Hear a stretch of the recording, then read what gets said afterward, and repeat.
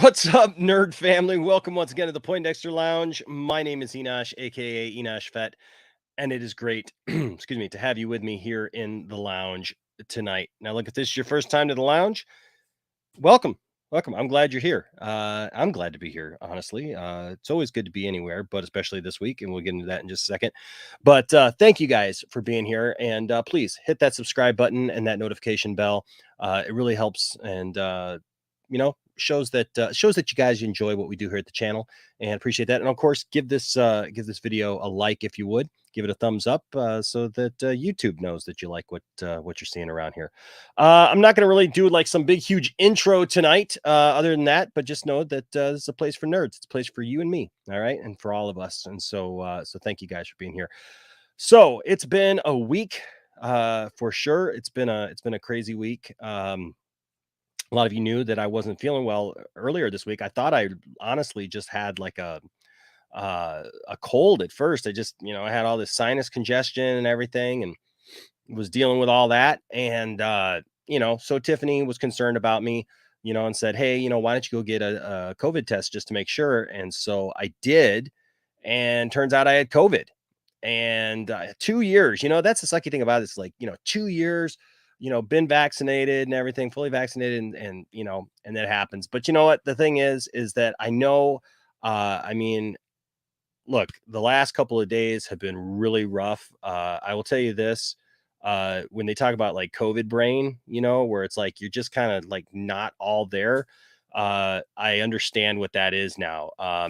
Just a lot of just really just muscle aches and stuff, and just feeling like crap, almost feeling like, like you went and worked like a full day shoveling ditches or something. I mean, and then your whole body just aches, and you're just in pain and stuff. And the thing is so I got my test on Thursday and got my results back on Friday. So obviously I've had it throughout the week. Tiffany has also been feeling the same. She was actually feeling worse than me, but she didn't get her test until yesterday. Her and Isaac actually both not feeling well, and so they both got their tests yesterday, and so they won't get them back till Monday. But we're for certain that I mean they have it. They got the exact same thing that I got. So Landon. So here's a strange thing. Logan, for those of you who follow our family, Logan, our youngest, he actually didn't come back from his dad's this last weekend because he got COVID. Because actually he didn't have COVID at first, but he spent last weekend with his dad, and so Logan's stepmom had COVID. And so we decided it would be safer, if he just stayed there this week, whatever. So he ended up getting COVID this week, the same weeks, surprisingly, that we got COVID, but we weren't, subjected to him. So I don't know how that all worked out, but it is. And Landon does not have COVID, but Landon got 2 of his wisdom teeth pulled out this week. And it's pretty darn funny. And I got to put some video together of what he looked like, under the gas, as it were. He's got to get 2 more pulled out. So it's been a weird, rough week here for the Fee family at the Poindexter Lounge. But thank you guys for sticking with us. We love you guys. We appreciate you all. And we're grateful to all of you for your support, and for you guys to just be here. Thank you to everyone on Twitter and online and everything that has expressed your concerns for us. Look, the way I look at it, it could be a whole lot worse. No, none of us are like, ready to go to the ER or anything. Thankfully, everybody seems to respond to this differently. Like I said, we are vaccinated. They seem to say that helps. So, it just felt like a kind of a really bad flu, is kind of what it ended up feeling like for us. Not getting into anybody's political thing or anything. I'm just telling you what happened to me. Okay. And, but that's where we're at. And just been taking some cold medicine and just trying to rest up. I wanted to do a show last night. Honestly, the last 2 nights I've wanted to do a show, and I felt like pretty decent, getting ready, to get up to that time, and then at the last minute, honestly, I just did not feel well, and it just wasn't that I didn't feel it, just felt drained, just felt really just drained, and still feel kind of drained. But you know what? It's all good. It's all good, and we're here tonight, and I wanted to talk about some stuff because lots of stuff. Of course, this happens to me, and of course, tons of stuff starts happening. So, but I just want to say thank you again to everyone who has expressed their love to us, and we're very, very grateful to it, and thankful to all of our friends for being here for us, and so I'm going to bring. I'm not going to. I'm going to address the chat here in a second, but I don't want to leave DL back there. DL's back there, and I appreciate him being here tonight. So what's up, DL? How you doing, sir? Hey, how's it going, man? I'm glad you're looks like you're feeling a little better. You are improving. Yes, I'm improving. I think I'm on the upswing of it. I think my roughest 2 days were Thursday and Friday, honestly. Ah, Yeah, Friday, I slept all day long. uh, Literally got up at, like, 6 p.m., and, and then I was up for a while, and then I kinda went back to bed and just, yeah. I think that's the biggest thing is just getting rest, and you just wanna push yourself, but yeah, sometimes you just gotta pull the reins back. But, yeah, I think I'm on the upswing of it, but, it's good. It's good. yeah. Yeah, yeah, yeah. Yeah, yeah. How you doing, man? I'm doing all right. I wish I was able to sleep all day. I've been working a lot, so it sounds nice to be sleeping all day. But it's the last day of the week I'm working, so I have a few days off. So it's good. Good. Good, good, Hmm. good. Yeah. Good. Let's say hello to a couple of people here, and then we'll get into some of these discussions. Maybe we'll bring some other people in. Who knows? All right. What's up, Anchorman? Says, hey, Enosh. It's unfortunate, but I must say, but you won't see me for a while. I need to reflect on myself and change to really watch what I do. But I will still watch the channel. Wish you the best of luck. Well, I wish you the best of luck, Anchorman. That's kind of cryptic. I don't know what that means, but I wish you the best, man. And we love having you around here, bro. What's up, Laser Luke? This is what's up, Enosh. Feeling better, man. Feeling better. Hopefully on my way. What's up, Caleb? Good to see you, man. Dad Dude Vince, always good to see you. Brings a smile to my face every time. There's Todd, says, Hail Feige. There you go. Anthony Belche says, what's up, Enosh? Peacemaker was meh. John Cena is the only good part. Superman and Lois season 2 looks great. I love that they set up Doomsday. Maybe season 3 Brainiac and Quantum Leap is good. So Anthony getting his his thoughts in there right away. Mm. Krypton's Course says, Enosh, thank God you're feeling better. Thanks, man. I appreciate it.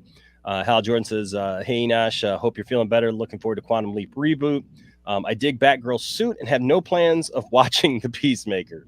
We'll get into that tonight. I have watched all 3 episodes of Peacemaker.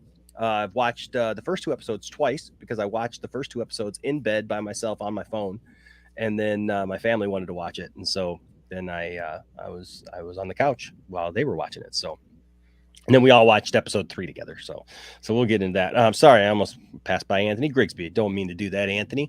Anthony says, good day, everyone. Hey, Enosh, hope you're feeling better. Thank you so much, man. By the way, you got a couple of shirts on the way that you should be getting anytime now. Because he is, I didn't even bring it up, but you know what? I probably should, because you can tell I'm a little out of it. But thank you to all of our patrons and all of the members of the channel, which Anthony is one of both. And so thank you so much, Anthony, for your support, man, of the channel. We really, really appreciate you. And of course, everyone else who is a part of it. You guys are great, all the members and everything. And we're so grateful to all of you guys. Tell you what, tomorrow, I haven't picked anybody yet for this week's giveaway just because I've been out of it. But of course, we got the Thrawn trilogy that we're giving away to somebody. So maybe we'll try to do a show tomorrow. I got a couple of people who are thinking about coming in tomorrow. And so we'll do that. And of course, you qualify for that if you become a member, or if you give a super chat, or you support the channel in any way, or you're a patron, you're in the running for that. And then we got some really cool giveaways coming next. After that, I think I shared them. Did I share them with you guys? Where'd they go? I can't remember. But anyways, So we got cool stuff for you guys. Where did stuff go? I had this stuff that I was giving away. I don't even know. Somebody been in my room since I've been sick? Wonder Meg. Oh, Wonder Meg, have you been here? Wonder Meg and William, man, you gotta look out. I know, man. I'm like, what the heck is going on? I'm like looking for stuff that's not here all of a sudden. Oh no. There it is. We're giving away. Whoops, that screen went off there. You can tell I'm a little not with it yet. We're giving away Batman the Animated Series next. So, on DVD. Yep. Giving that bad boy away. So we'll have that, and then we're giving away. This is just a fun one because I know a lot of people already have this, but we're giving away Ghostbusters. I know it's on DVD, but this is the real thing that's kind of harder to get is the real Ghostbusters animated. Yep. Yes, it's DVD, but you know what? Hey, DVDs are still good, man. That's what I'm saying. Everybody's about 4Ks and Blu-rays, but DVDs are just as good, man. Hey, man, you get the upgrade, right? You can play them on your, on your Blu-ray player or whatever, Yeah, it'll make the quality of the DVD look better, And some of that stuff isn't available yet on 4K and and everything. Now I think Batman the Animated Series is on it's on 4K. I think it's on Blu-ray. It's on Blu-ray, definitely. It's on Blu-ray, but I don't think it's on 4K yet. But there you go. Hey, it's always nice to have a physical copy, though, right? And it could be worse, DL. It could be like back when I was a kid, literally looking through, fuzz, trying to adjust the little thing on the TV like this, and go pop, pop, pop, pop, pop, pop, pop, pop, pop, pop, and then trying to adjust it, and then rabbit ears and everything. Oh my gosh, yeah, static fuzz. Right, we're so spoiled nowadays with our 4K. I can't look at DVD resolution anymore. It's so hard to look at it. Yeah, try being me as a kid. What's up, Todd Fair? Says glad you're feeling better, Enosh. You should watch some Marvel movies to make you feel even better. Actually, you know what? I did watch. What did I watch this week? Oh, I can't remember what I watched. I watched some different things, but Dad Dude Vince says I only want Quantum Leap if it's a revival. It's sounding like it actually will be from what they're talking about, that it's like set 30 years later. My guess is, dude, there's no way that they would do well. We'll get into that. We'll get into that. Let's see. Hey, there's my buddy right there, Mad Max. Hey, my partner in crime. Look how clear I am. My friend Cyrus was on my channel earlier. He's like, Max, you're looking real fuzzy. Can you just like clean your thing? And I went like this, and all of a sudden I was like super 1080p. I've been paying for 1080p. I was trying to adjust because I use a green screen. That's what happened. I'm not really in front of that wall from Batgirl. I'm not. It's not actually. No. Okay. Oh, I moved it, but you can't say. Dude, I've been doing for this for months, messing with the settings in StreamYard. Why is the transparency off? It's because there was dust on the lens. But I hope you're feeling a little better. You still look like you're going through it. But I was happy to see you're streaming tonight. Well, I'm not really in front of Batman either, but Yeah, I hope not, because he's taking care of business. He's taking care of business. Because it looks like he's munching on your butt. Well, hey, heroes do that. Yeah, but yeah, I hope he's not. But I do want to also share something funny for you. This might get you a laugh. This is actually your stream that I just went to thumbs up. Go thumbs up this video if you're watching. You forgot to thumbs it up. You got a warning because you put it in. What did I do? You got a warning on your you see COVID-19. You got a disclaimer because you put it in the thing. Yeah. They have an amendment to your video because of that. Oh, really? What's it? Is it stopping it from anybody seeing it or anything, or is it just no? It's just anytime you put that for the latest. Yeah, information from the CDC. Learn something about COVID. There you go. Oh, brother.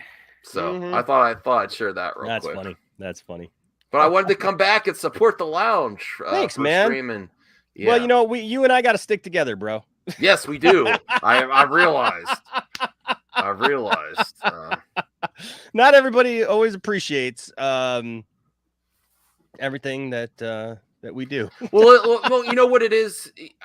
Without getting the specifics, we don't want more drama, especially after this week. No. But being friends with everyone is a headache on the internet, and trying to remain neutral. And I some people told me to pick sides, and I got to realize I got to do that. I'm like, I don't have to do anything. I can't. It's impossible to fix the internet and friends and all these. All you could do is try to be good. All you could do is your own actions. And really, in this world, in this day and age, and this is politics and everything. And all I can say is, as I've had my years on YouTube, all you could do is be accountable for your own actions and words, and try to be good. Right. And if the main arguments are who you talk to or who you associate with, or not calling out this or not calling out that, you can't do everything. You can't. I mean, Enosh is trying to live his life. He's a family dude. He's a pastor. He doesn't have time. It takes everything he's got just to get a stream up tonight. Well, he can't worry about all this supplemental stuff. He just is here to have fun. I try, man. Yeah. Look, I try to call out the things that I see that I'm really passionate about, that I feel very strongly about.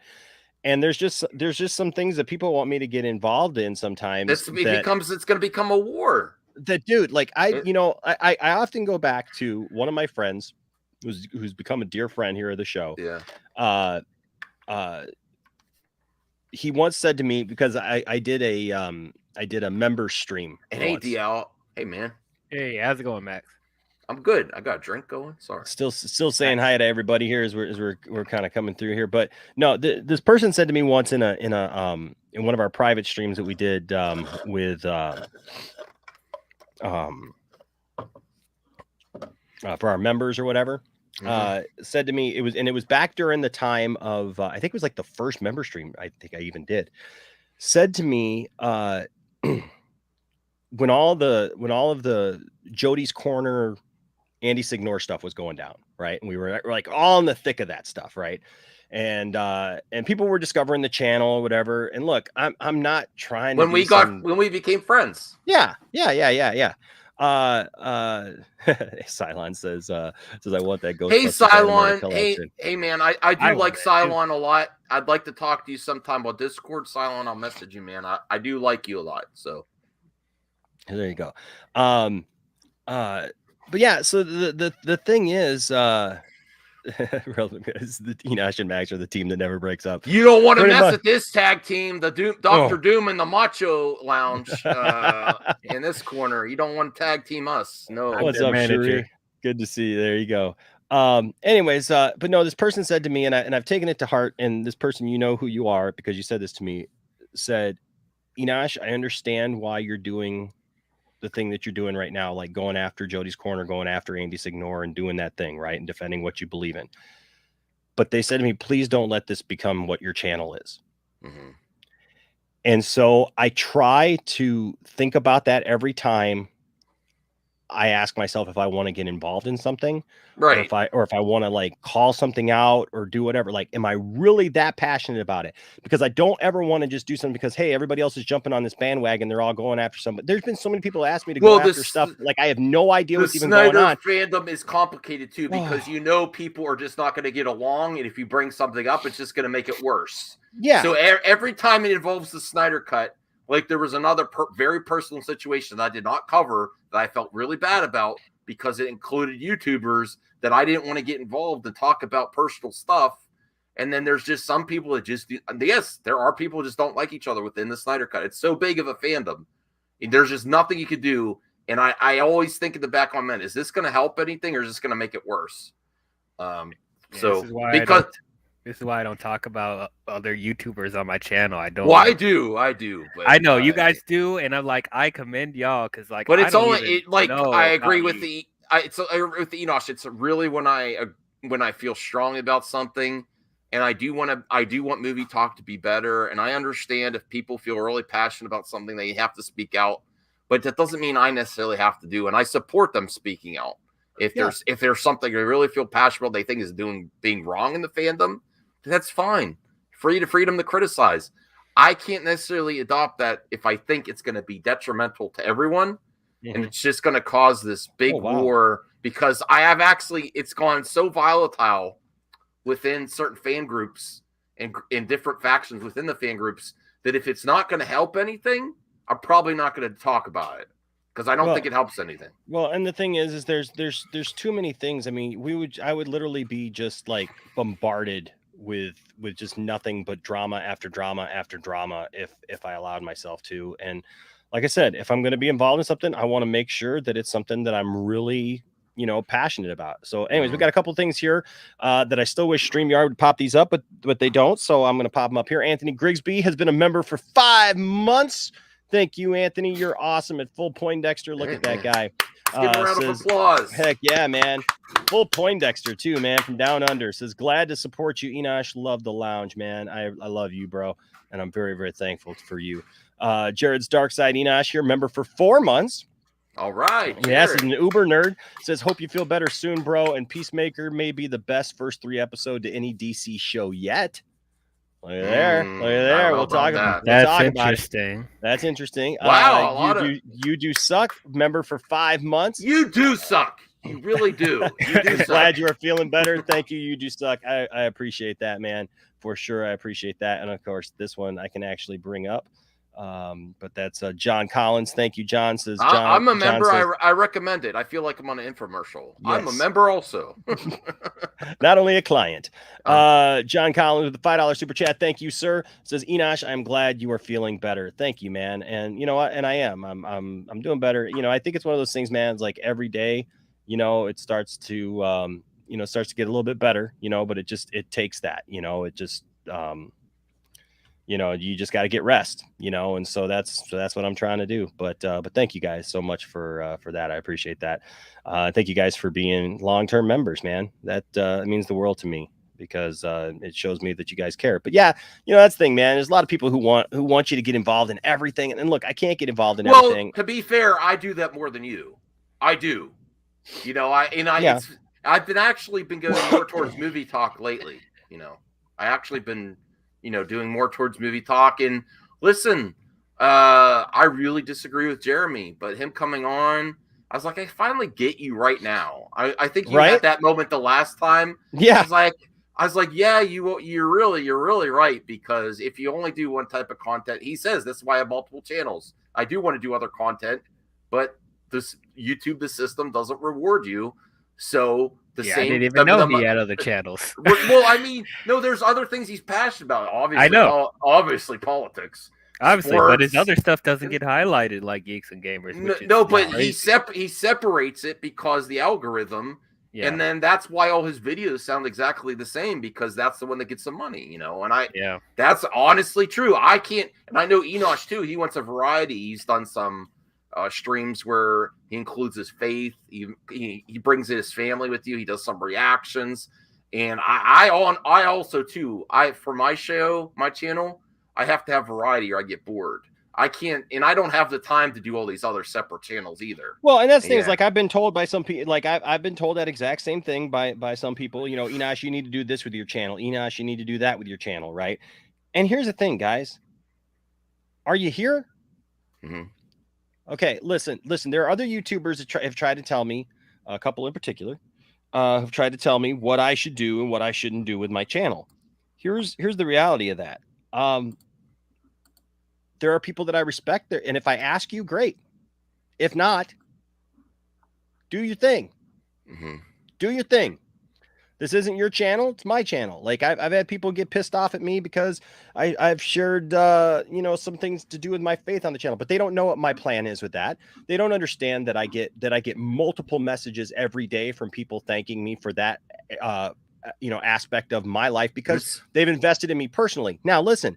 It's a way to honor your grandmother too. Yeah, is this channel ever going to be? And that's another great point too. That's it's your legacy. It's your family's legacy. Is this channel going to be like switched over to some like God channel and like that's all you're going to say? No, because here's the point was that I took over my grandmother's church. I went through an emotional state with my grandmother passing and a lot of different things happening.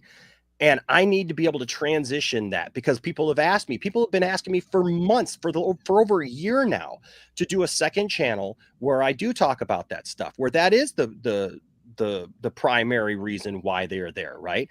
And so the thing is like I've always told people, listen, and I think everybody should know this by now. I'm here for everybody. I'm not here trying to tell anybody what you should do or whatever. Like, if you ask me and you want to have a conversation, and many of you have, and I appreciate that, that's who that's for. Right. But the thing is, it's like I've said, like when I first started doing this thing, if I just started up another channel and nobody even knew that it was there or knew what the content was, nobody would know it was there.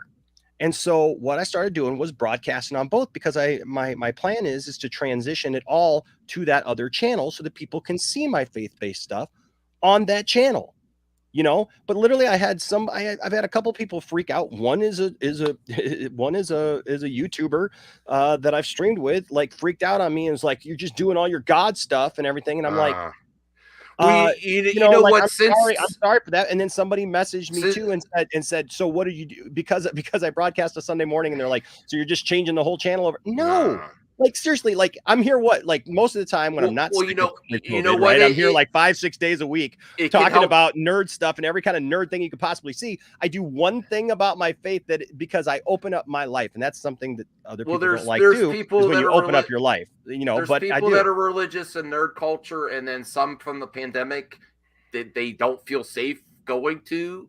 I mean, for whatever reason, maybe they have a lot of health issues or family health, that they might want something like you're offering, and that might be really help someone, Enosh. Well, and that's things people have reached out to me and said that it's been inspiring to them. This is the time to do something like that, is when people can't easily. Not everyone's situation is the same. There's some people that can't make it to church that want to be, or there's some in nerd culture that are religious that might help.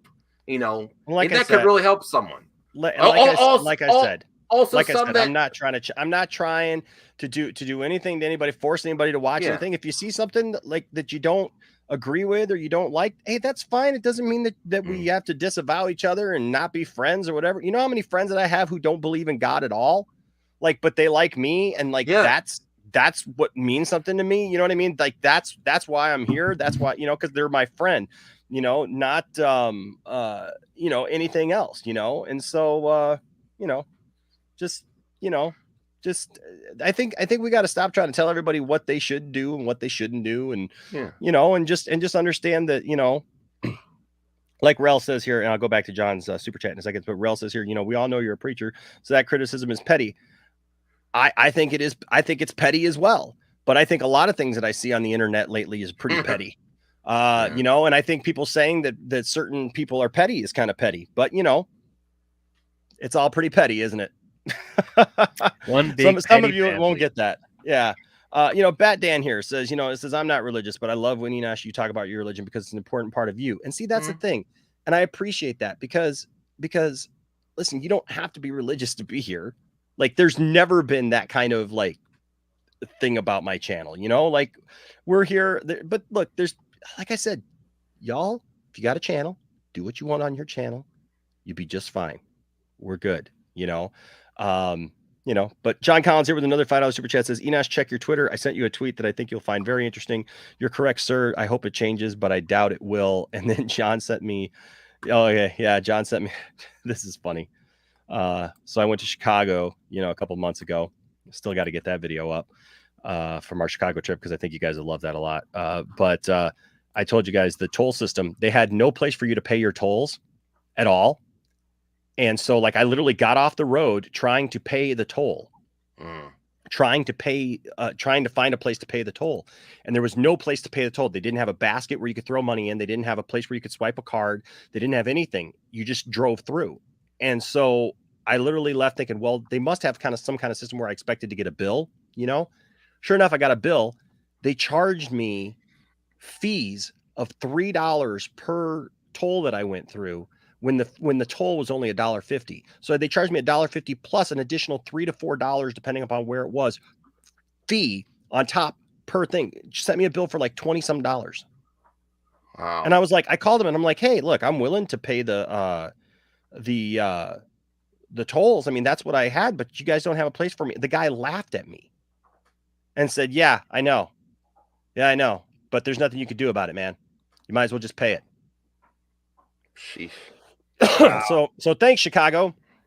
Appreciate that. But John here said that He says, I have something to say. I have to say something. You're correct about one thing among many. Illinois' toll system is completely broken. We went to Chicago the last week of November 2021. 16 tolls missed. Okay, $29.50. No change accepted anywhere. $48 in fees. Dude. Wow. Somebody's got to fix that. You got to be kidding me. I have breaking news here for one of your topics about the Peacemaker. Okay, yeah, let's talk about Peacemaker. Well, here you might want to share this. Our pal Austin got a retweet by James Gunn. There you go. James Gunn, honestly, a brilliant crafted show and some of the best TV ever put out. I cannot wait for more. Congratulations. I like it that James Gunn interacts with the fandom like this. I've seen I think he retweeted or liked RJ's in the past, so that's cool. That's good for Austin. Honestly, I don't feel the same at the beginning. Okay. I mean, if you're going to transition to that talk, I wasn't really feeling the first 2 episodes. I was like, this is okay. It's mixed bag. There's some funny stuff. And then the 3rd episode sold me when they came together, the crew. And I mean, not spoilers, but it gelled in the 3rd episode for me. And that's when I was like, okay, I like this better than the Suicide Squad movie. Not that the Suicide Squad movie was horrible or anything. I just wasn't that much of a fan of it. Yeah. And it's still a mixed bag for me because my wife doesn't want to watch it. I enjoy things more when I can watch with my family. This is the type of show I can't watch with my family. I'm not going to watch with my parents. My mom would be horrified with stuff happening in it. My dad, no way. And my wife is like, in the first episode, she's like, finish this on your own. That's when I know she's tuned out. Yeah. But episode 3, I really liked it then. And I'm honestly interested to hear you, Enosh, and DL, if you liked it or not. Because I was mixed until episode 3. I actually did a video the other day where it's like, I'm not feeling this. I'm sorry. I was looking forward to it. The trailers are good. And then after the stream, I went and watched the 3rd episode. It's like, okay, now I like it. Mm-hmm. Now, what did you think, DL? I'm pretty much with Max. The first 2 episodes, I was kind of mixed on. Mainly the dialogue. I felt like there was a lot of random ad-libbing that was really frustrating. You could just tell that there was some dialogue put in there that was supposed to get a joke out of the audience, and it was getting really irritating. I'm like, why are we doing this? But I thought John Cena was pretty good in it. This Peacemaker, I thought he was very entertaining. And there was some cool stuff that they elaborated with his artillery, like his helmet. There's a whole bunch of other helmets that have different abilities, so I hope we get to see that more in the show. And then the supporting characters, I think they're fine. Probably the most interesting is John Cena's eagle. Oh yeah, I like Peacemaker's eagle. Yeah, Eagly. I love when he's out, when he's like a dog in the car with his tongue out. Yeah, and Peacemaker's dad. I thought he was kind of cool. I was surprised they threw in there that that one chick is Amanda Waller's daughter. I'm like, daughter, mom. It's like, oh, okay. I'm still not feeling her character. I like that actress in The Orange Is the New Black. I liked her, but she still seems like because she's a daughter. I understand why she's there, but I'm still not feeling that she gels well with the group yet. Still, yeah, the other ones, I'm with you still. They were like meh, they're okay. And then I forget who the blonde chick's name. She was I wasn't feeling her that much. But yeah, once they got to episode 3, I'm like, okay, now we're getting somewhere. It's interesting. It's like the team's coming together. Right. I do like the action set pieces in. And I didn't like Vigilante till the 3rd episode either. Oh yeah, Vigilante. No, this might be some type of spoiler, so be aware. Yeah, right. But when he said step aside, and I was like, oh, okay, now I get this character. Mm-hmm. Oh, just take a break here. And then when what scene I'm referring to? Yes. When he said step aside, I was like, oh, okay. Yeah. Now I get this character. He's like. I was really worried about Vigilante too, because I'm like, okay, are they just gonna make him like a dorky fanboy, a Peacemaker, right, annoying best friend? But then, when that happens, all right, I think I can dig this. So, overall, it's a pretty solid show. I'm not blown away by by everyone like everyone else is, but like it was a lot better than I thought it was going to be. Who's this? I don't know. This is Luke, bro. This is Luke, Luke, bro. I don't know you. Nice to meet you. Nice to meet you too. Nice to meet you too. Just get everything set up right now. Yeah, so let's see you guys again. Good to see you, man. Good to see you. Glad you're here tonight. Nice to see you for the first time for me. I haven't. So for me, everybody's been messaging me all week long, asking me, Enosh, what did you think of Peacemaker? And I know that some people were baiting me because they wanted to know if I liked it. Because if I liked it, they would come at me. And then I knew that there were others that if I didn't like it, they would come at me because I'm just a hater. So here is the deal. I guess I choose one side or the other. I liked it. I didn't want to like it. I had absolutely, I'll be honest with you. I had no, going in. I've been very vocal. Like, I'm a longtime wrestling fan.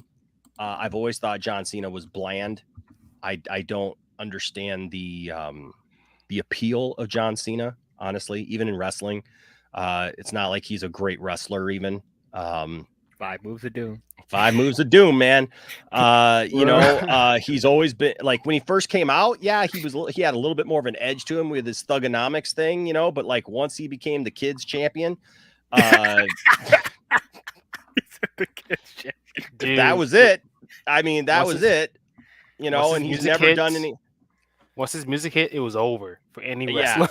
Well, that's what I'm saying. Like, kids love him, because he's kind of vanilla, and they've, hyped him up. Look, I grew up with Hulk Hogan, okay? So I get it, right, to a certain extent. And I look back at Hulk Hogan, and I think to myself, okay, it was kind of cheesy. He kind of had his own just, kind of little set moves, that he did, whatever, and like as long as he won, people went home happy. But I also recognize, too, that when Hulk Hogan got to a certain point in his career that wasn't going to work anymore, Hogan flipped everything on its script, went heel, and it was amazing. And it literally gave him probably another 15 years, Heck yeah. At least, on his career or his relevancy. Mm-hmm. Cena won't do it, wouldn't do it, still has not done it. Now, at this point, nobody cares if Cena came back and did it. Because, like, Cena wants to be The Rock, is what Cena wants to be, and I'll just be honest with you. Like, even The Rock turned heel. I know, but Cena now is doing this weird stuff where everything that I see John Cena in now, it feels like it's all a joke. You know what I mean? Yeah. Like every part that he gets seems like he's playing for comedy. There's like, it doesn't seem to be that there's any, like he hasn't tackled a serious role yet. Peacemaker was okay in the movie. The Suicide Squad. I like the Suicide Squad, but honestly, when I was looking at this, I was just like, man, I just don't know that I'm going to like this. I think that I don't like the fact that it all hinges on him. I just don't think I'm going to like this. I watched the first episode. And what I liked is, because it's an ensemble, it helps him greatly. Because even though he is the title character, there's enough interesting people around him that means it doesn't have to all be about him. That makes sense. Like, look, I've met the guy who plays his dad. Gosh, I'll tell you what, guys, COVID brain is real. Like, I seriously, oh my gosh. Like, well, that's my normal It's just because you're so, you're just so tired and everything. I'm just trying to think of the guy who plays his dad. He was Terminator. He was in Terminator. Robert Patrick. Robert Patrick. Yeah. So we met Robert Patrick a few years ago, and Robert was a really cool guy. I'm really interested to see how his character plays out, and the way that they're doing that. Yeah, I loved Eagly. I thought I was going to hate Eagly. I loved Eagly. Well, Robert Patrick's character's father, when they, in the spoilers, like, I'm not saying what happened when they went down in that room in his house. I'm like, what is this? Mm-hmm. Like, that's something I was like, what? I have no idea what's going on there. And it's obviously his father has some type of history. Yeah, I actually like Amanda Waller's daughter. I think she's playing I think something's gonna click at some point with her. Mm-hmm. I just have this feeling. I like Vigilante. I like the kind of the comedic thing between them. I like the girl that works with them, the blonde that he kind of likes. Amelia. Oh yeah, yeah. I like her. James Gunn's girlfriend. Is that who it is? I've heard. I think because I've heard people complaining. Oh, of course she gets to be on a series. We can't. I'll just look. We don't get Batfleck, but we get his girlfriend in a series. That's the action. I've enjoyed the action so far. Yeah. I enjoy seeing where the story's going.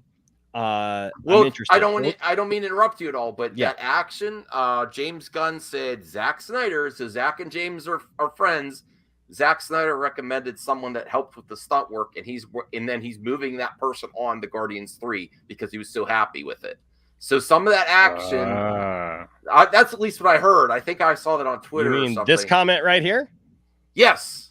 My friend. Now, you know what? And here's a stupid thing. People are saying that he's lying.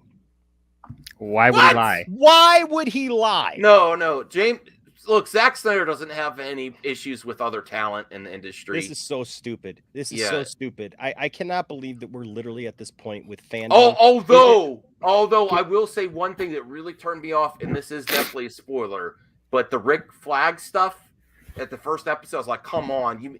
Because it was. This is what the thing that kind of annoys me with James Gunn, even though I like some of his stuff, but because it was used as a joke, like I actually didn't have to take him out. I was like, you mother effer. You use that as a joke, and that's what you have to understand about James Gunn. No, he doesn't care about your feelings. As long as it's a joke, he'll do it.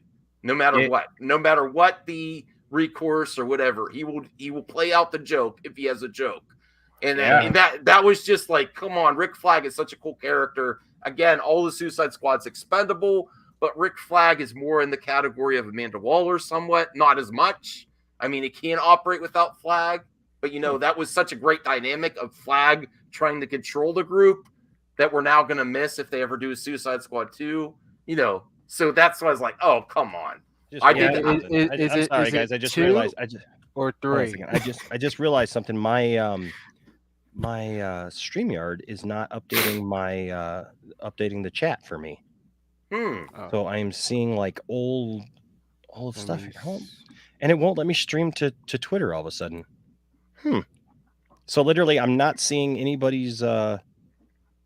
Give it a few minutes. Sometimes it does. Hey, everyone! Why don't you just type something nice in the chat real quick to see if that moves it along or something? Yeah, because the last thing I have is Venomous Prime.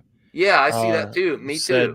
Said what's up, Enosh? But that was like so much longer ago. Unless that's the last person that commented. No, because I've gone back up here now. I mean, like that was way up here. I'm at where the Dark Knight 23 says is Batmite a canon now. Oh, well, I was going to bring that up. Yeah, I mean that is something. Batmite is mentioned, which I thought was funny because Screen Rant did a whole thing about why this Suicide Squad then apparently isn't in the same world as Batman v Superman and everything, and they had some other silly reasons or whatever. To which I said, well, what about Batmite? I mean, are we saying that Ben Affleck's Batman took on Batmite, an interdimensional being, like Batmite? But yeah, he's shocked about an alien. I would say if I get my 2 cents on the Peacemaker though, I came into this thing. If I had to make a parallel, is with Ant-Man, the first one. I came in like, man, this thing might be whack. Same. Then I looked down like, you bastards, bro. This is pretty good. Right. There's some jokes that were like, it didn't land.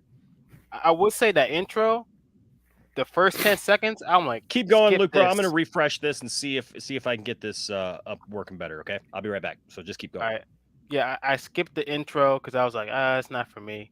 But I enjoyed it. I can't wait for the next like 6 or 5 more. I really enjoyed it. I was expecting not to like it, but I'm impressed by it.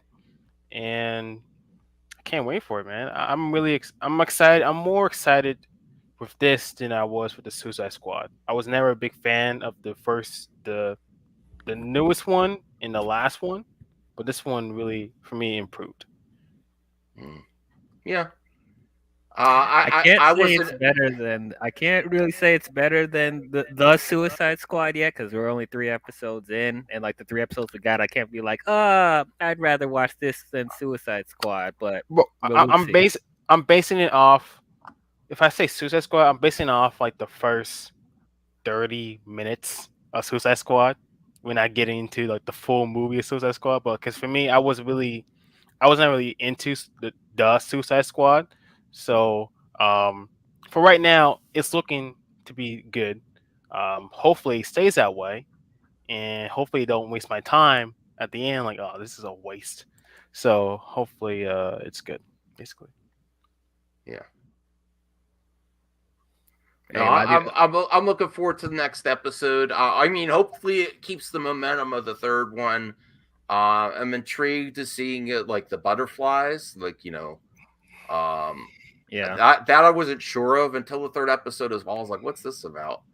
And I like all the characters. I like Vigilante. Yeah, the action was great, and some of the comedy where I thought was mixed, like some things landed or not. By the third episode, most of the comedy lands. Like, it was really funny, even though it's that dark comedy, that gun flavor. Yeah.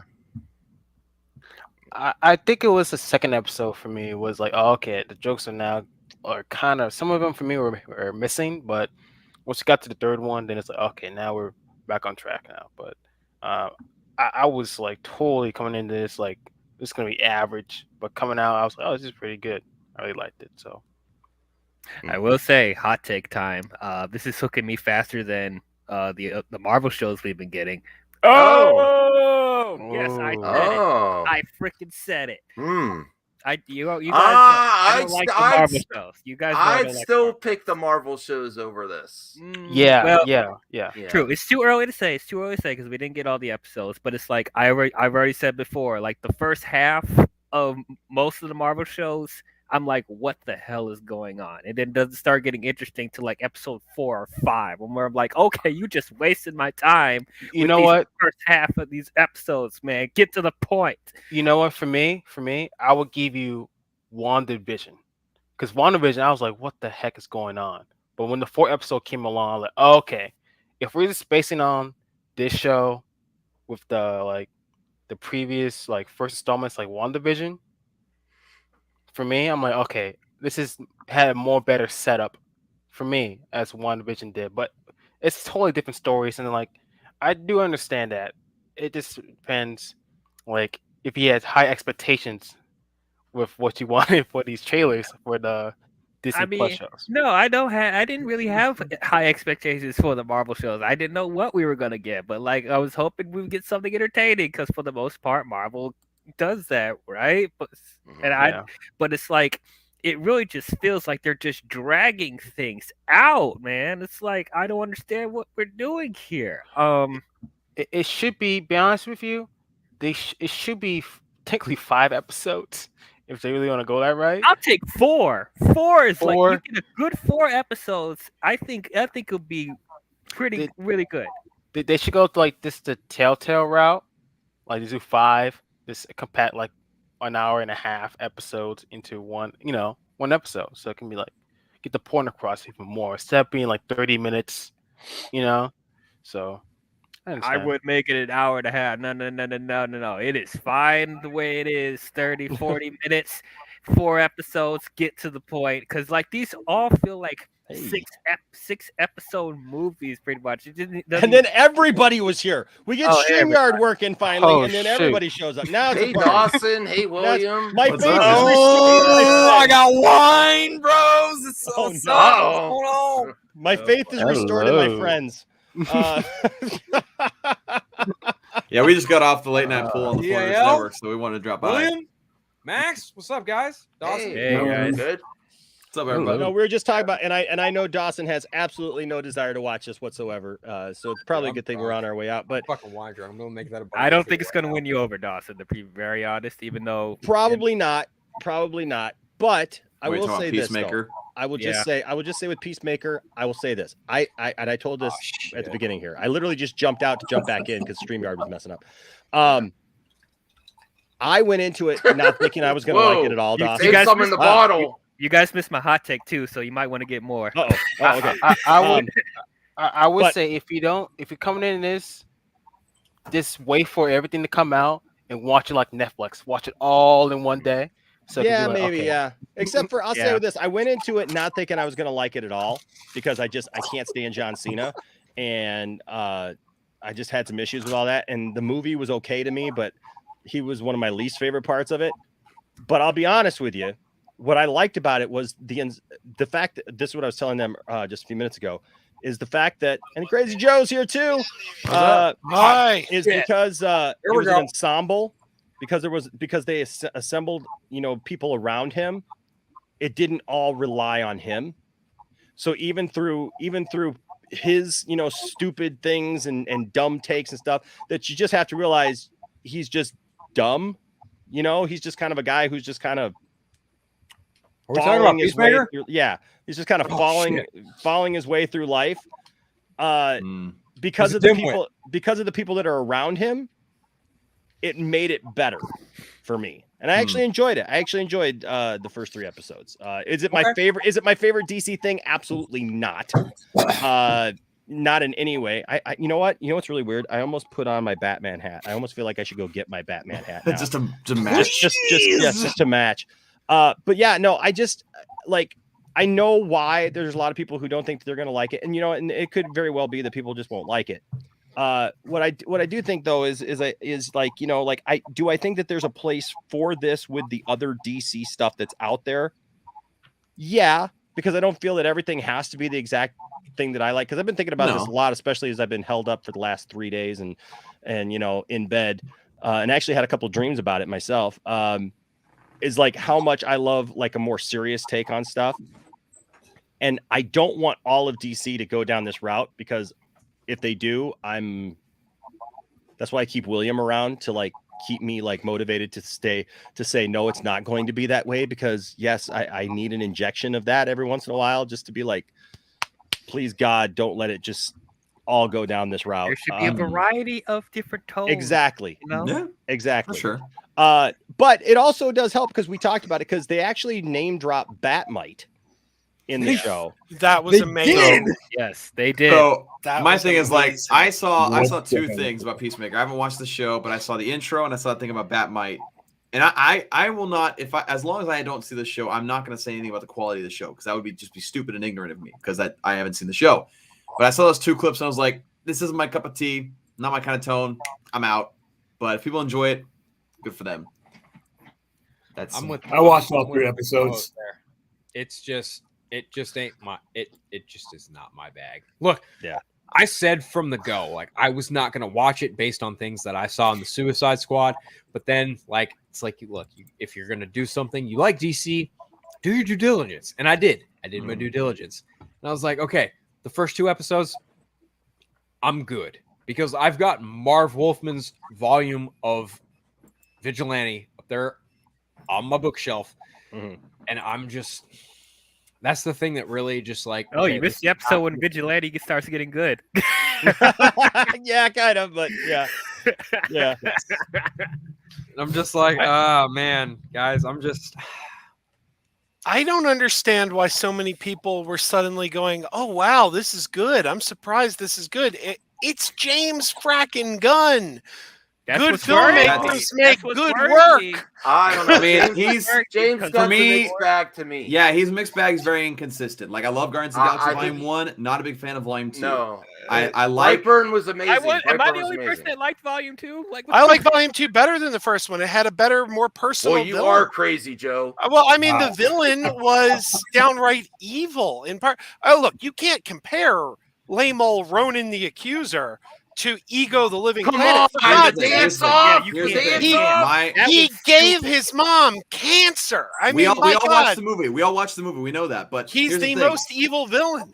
My thing with it is like, yeah, sure, Ego the Living Planet was a very evil villain. My thing with Volume 2 is the fact that in the Guardians of the Galaxy Volume 1, my mind was blown as to how big this universe of Marvel just exploded and became this such very expansive thing. And it was one of those movies that like took you away from the real world for a little bit, which in my opinion is what a really great movie does. But the second one felt just so reduced in scale compared to the first, that it didn't quite live up to the energy and the hype that the first one generated for me. And so that's why I kind of left pretty disappointed. Is it a bad movie? No, it's just not nearly as good in my opinion as the first one. Yes, I get that. I co-sign everything my co-host just said because look, I've seen James Gunn do superhero movies, right? Like I've seen Guardians 1, I've seen Guardians 2, I've seen the Suicide Squad. I have not seen Brightburn. I want to. Brightburn's really good though. Brightburn is good. Has anybody seen the specials? What? The specials. Has anyone What seen specials are you referring to? No, he made a movie called The Specials. He wrote it. No. It was about the worst superhero team in the world about to get their action figures. And he not only wrote it, he played Minute Man. And Minute Man had the ability to shrink, but everyone thought his name was Minute Man. It's brilliant. It's fantastic. It stars Rob Lowe. I thought he did that one with the Office guy, Dwight. Yeah, I saw Super. Did that too? Yeah. That was awful. Oh, I didn't know he did. Awful. Oh. Yeah, I didn't. Super. I wasn't a big fan of that one. And then like also like the Suicide Squad did not hit the money for me. The humor was just over the top in my opinion. And then also like he did do the whole Dawn of the Dead writing of the script of that. Of course, him and Zack Snyder teamed up for that in order to make that what it was. Yep. So again, at the end of the day, James Gunn's just a mixed bag for me. Scooby-Doo as well. I actually do like his Scooby-Doo movies. I think for me personally, like those are the James Gunn, when it comes to anything James Gunn, like I'm just like I like Guardians 1 the most of the superhero things that you have done. And again, like I don't think the Suicide Squad is a bad movie. It's just on the very bottom rung of my DC films. Sure. You know, it's one of those words like for me, it's like it's not a badly made movie. It's just decisions with characters and story beats. Yes. It's just something that doesn't ring with me. Yes. And when it comes to Peacemaker, I'm just like, okay, guy, I get what you're doing. It's cool. It ain't my bag. Okay. Besides Phil, did anybody else not watch all 3 episodes? You guys have all seen? I watched the first 2. I haven't seen any. I watched all 3. I watched all 3. I got all 3 under. By the way, my apologies to everyone in the chat because again, it's only going up to the Dork Knights comment way up there that said Peacemaker is greater than Hawkeye. But I just want to let everybody know. So if you end up, if anybody gets a super chat or whatever, I will bring it up via the pop out screen. But I can't bring up individual comments right now. So I apologize. Okay. Yeah. So, StreamYard's being stupid now. So watched all 3 of this. Overall, it's not a very good show. It's watchable. It's watchable, and there's potential there for it to be a great show. The story pacing of it is bad, but there's story there, which is good. The problem I have is that I knew coming into it there were going to be jokes. I have no problem with comedy, but like I said before, the rapid succession is what really kills the pacing of the show. Yeah. There's scenes in there where they got me hooked on what they're saying, and then all of a sudden it's like they hit me over the head with a combination of bad jokes, and they never really get back on track. John Cena is improving as an actor. He's not all the way there yet, but he's improving. That's not saying much, but each time you see him, he gets a little bit better than the last time you saw him. Mm-hmm. The action scenes are great. The choreography is great. The production value is the best thing that they've put out on TV in a while. But like I said, the story is just hunkered down by a lot of over-the-top stupidity. Story gets really like disjointed between all the like drops of humor between the character that feels so forced. Because like again, this is a character who meant SFA in comics until James Gunn decided to put him in the suit. Yeah, you know, it's oh god, I'm sorry. Oh no, dude! I'm drunk as fuck. Please shut me up. One of the biggest problems I had on it is like coming into it, I just didn't care about these characters, but I watched it anyway because it was like, it's a story, it's there, it's on HBO Max. It's not like I'm pouring down money to go see it and buying popcorn and spending $40-$50 stuff for a night on movies. It's there. It just, and they don't do a lot in the first 3 episodes to make you really care about any of these characters, Peacemaker included. It's I could see where a lot of people it would be fun, but there's just the over the top absurdness. See, the difference between the Suicide Squad and this is the way they pace that storyline. There were jokes in the Suicide Squad, but they weren't overwhelmed. You weren't overwhelmed by it. It wasn't a deluge of nonsense. There was one scene in there where he's talking about a device that he's picked up. I won't spoil it for anybody who hasn't seen it. And he tells one of the other characters about where the device is and to go get it. We never heard about that again. And it was literally 4 successive awful jokes after another. And I'm like, somewhere in there was a story that I was like, okay, I can see where, if you cut down on the third of the jokes, the action is good. And there's a premise there. The butterfly, that's cool. That's straight up science fiction for me. But it was the shoving 5 jokes into a 2-joke hole was just and it hurts the story and it hurts the flow. So overall, it's not a very good show. Could it be? Yeah, I mean, because who knows what the next 4? What is it? Another 4 episodes, or what is it? 7 or 8 episodes? 5. I think 5 more. So they have more. I think it's 8. So like 5 more. Okay, so there's 5 more where the development could slow down. It moves too fast too, by the way. It moves too fast from one thing to another without really paying attention to what the last thing you were on, and it's all over the place.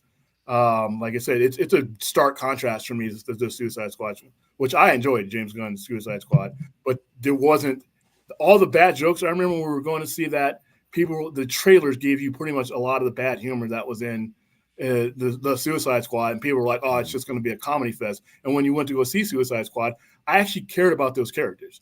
Even the throwaway ones that were designed to be thrown away. I actually cared about what happened to Polka Dot Man. I cared what happened to See, Polka Dot Man was the only one that I actually kind of cared about. And then when he died, I was just like, dude, what the heck? He was the only one that I'd actually watch a show about and I'd be interested in. There's nobody in this current thing that Ratcatcher 2, bro. Yeah, Ratcatcher 2. Hey, Bloodsport.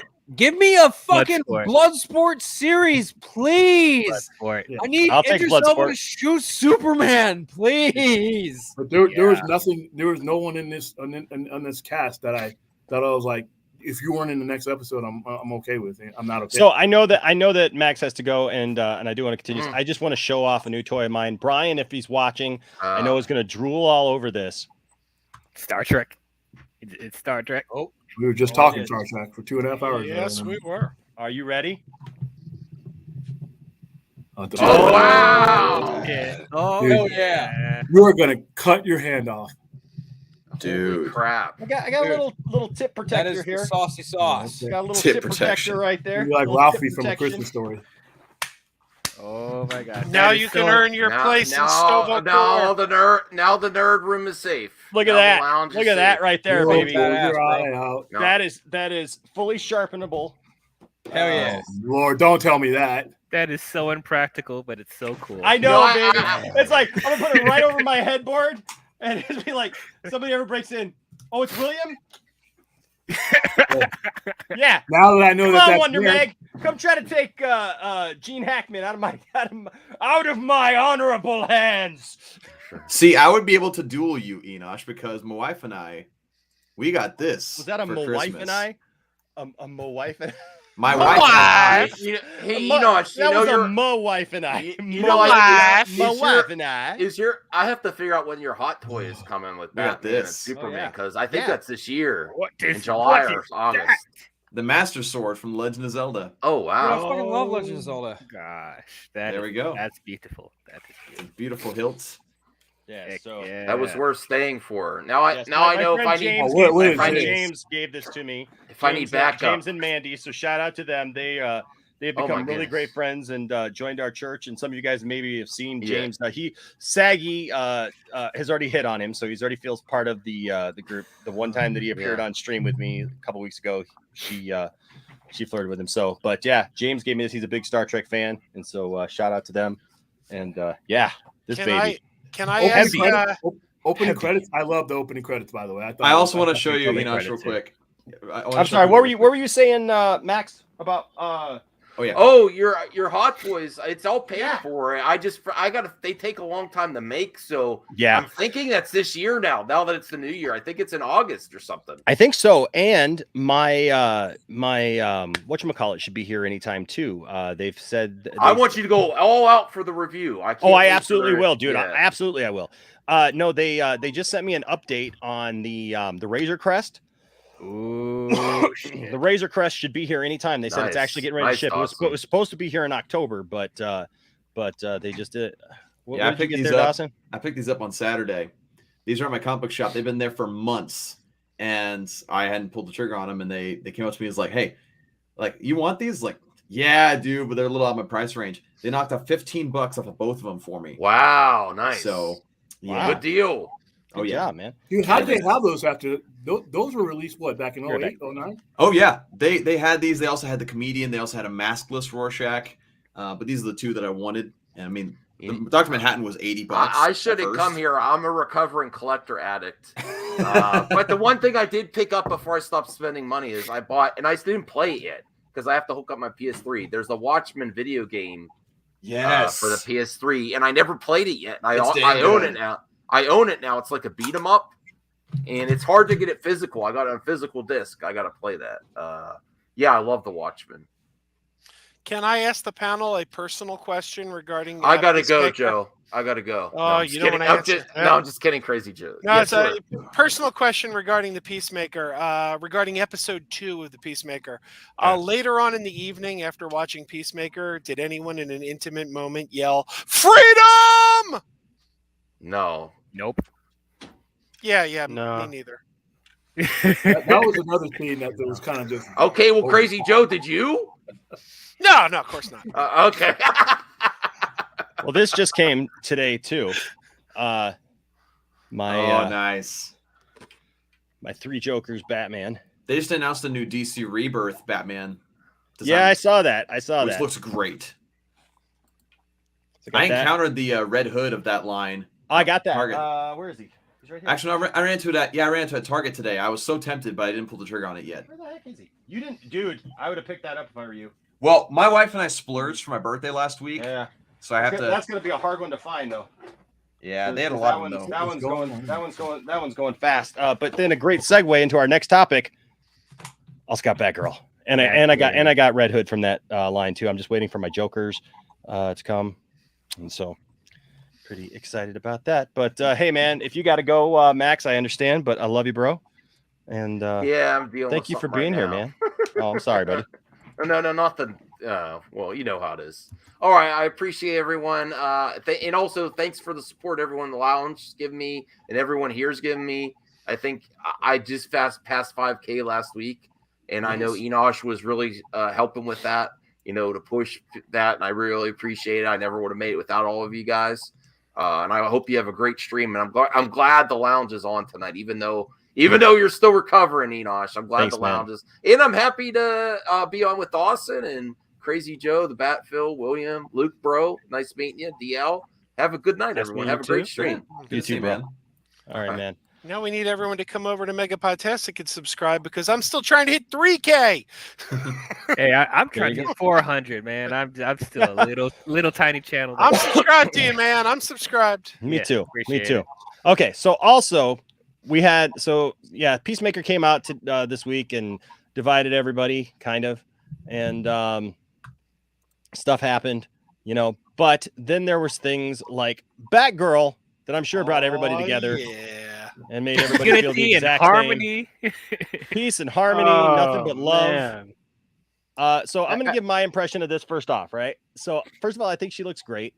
You know what? I really don't have a problem with this, except for a couple of things.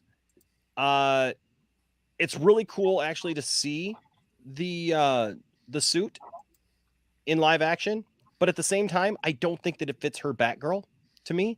And this is just my opinion. I'm not hating on it at all. I just want to make sure that everybody realizes I'm not hating on this at all. It looks a little CW-ish to me. Yes. Where it doesn't seem like it was like that a lot of thought was put in. It seems like that they just tried to make the costume more money. Yeah, but they didn't make the right materials or something like that to make it look durable. I understand also, before anybody jumps at me, that it's supposed to be her first costume, whatever. But when I look at this costume in the comics and on cartoons, even, it typically feels like a younger Batgirl. You know what I mean? Like a more like a teenage, kind of Batgirl, where she doesn't give off that kind of vibe. I think she's going to be great as Batgirl. But I'll be honest with you, like, this doesn't inspire confidence. Well, I don't know. It inspires confidence. It's just, it looks kind of weird. It looks like they were trying to do something to please fans, to make fans happy.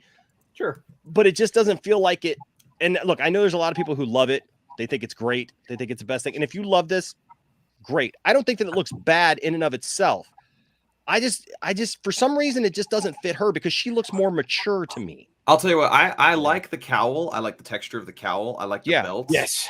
I agree. I like the idea behind trying to be very comic book accurate, but I'm with you, Enosh, on the texture of like it looks like a straight up just Gucci jacket with a bat symbol on it, which I'm not necessarily a fan of. And the gloves, I don't really know what to make of the gloves. They kind of look like they're poofy to me. I mean, that's a little nitpick, but like overall, I'm kind of with you where this suit attempts to be extremely accurate live action. But personally, as far as this suit is concerned, like the purple and yellow, I feel like this is a suit that's really hard to pull off in live action in a way that's believable. Because at the end of the day, this is supposed to be a believable Batgirl. And yes, like you said, it's supposed to be like her first homemade suit or whatever. But like, let's be honest, there are cosplayers who make suits that, in my opinion, look way better than this. Again, it's not a bad looking suit. It's very comic accurate. It's just, I feel like there's ways that could have been done better as far as texture of material. I for some reason, it bothers me that the zipper runs through the bat symbol. Again, that's another nitpick. Yeah. But that's a very CW-ish thing to do, though. It is. I mean, it makes it wear the suit's a jacket rather than a suit. That's what they did to, to Clark, on Smallville, because, well, I mean, it was a jacket. Let's be honest. It was a jacket. I get it. But yeah, but it ran right down the middle of it and it kind of breaks it up, whatever. Hated it. So that's my thing. It's like, again, the cowl looks great. I like the pattern on it, and the belt looks good. Everything else just kind of is not necessarily my cup of tea. It's not a bad idea. Looks low budget. It does look low budget. That's what I mean when I say like CW, like because a lot of the suits are low budget, and I call it the Leatherverse. The Leatherverse. Because that's honestly what all those suits look like. Pleatherverse. Pleather, yeah, that's more accurate. Listen, if you're gonna do a superhero budget and a superhero film and you're gonna go low budget, just stay home. All right. If you're going to make something that is supposed to be released either on this streaming service or eventually, maybe, hopefully they don't, if they change their mind and they put it on the big screen. If you're not, go big or go home. If you're gonna get thrifty, then what you're doing though is you're bringing down the value. You're bringing down the prestige. Now on CW, it's okay because it's a money losing network that doesn't have a lot of money. Oh my god! HBO Max has the money to do something consistent within the world that she's supposed to exist in. So, in comic book accuracy is great in a comic book.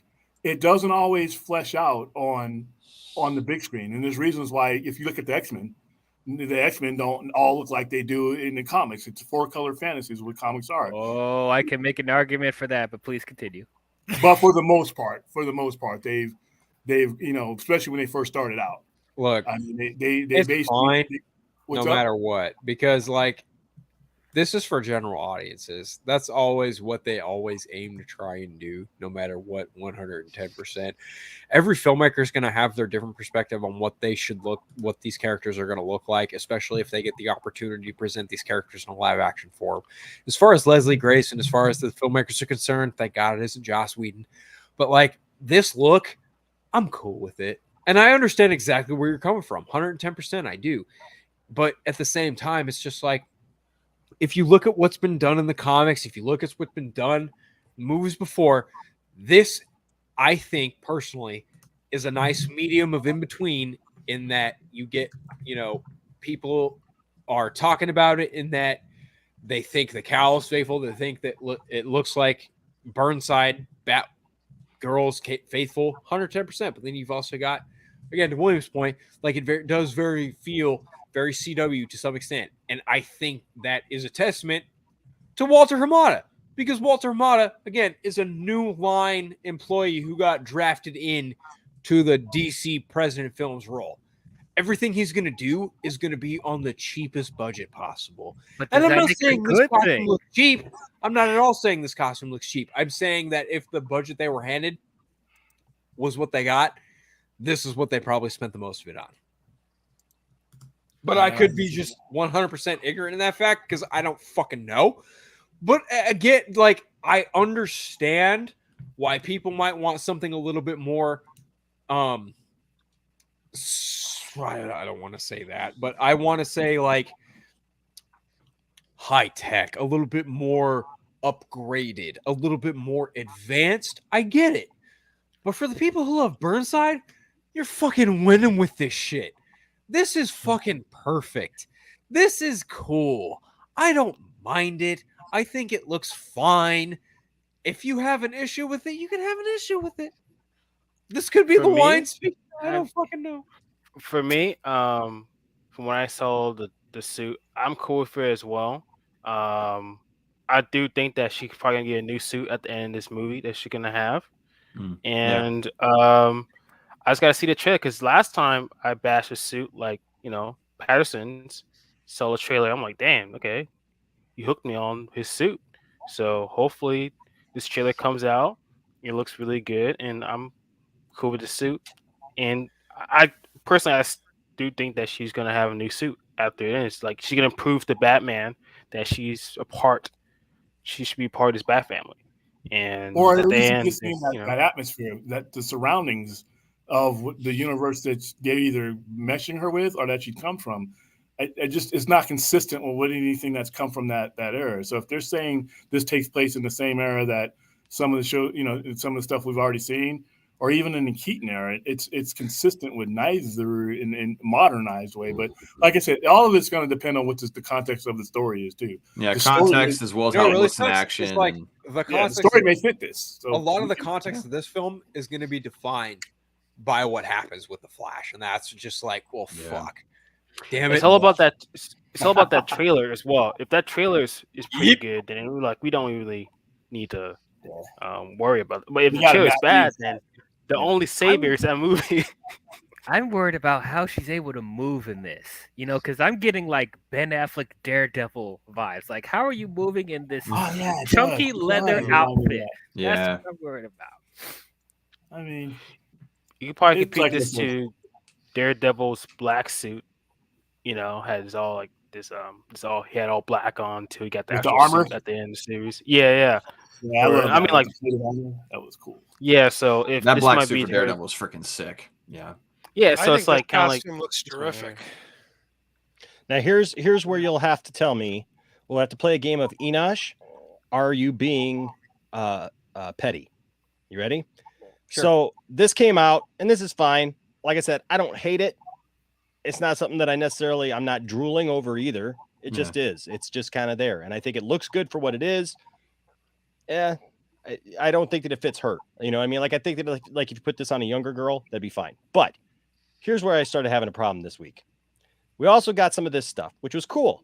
Some of this background stuff that was revealed that like we may or may not even see or glimpse or whatever at any point. And you get this, Vicky Vale, Life Behind the Lens, and I've seen all these. I've seen all of these things that were like, oh my gosh, Vicky Vale they're reinserted. Come on, Vicky Vale has always been there. So if you're gonna like.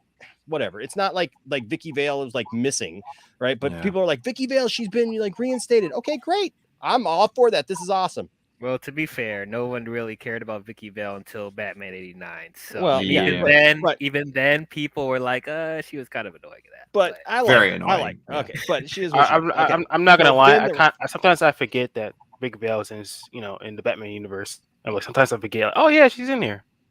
Then there was this. Then there was this from the Gotham Tatler, right?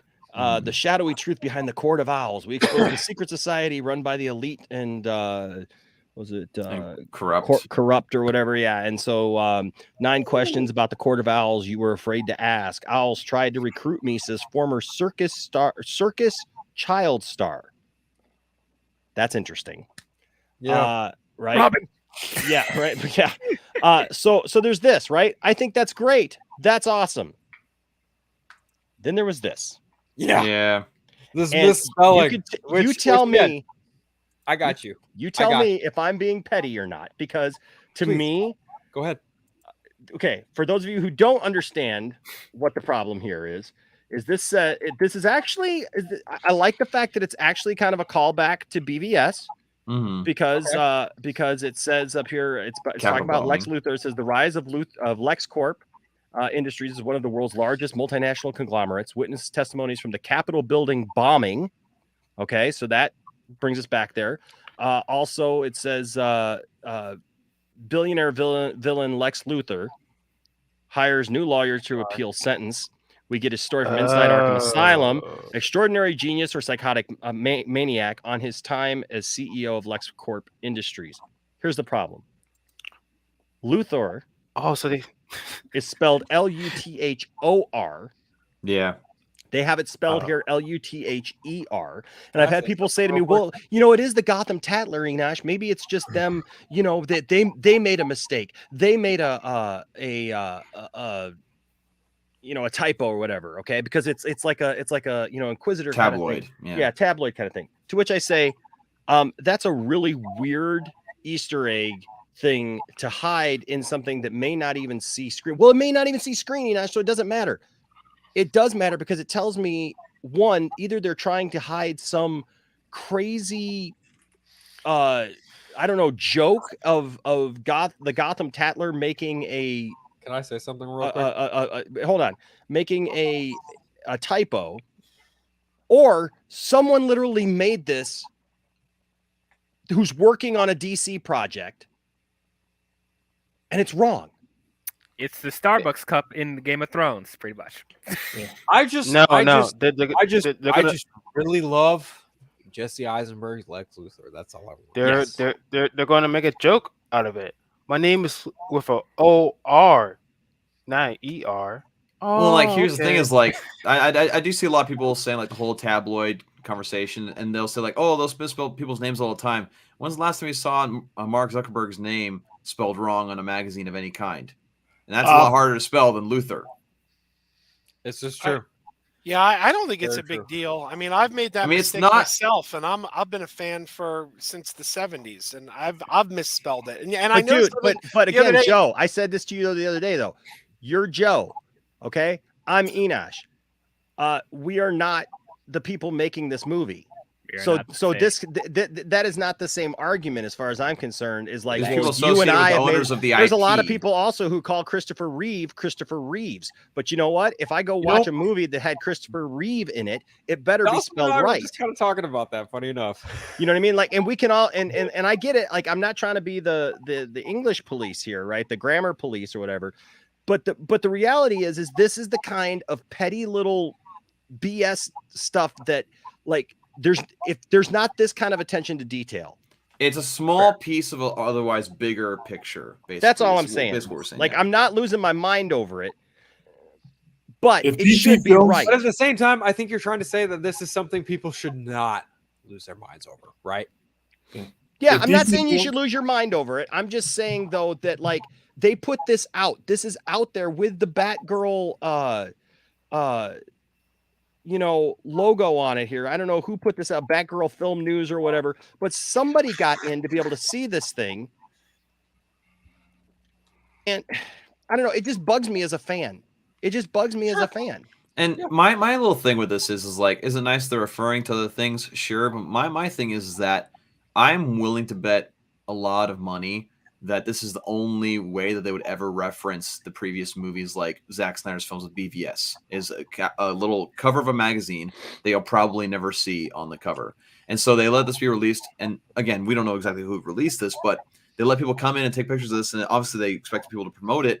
And it's like, oh, see, guys, we didn't forget about what happened before. Are we going to reference it really to a point where it matters? No, but we didn't forget. it's kind of a cheap franchise key jingling a little bit. I mean, it's you want to know who's going to represent? Like Supergirl. They're going to switch it out. She can experience the Capitol building instead of Henry Cavill is. They're going to switch it out. She probably works like they better not. I swear. No. Yeah, I don't believe. Shoot me in the face if that happens. I don't believe for 1 second that they're going to erase anything and say anything didn't happen. I think the only change you're going to see is the change in Batman, because that's a big change. That's a massive change. That's a pretty fundamental change. That's a semi-necessary change, though. I say semi-necessary because it is semi-necessary. I say semi-necessary because there were other ways they could have recast or something. But one way or the other, they did need to get a new Batman in there. So this is the way they. Yeah, because they chased him away, basically. What I'm saying is that this event's going to happen, but it's going to happen with different characters. So Supergirl is going to experience the man's Steel stuff through the Batman v Superman stuff. We're gonna lead up to here. It's gonna be. I don't believe that. And I'm kind of late to this conversation. Okay, then why hasn't Henry Cavill been asked back then?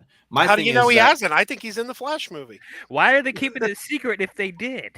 Seriously, why did they massive news? That would get people. That would get people to the theater. No. That's not the same. We can check this out all damn day. We can theorize on who might be in what movie, what the fuck ever. Bottom line is that like we either think they have a plan or they don't. And the thing is, like, what the current regime has showed is there really isn't much talk. Like, even David Sandberg has said, like, I don't really know too much about the Black Adam movie. Why should that even be the case? Because their characters are pretty closely connected, all things considered. But at the same time, like, and also, people, like, if you have Superman in the Flash movie, people really want this like superbly MCU Kevin Feige-esque connectivity through the DC Extended Universe, and I just don't see that happening anytime soon. I think it's a must. Here's the problem with that is. So did Luthor go back? Here's a good question. Emmanuel P just said. So if Luthor went back, is Luthor still in prison then? This might be an old magazine, but like my main it's set for November 2022. It has to be. It says November 2022 on it. Yeah, I guess it's a retconning out. But my thing is that is that if they did have Superman in the Flash movie, why wouldn't they just announce it and make people more excited about the movie? Because the movie's not getting very good press right now. It's not getting very good press at all for a lot of fans. Well, so I don't believe that's true either. The only movie WB is getting superb press for right now is the Batman and Black Adam. Like, okay, Joe, I'll say this. I think it is getting bad press. You want to know why? Because you have a movie with Ben Affleck's Batman and Michael Keaton's Batman, and in many different lists of people's most anticipated movies, The Flash is not in the top 5 in a lot of them. That's wrong. That is wrong. But it's a movie that hasn't begun marketing yet. Yeah, but neither has really Black Adam, and that's in a lot of people's top 5, and a lot of lists top 5. And the Flash is in my number 1, quite frankly. Okay, that's great. That's for you. According to Joe. I'm talking about in different like polls that people have had online in different sites. But the thing is that all these people are hinting at something. One thing that really pissed me off this past month, and I know I'm kind of late to the party talking about this, is that as soon as like a lot of these different things came out about Superman and Batman being replaced, which again with Warner Bros. I would not be shocked, is that all these different people came out saying, well, Batman and Superman are only a small percentage of the DC universe. I call massive BS. They are the pillars of the DC universe. Most characters derive from them to some form or other, whether they be villains, friends, or associates, or sidekicks. They are pillars of the universe. And the fact that these characters are being ignored thoroughly pisses me off. Thoroughly pisses me off because it's not DC without them. Like they said in Justice League Unlimited, the Justice League is not Justice League without Superman. And we haven't seen Jack Swan. Like, yeah, Henry Cavill said he wants to come back. But at the same time, again, if you announce that Henry Cavill's Superman is in the Flash movie, more seats are going to get in the theater. Or more butts are going to get in the seats of the theater. You're going to get a lot more people in there. That's not something you necessarily hide because, again, bad press is surrounding this movie with the Ray Fisher situation, with the whole possible erasing of possible things in the whole DCEU. Like, all this bad press could use a little break with something like, hey, Henry Cavill's in this movie. Aside from simple scoopers trying to say that it is. Keep in mind, this movie isn't getting any press.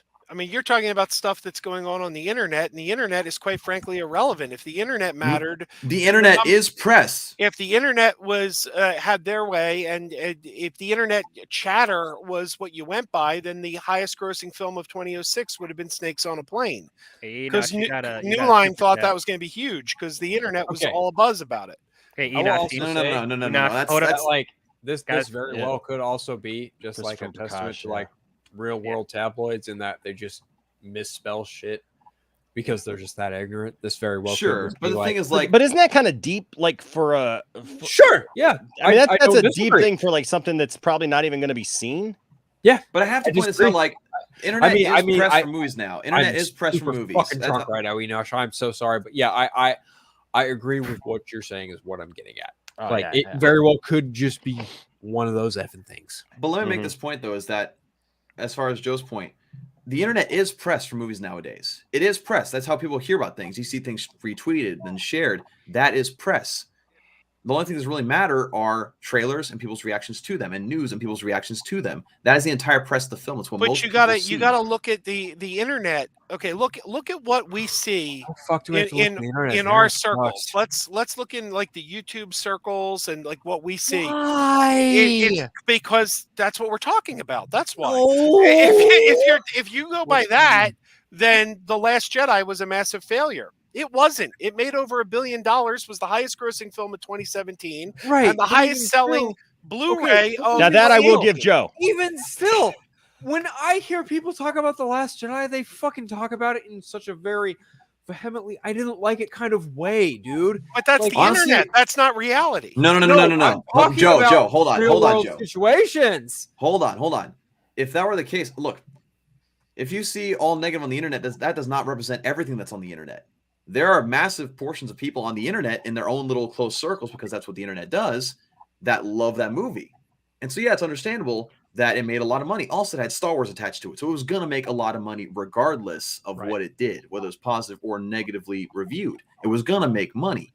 But again, I think one thing people have to understand is that, and I have to understand this too all the time, is that just because I see in my circle of people on social media and they have a certain opinion, does not mean that's what the rest of the internet feels, because the internet has different pockets and different circles.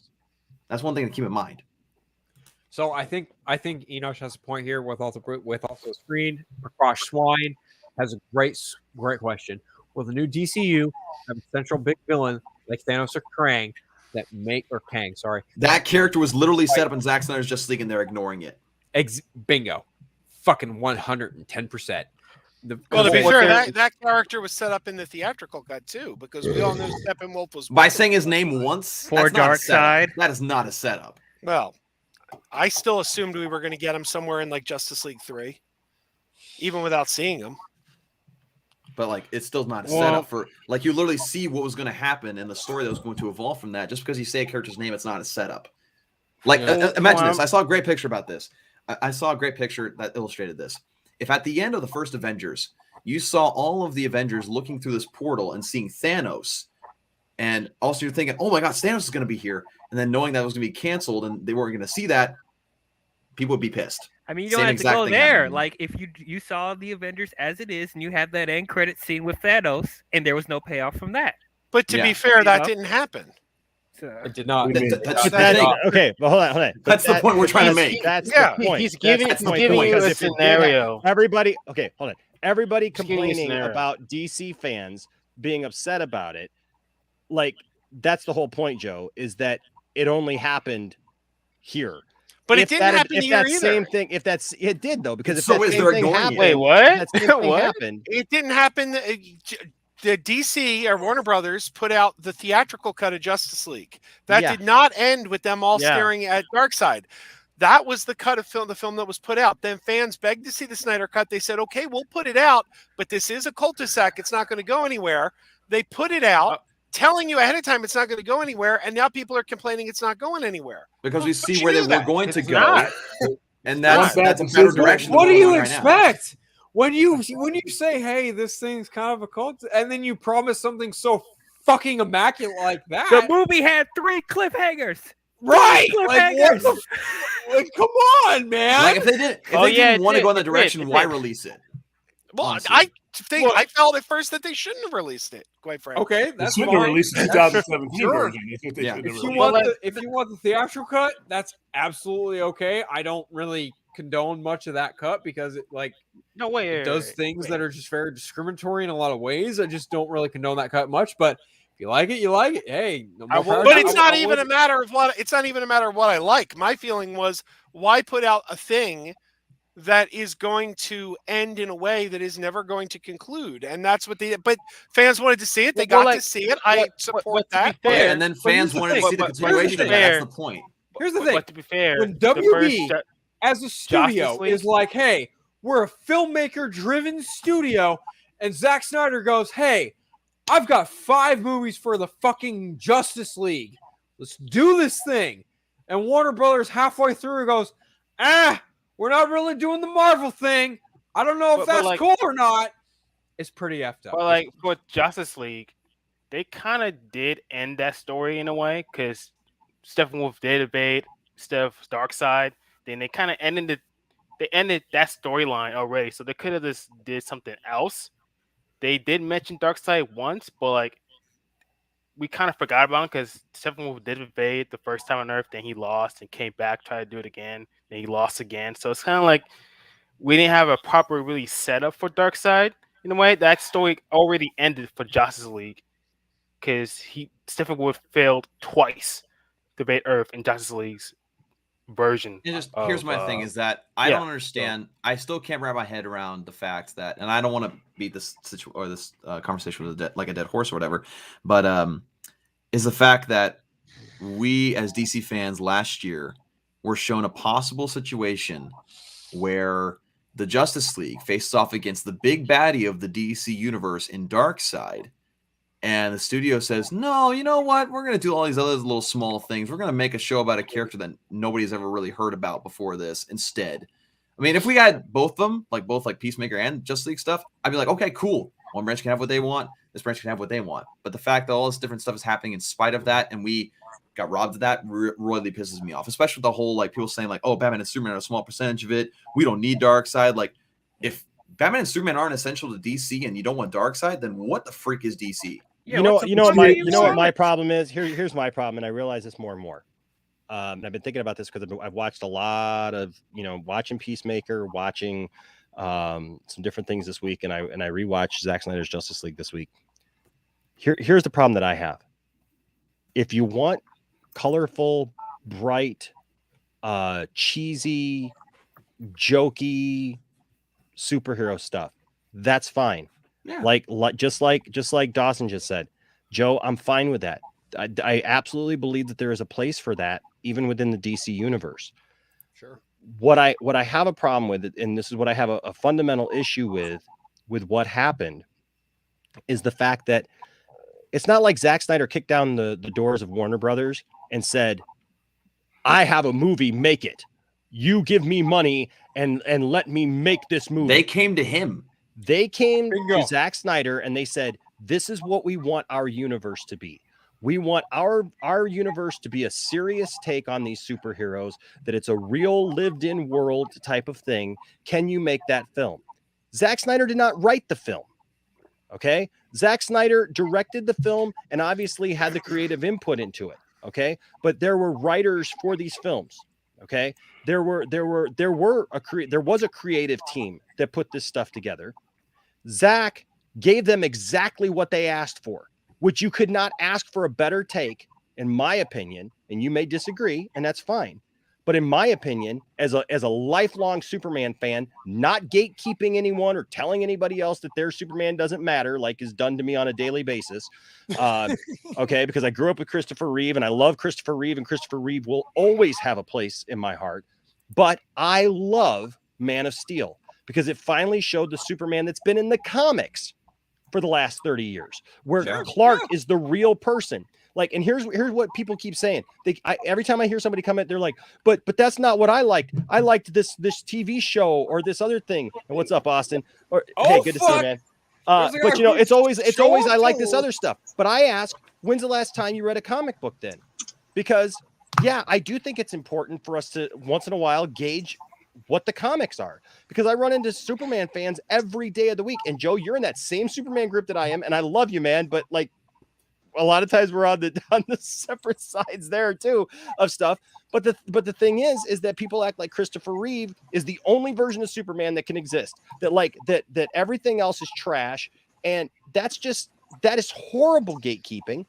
That is horrible. That's a horrible way to look at it. And he is not the only one to exist. I agree with you. I agree. But so my thing is though, when I look at Man of Steel and I say, hey man, this was great, and they made Man of Steel, and then they asked him to go forward with that, and the writing team got together and they worked on it and they made Batman v Superman. Okay.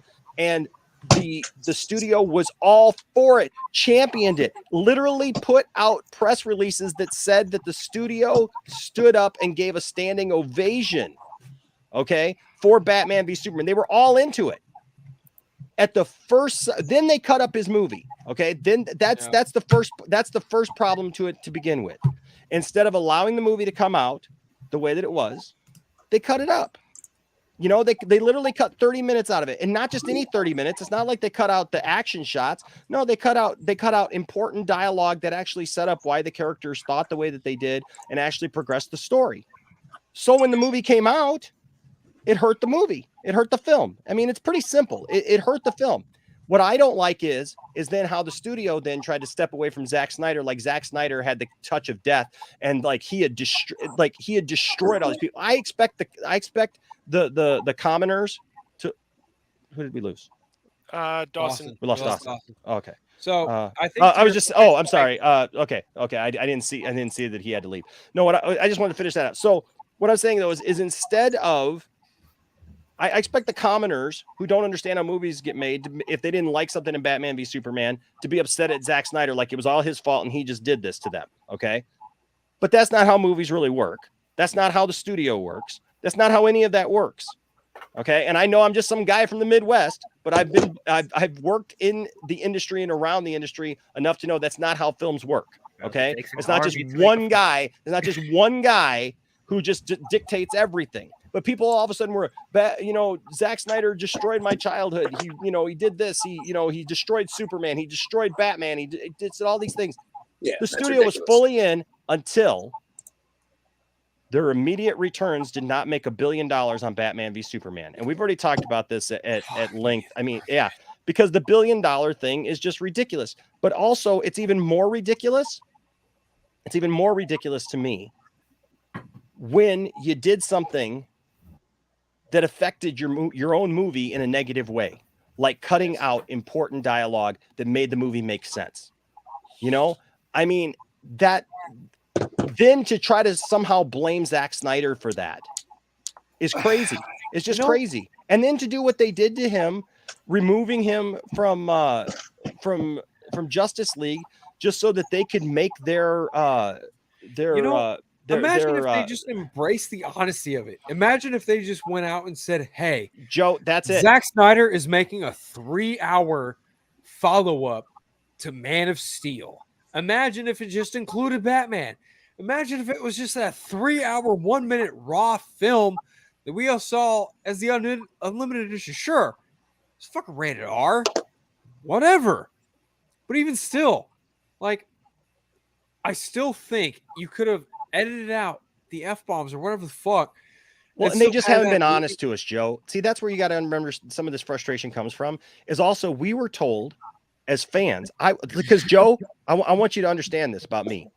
I was where you are, okay? I came out of Justice League with my family, made a video right here behind me with me and my kids, right? My kids were excited because for the first time, they got to see all their favorite superheroes on the big screen at one time.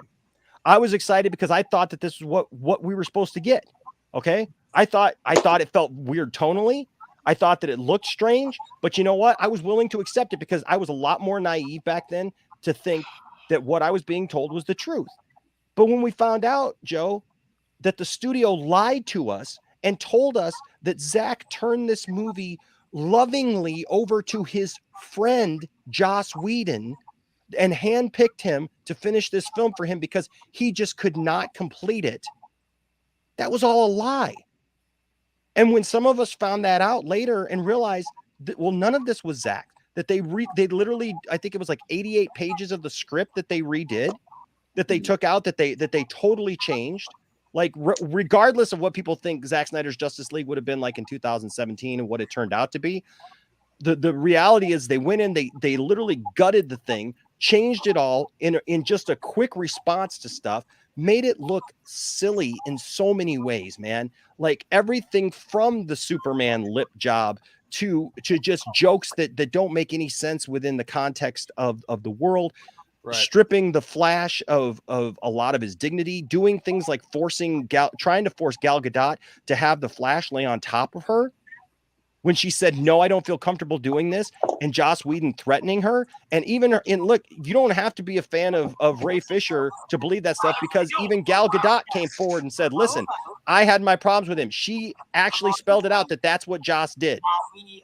Okay, that article just came out. Even what I'm saying, even Ben Affleck has said, like, dude, Justice League wasn't fun. Like, come the fuck on. How are you? How much of an asshole do you have to be to drive Ben Affleck away from being Batman? I hear out of your mouth is criticizing his beat. Okay, so I don't know what's going on there. But no. So you got to understand, Joe, this is not just like, look, I agree. There are some crazy Snyder fans out there. Okay. There are some Snyder bros out there that like literally they take this to a crazy situation, man. And they're rude. They're, for lack of a better term, they're toxic. They've said horrible things. They've done horrible things. When I read about people like threatening people's lives or threatening people in general over a superhero movie that they claim to stand up for Zack Snyder or whatever, and I realize like those people do not speak for me. Those people are in no way people who I support. Okay, I look at it like this, dude. The true people like who have been out here and are just like, look, at some point I had to realize I was lied to by this studio over and over again. Zack didn't just turn this over. Zack tried to get them to bump it out, and they said no, because we want to make our profit. We want to get our bonus. Okay. If you don't mind, I'm not disagreeing with anything you're saying. But that sets up the tone though for why people are so on edge about this kind of stuff, because now we're being told, now we're being treated. Those of us who we accepted what Warner Brothers gave us. We literally accepted it, Joe. Okay, like we were the ones who like helped support this and helped get behind them. And like, we were on the bandwagon with them. We were like, yes, we support this thing. We're going to support you every step along the way. That's why BVS was the top selling Blu-ray for over 5 weeks. Okay, when it came out right away for 5 weeks in a row, it was a top-selling Blu-ray. You know, that's why Zack Snyder's Justice League was fought for so long. Not because people just hated a studio, because people hated being lied to, and then told that we didn't matter, and then acting like we were just crazy people who didn't understand Hollywood because this thing didn't exist and there was no way it was going to happen. And then you put out the movie. Okay, you put it out. And then not even a week later, you act like you're trying to cause some goodwill between what happened then, what happened now. Hey, we're going to move forward a little bit.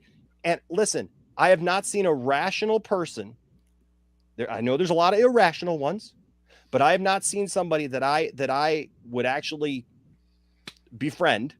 Okay, that has said, listen, I wouldn't accept anything else that Warner Brothers does except for Zack Snyder. I know that they're out there, and that's unreasonable. And I've said that all along. It's unreasonable for anybody to sit there and say that they're not going to accept any DC properties going forward except for what Zack Snyder does. Because I tell you right now, even if Zack Snyder does come back in some capacity to do Justice League 2 and 3, he ain't going to be the new Feige for Warner Brothers. Dude, that ain't ever going to happen. Homie, if he came back, all the fans who were bitching and moaning and crying at the first place, they'd just go right back fucking to it, because they'd still be crying about Dick Grayson being dead. They'd still be crying about a bunch of other shit that would be irrelevant, because they just don't want to accept what kind of story he had to tell. And that's the unfortunate part, is like people don't just want to see his story. And that's But you see, no, Phil, I agree with you there. And Enosh, I agree with everything you're saying as well. I don't disagree with anyone. What I'm saying is, let's look at things. This is what I saw as a fan, as a DC fan, as a lifelong DC fan. This is what I, with my eyes, witnessed. I went to see Man of Steel in 2013. Personally, I didn't like it. I love that movie. I didn't like it at all. But I walked out and I said, that's okay. It's an origin story. They can, there's going to be a sequel. They can, Okay, Joe. Let me cut you off real quick because I know that's super rude, but let me just ask you a question. How'd you feel about Iron Man 3? Loved it. Okay. I fucking despised Iron Man 3 that same summer of 2013, and I loved Man of Steel. Do you understand now that how diametrically our opinions are opposed to those two films because of the same summer and the year that they came out, because of the things that those films accomplished? I don't understand how it's relevant, but yes. Okay. The thing is like those two films set out to do completely different things. Iron Man 3 sets out to like show the world what the MCU looks like post Avengers, right? And it kind of went, Man of Steel was setting the stage for what the DC universe was going to look like. And in my opinion, a lot of other people's opinion, this is where the divide comes in. Again, though, but still, the movie set the stage for what the DC universe might look like. Right, but you cut me off. You didn't let me finish my statement here. Fair enough. Go ahead. I walked out of Man of Steel. I said, I didn't care for that. And I had friends, people I knew, coworkers coming out going, that sucked. That was a piece of shit. That was garbage. They got to reboot. And I kept saying, no. They don't got to reboot. It's only the first movie. It's an origin story. Give them time. They're going to make another movie. They can make whatever tonal adjustments they need to make. There's no reboot is necessary. Then Batman v Superman comes out, which I loved. A huge fan of Batman v Superman. I put that as my number one film in 2016. Fair. I thought it was a huge improvement over Man of Steel. And I liked the fact that they had the death of Superman because they said, okay, I didn't care for the way Superman was written in the first two films. I didn't like Superman in Batman v Superman either. But I thought, okay, that's fine though, because now they've done the death of Superman and he could be resurrected. And that could be, he's a new man. He comes back. I'm a new man. I sacrificed myself for the world. I've changed. And now you can have the more hopeful Superman because you've had an in-continuity reboot of the character with his death and resurrection. So I thought this is brilliant. But everybody told me I was wrong. Everyone's like, no, that movie's a piece of shit. It's worse than Man of Steel. It's garbage. Okay. Sad Affleck was all over the internet.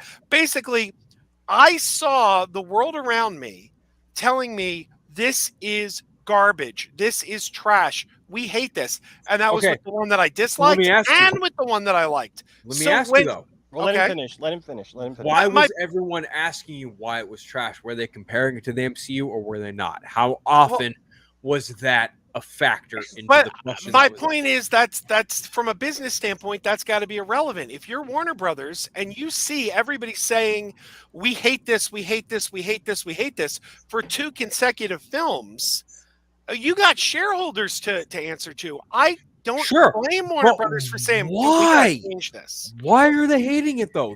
That is the key thing. And that's the thing. How are they saying course correct with these first 2 movies? So we got 6 garbage Transformers movies. Yeah, but the difference is how many of those made $1 billion fucking dollars in the box office? I don't get it. I hated the Transformers movies, but you can't deny that people kept going to see them. I'm not going to deny it, but I'll also say the opening weekend of Transformers, like last night, me and my friends went to those movies. I went to that movie baked as fuck, dude. I went to that movie. I don't understand how it made $1 billion at the box office. I don't. That's the thing. Even though the DC movies didn't make $1 billion, they're still really financially successful. So WB shouldn't have even listened to anybody at that point.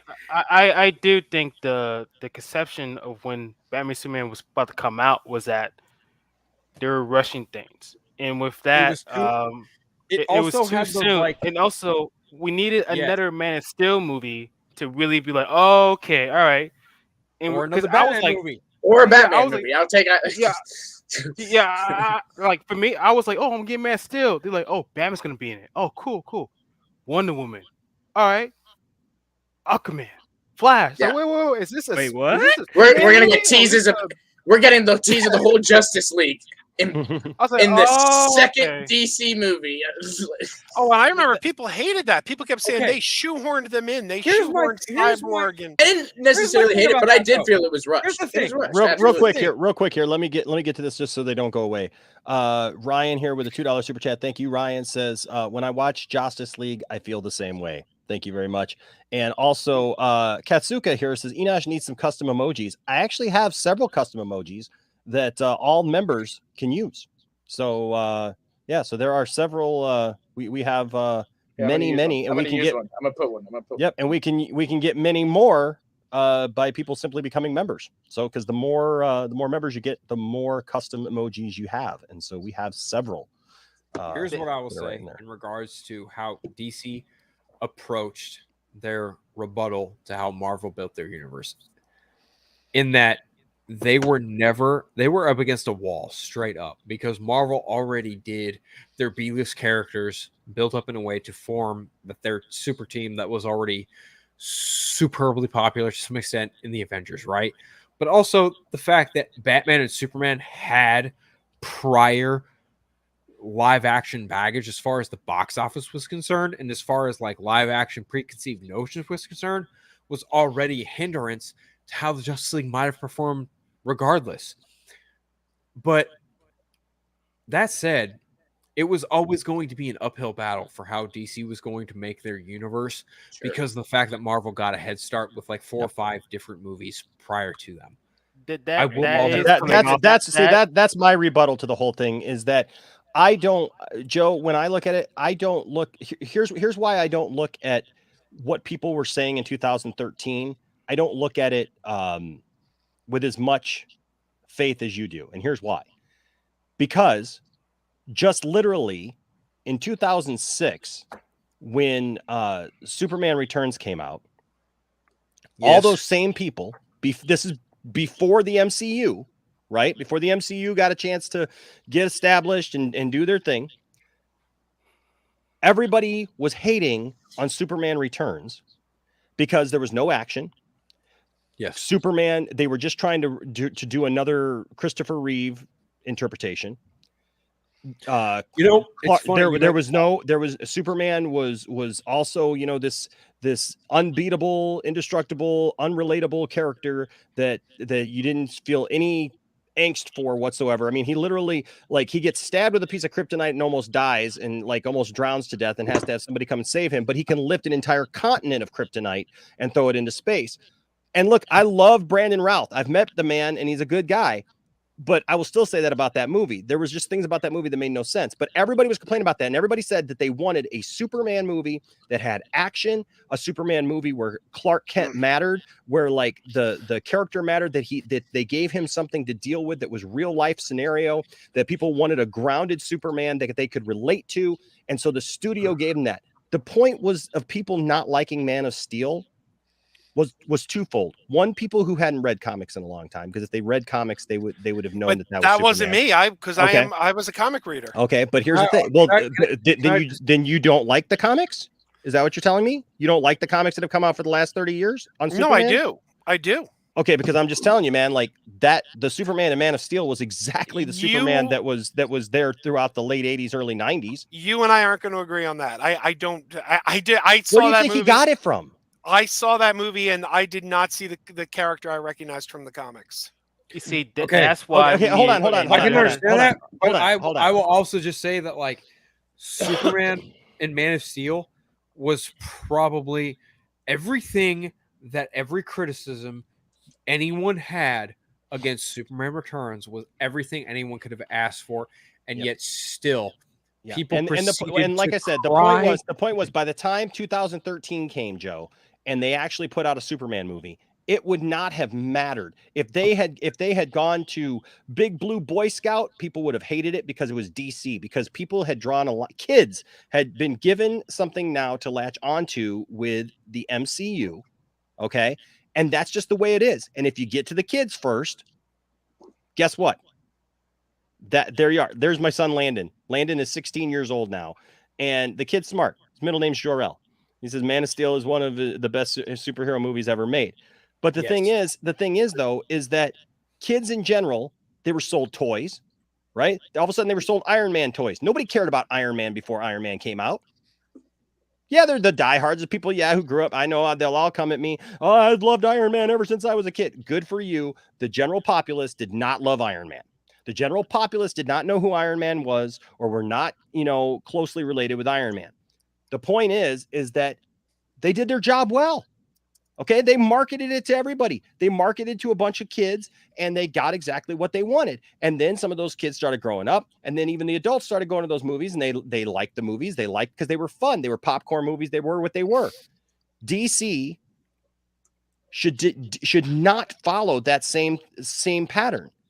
Just because it worked for Marvel does not mean it's going to work for them. And the point that I was making all along was that it would not have mattered what DC would have done at that point, because people feel this stupid reasoning that they have to draw a line in the sand and say, I'm either for DC or I'm for Marvel.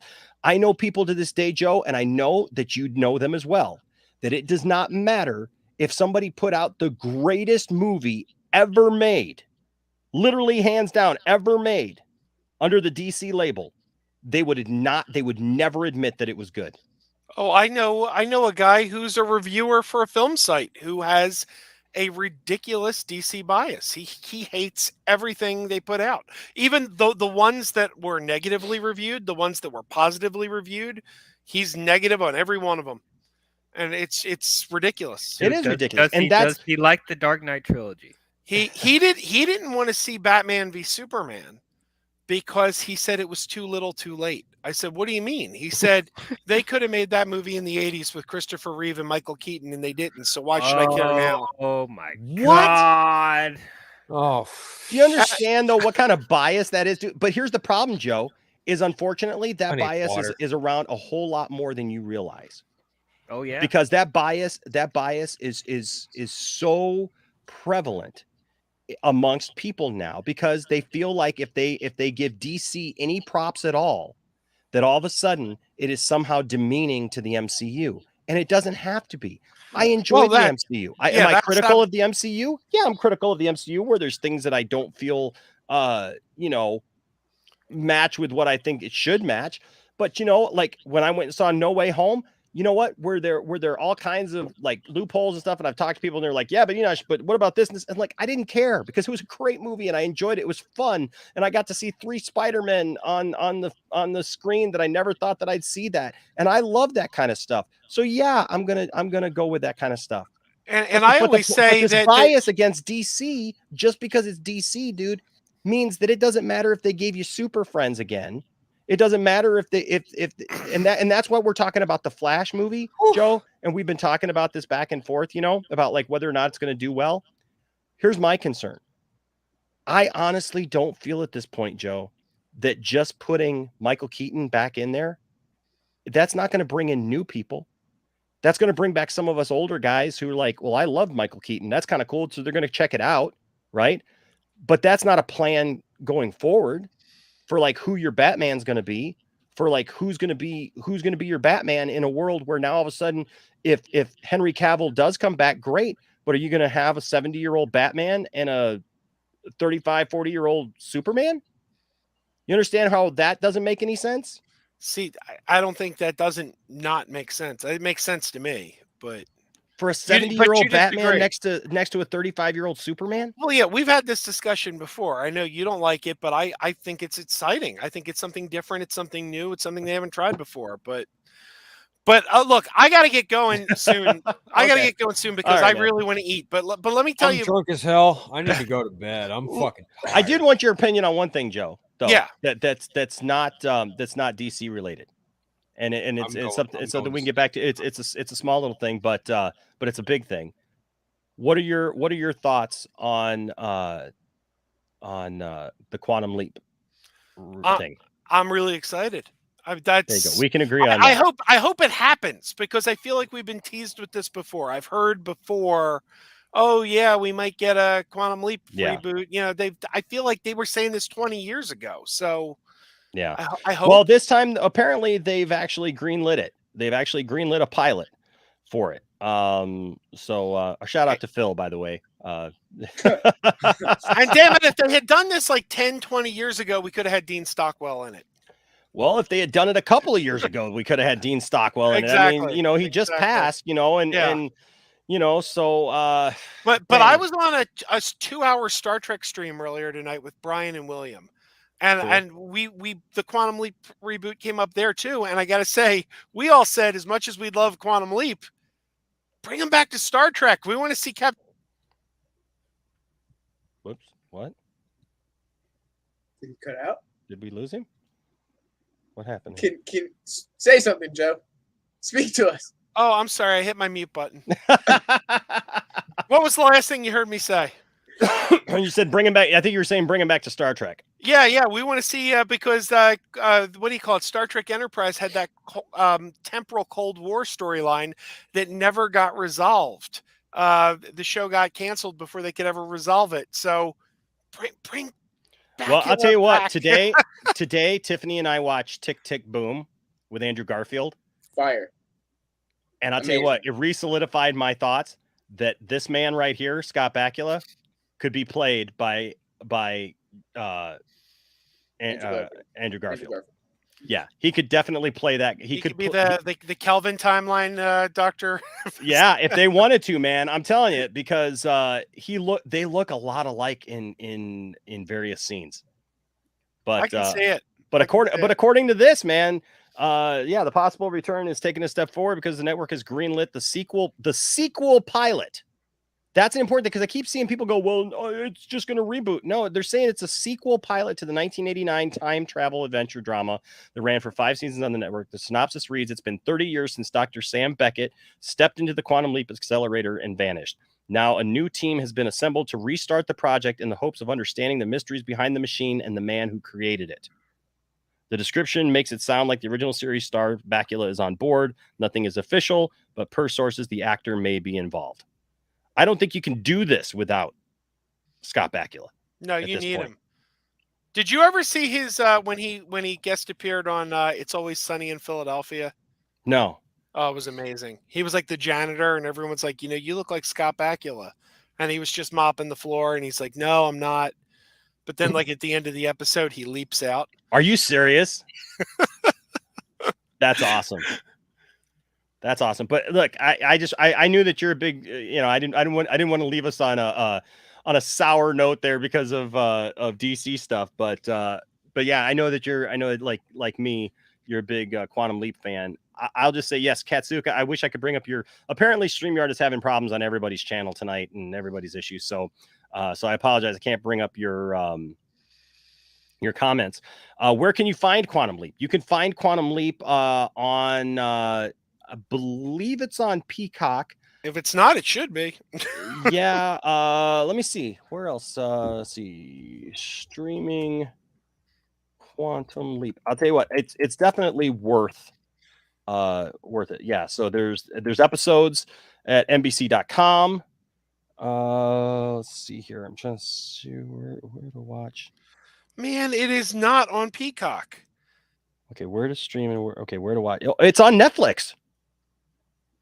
See, is it on Netflix? Hold on a second. Where to stream? Okay, wait. It's something said it was on Netflix, but now I'm going to here.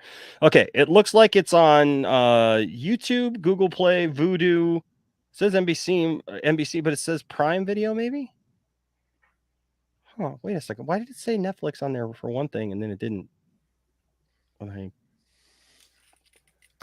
says it's on there. You can watch it on the Roku channel if you have a Roku, or on NBC for free. Yeah, you can watch it on NBC. Yeah. Yep.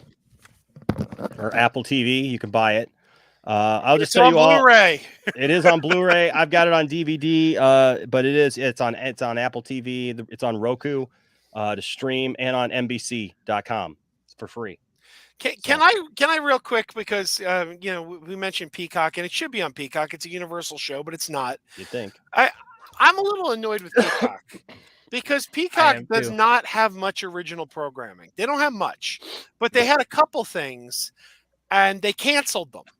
Yeah, like they just canceled AP Bio, which was a brilliant sitcom. If nobody watched AP Bio, go watch it. It's hilarious. And they canceled it. And it was one of the few Peacock originals. And I'm like, I don't know how many people were watching AP Bio. Maybe the metrics, they're like, well, not that many people are watching. But you know what? It wasn't an expensive show to make. It was a sitcom with the biggest star on there was Patton Oswalt. I'm not sure how expensive Patton Oswalt was, but it's like you weren't spending that much on AP Bio. So why did you cancel this? If you had if you're Netflix and you have like a new show premiering every other week, I get it. You're not in that situation. Sorry, end of rant. Yeah, Peacock's really there's really bare. It's the same thing with the new Punky Brewster, which, by the way, was not very good. But it doesn't even matter. It was something. You had something that was... I guarantee Soleil Moon Frye isn't charging you that much. So what the hell? Cancel it. All you got now is Saved by the Bell. The new Saved by the Bell, which is garbage. And that's the only Peacock original now. So there you go. Dang. Hey, they got the WWE. Yeah, that sucks too. But it's I need to go eat, but I don't want to leave with Enosh gone. Oh yeah, yeah. I've been saying for an hour now. I gotta go eat. Gotta go eat. 2 o'clock in the morning. I gotta eat. Well, yeah. This to me is my lunchtime because I'm working overnight. So. I see. Oh yeah. Is Luke still with us? I see his avatar, but yeah, I'm still here. I'm just, okay. Okay. Stepping back and listening to everyone right now, observing. But WWE is on Peacock, huh? Yep. WWE Network's on Peacock. I thought that's probably one of the worst decisions they ever made, but Oh, see, I thought that was a really smart decision because everybody I know who likes wrestling subscribe to Peacock now. I mean, great, but there's nothing on Peacock. Like, I felt like that was a waste of an investment. Oh no. Yeah, I don't know what happened to him. Did you say Dawson? No, Austin. No, Austin. Oh, Austin. Oh, I was going to. I went away for 2 seconds and I came back and Austin was gone. Well, Austin did say when he popped in the private chat that he was only staying for 30 minutes. Oh, but, was he here for 30 minutes? Yeah. I guess he was. Dang it. But I didn't say much. Didn't get to say goodbye. I think I need to.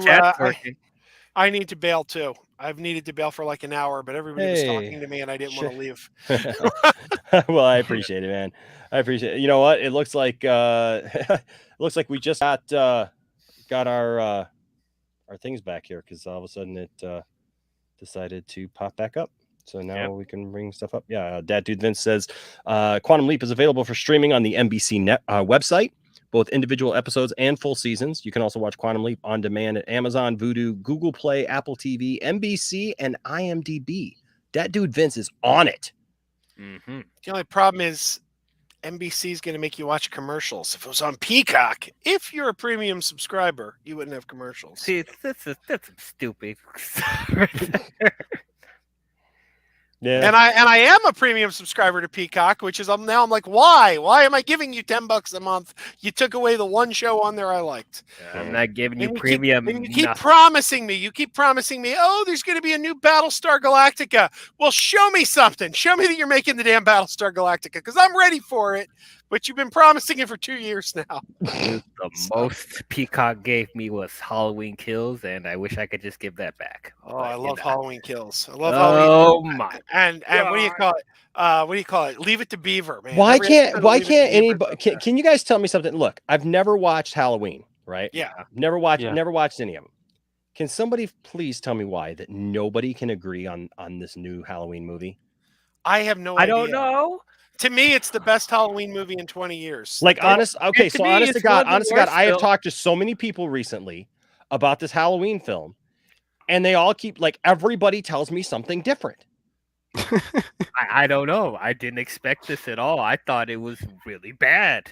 See, I'm not. See, I saw the movie when I was really drunk, so I can't really have a good opinion about it. I never saw it sober, so from what I saw, it wasn't that bad. The music was on point, and so is he a human or is he like Jason? That's what confused me. They never explained what Michael Myers is. Is he supernatural? Is he a regular person? Well, what is he? After Halloween Kills, I don't think we can doubt that he's not supernatural. Yeah, but then they're like, we're gonna keep it ambiguous. Why? Why are we doing this? I hated the last movie, the 2018 film. No, it's not. Hate's a strong word. It wasn't that bad, but I wasn't crazy about it. But this one, I'm like, oh yeah. And what do you call it? Anthony Michael Hall. They got Anthony Michael Hall in there as Tommy Doyle, the boy she babysat in the original film, all grown up now, and he's so good in that movie, man. He's got such a like, you think Anthony Michael Hall, you think like Weird Science and everything. No, he's got such gravitas about him. Like, and there was a moment where I got like choked up, where he went to see Laurie Strode in the hospital, and he's like, "You were there for me 30 years ago and protected me. Tonight I protect you." And in the theater, I swear, a little tear. I was like, "That was beautiful." I love that movie.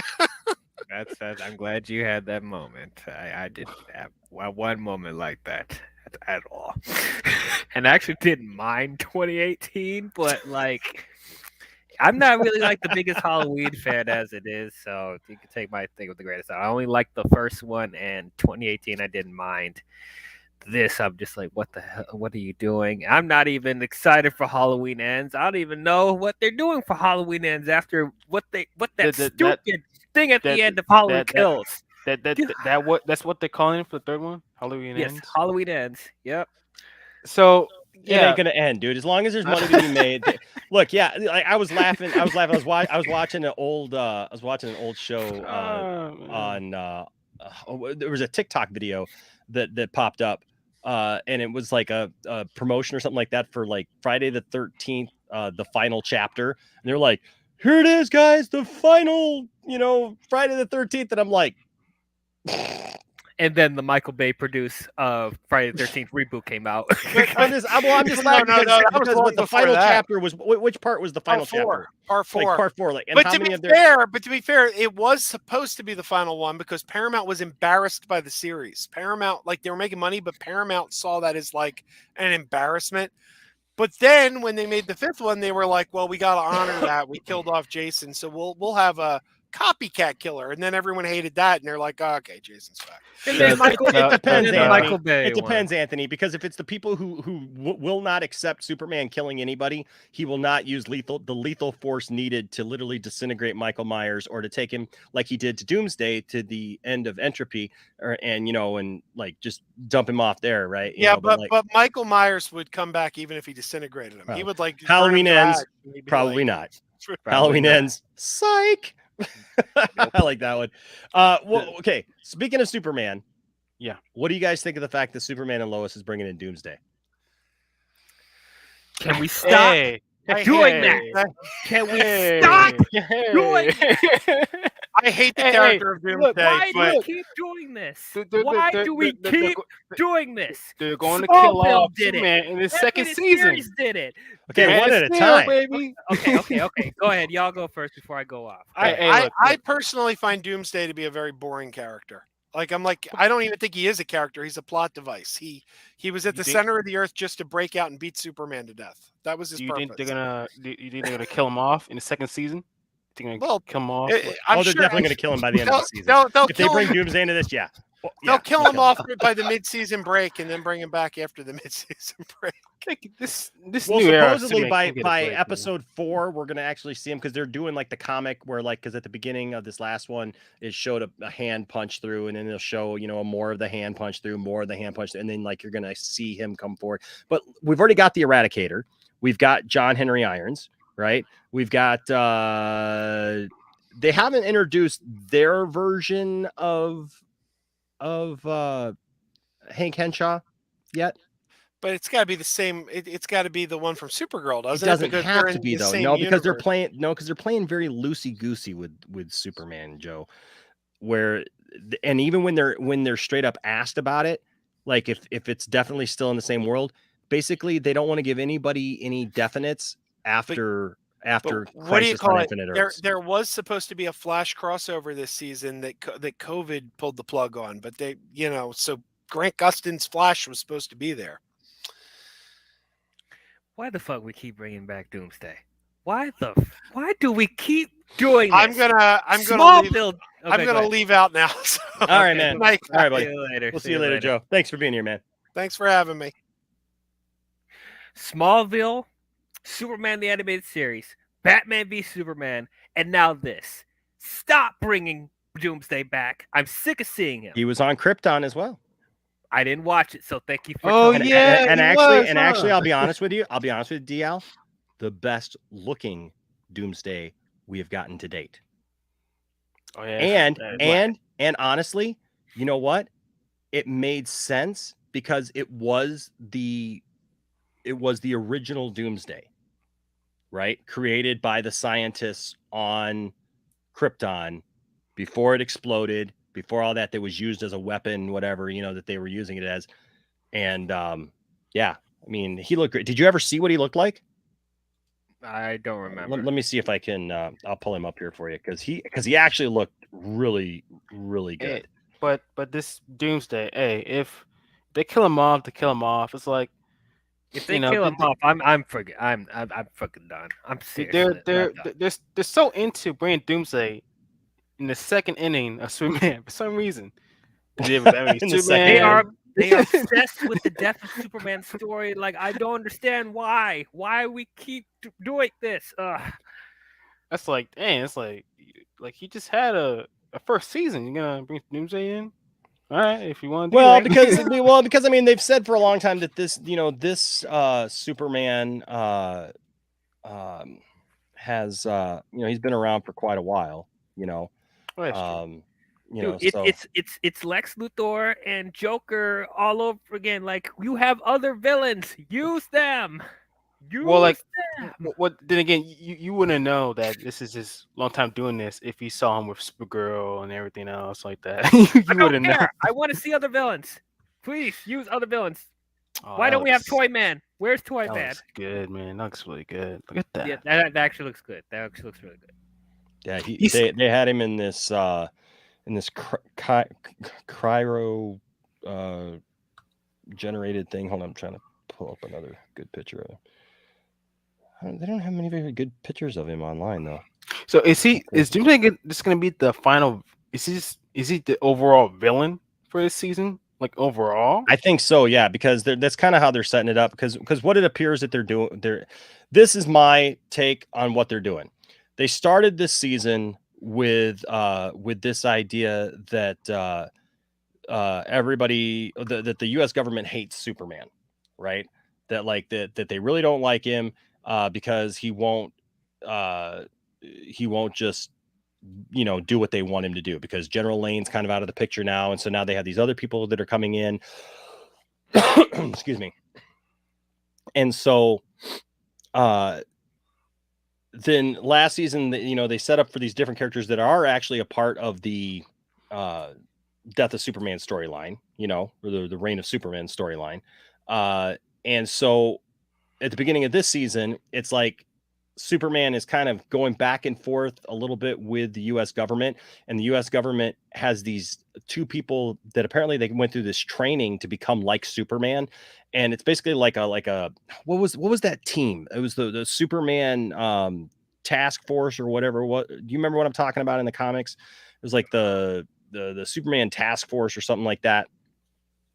But anyway, so they're wearing the Superman shield. They're wearing the S shield, right? And they're doing these things for the U.S. government because the U.S. government wants them to stand in. And Clark tells them in the first episode, says, "Hey, you don't have the right to be able to put that shield on them."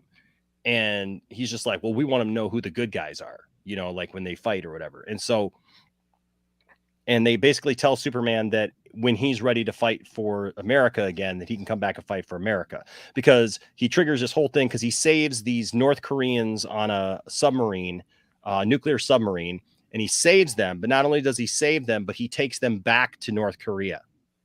So the U.S. government gets all pissed off because he should have just brought them in, or at least, brought the sub in, whatever. And they're like, we don't know that you're fighting for us. And he's like, well, I'm staying out of it.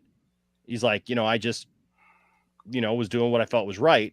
And so, long story short, it just, what I think that they're doing is they're going to set it up where the U.S. government is going to basically try to make, probably try to make him out Cyborg Superman.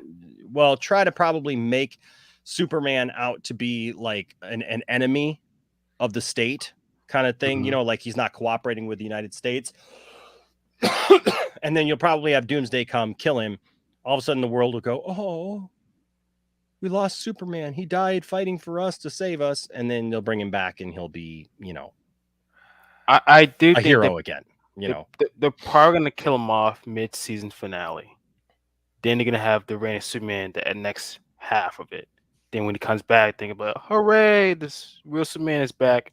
Then they're gonna create a cyborg Superman military, stuff like that, and let's go crazy with it for this season.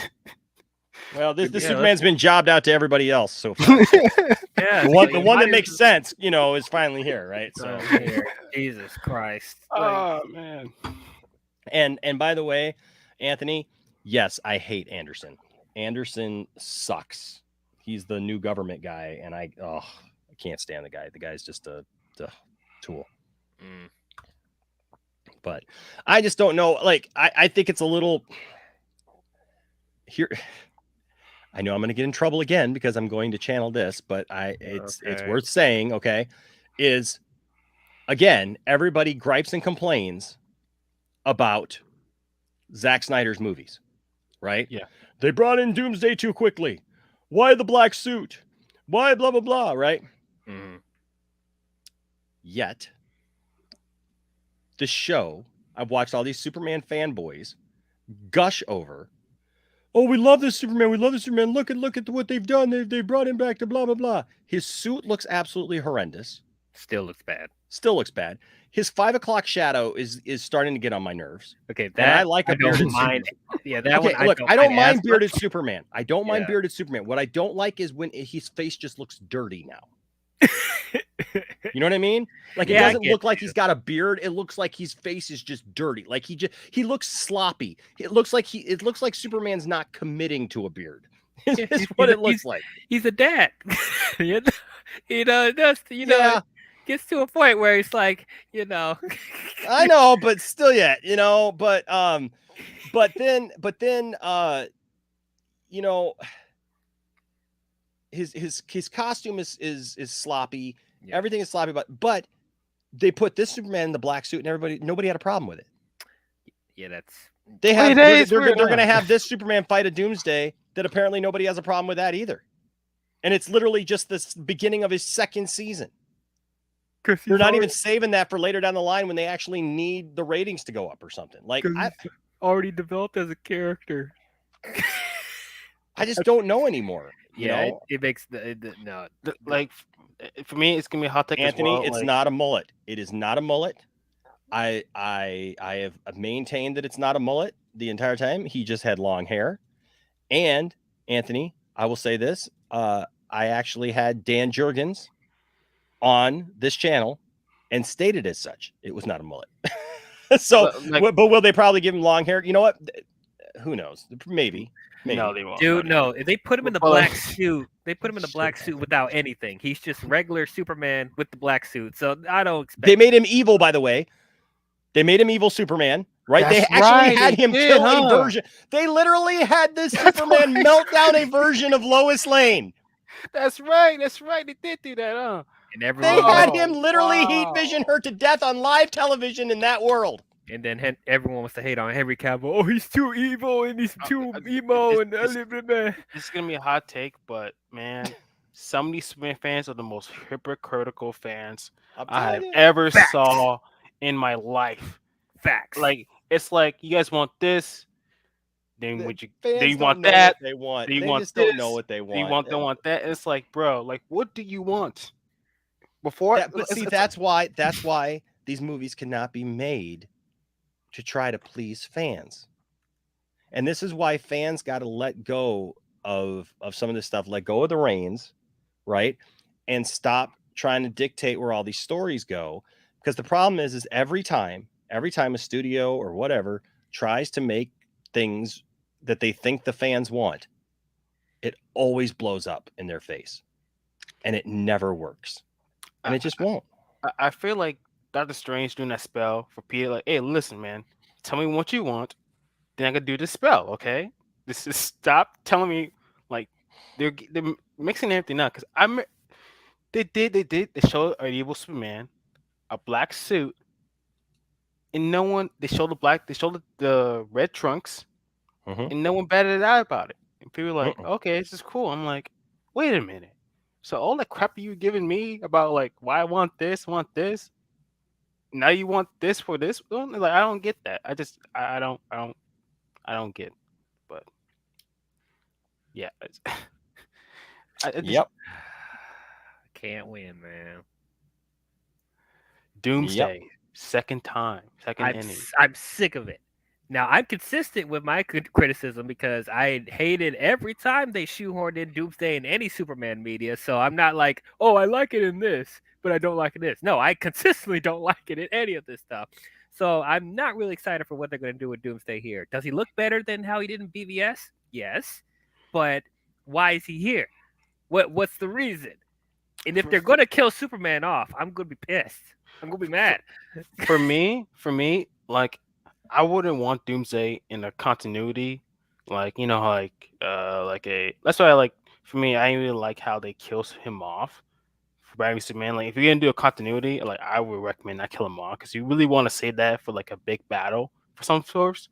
But wait till you build up the character enough for us to have a real an overwhelming emotion when he does die. I mean, I know some people felt that already, but it's like it could have hit a lot more if we actually got to know Superman more as a character. I felt like they did it prematurely, in my personal opinion.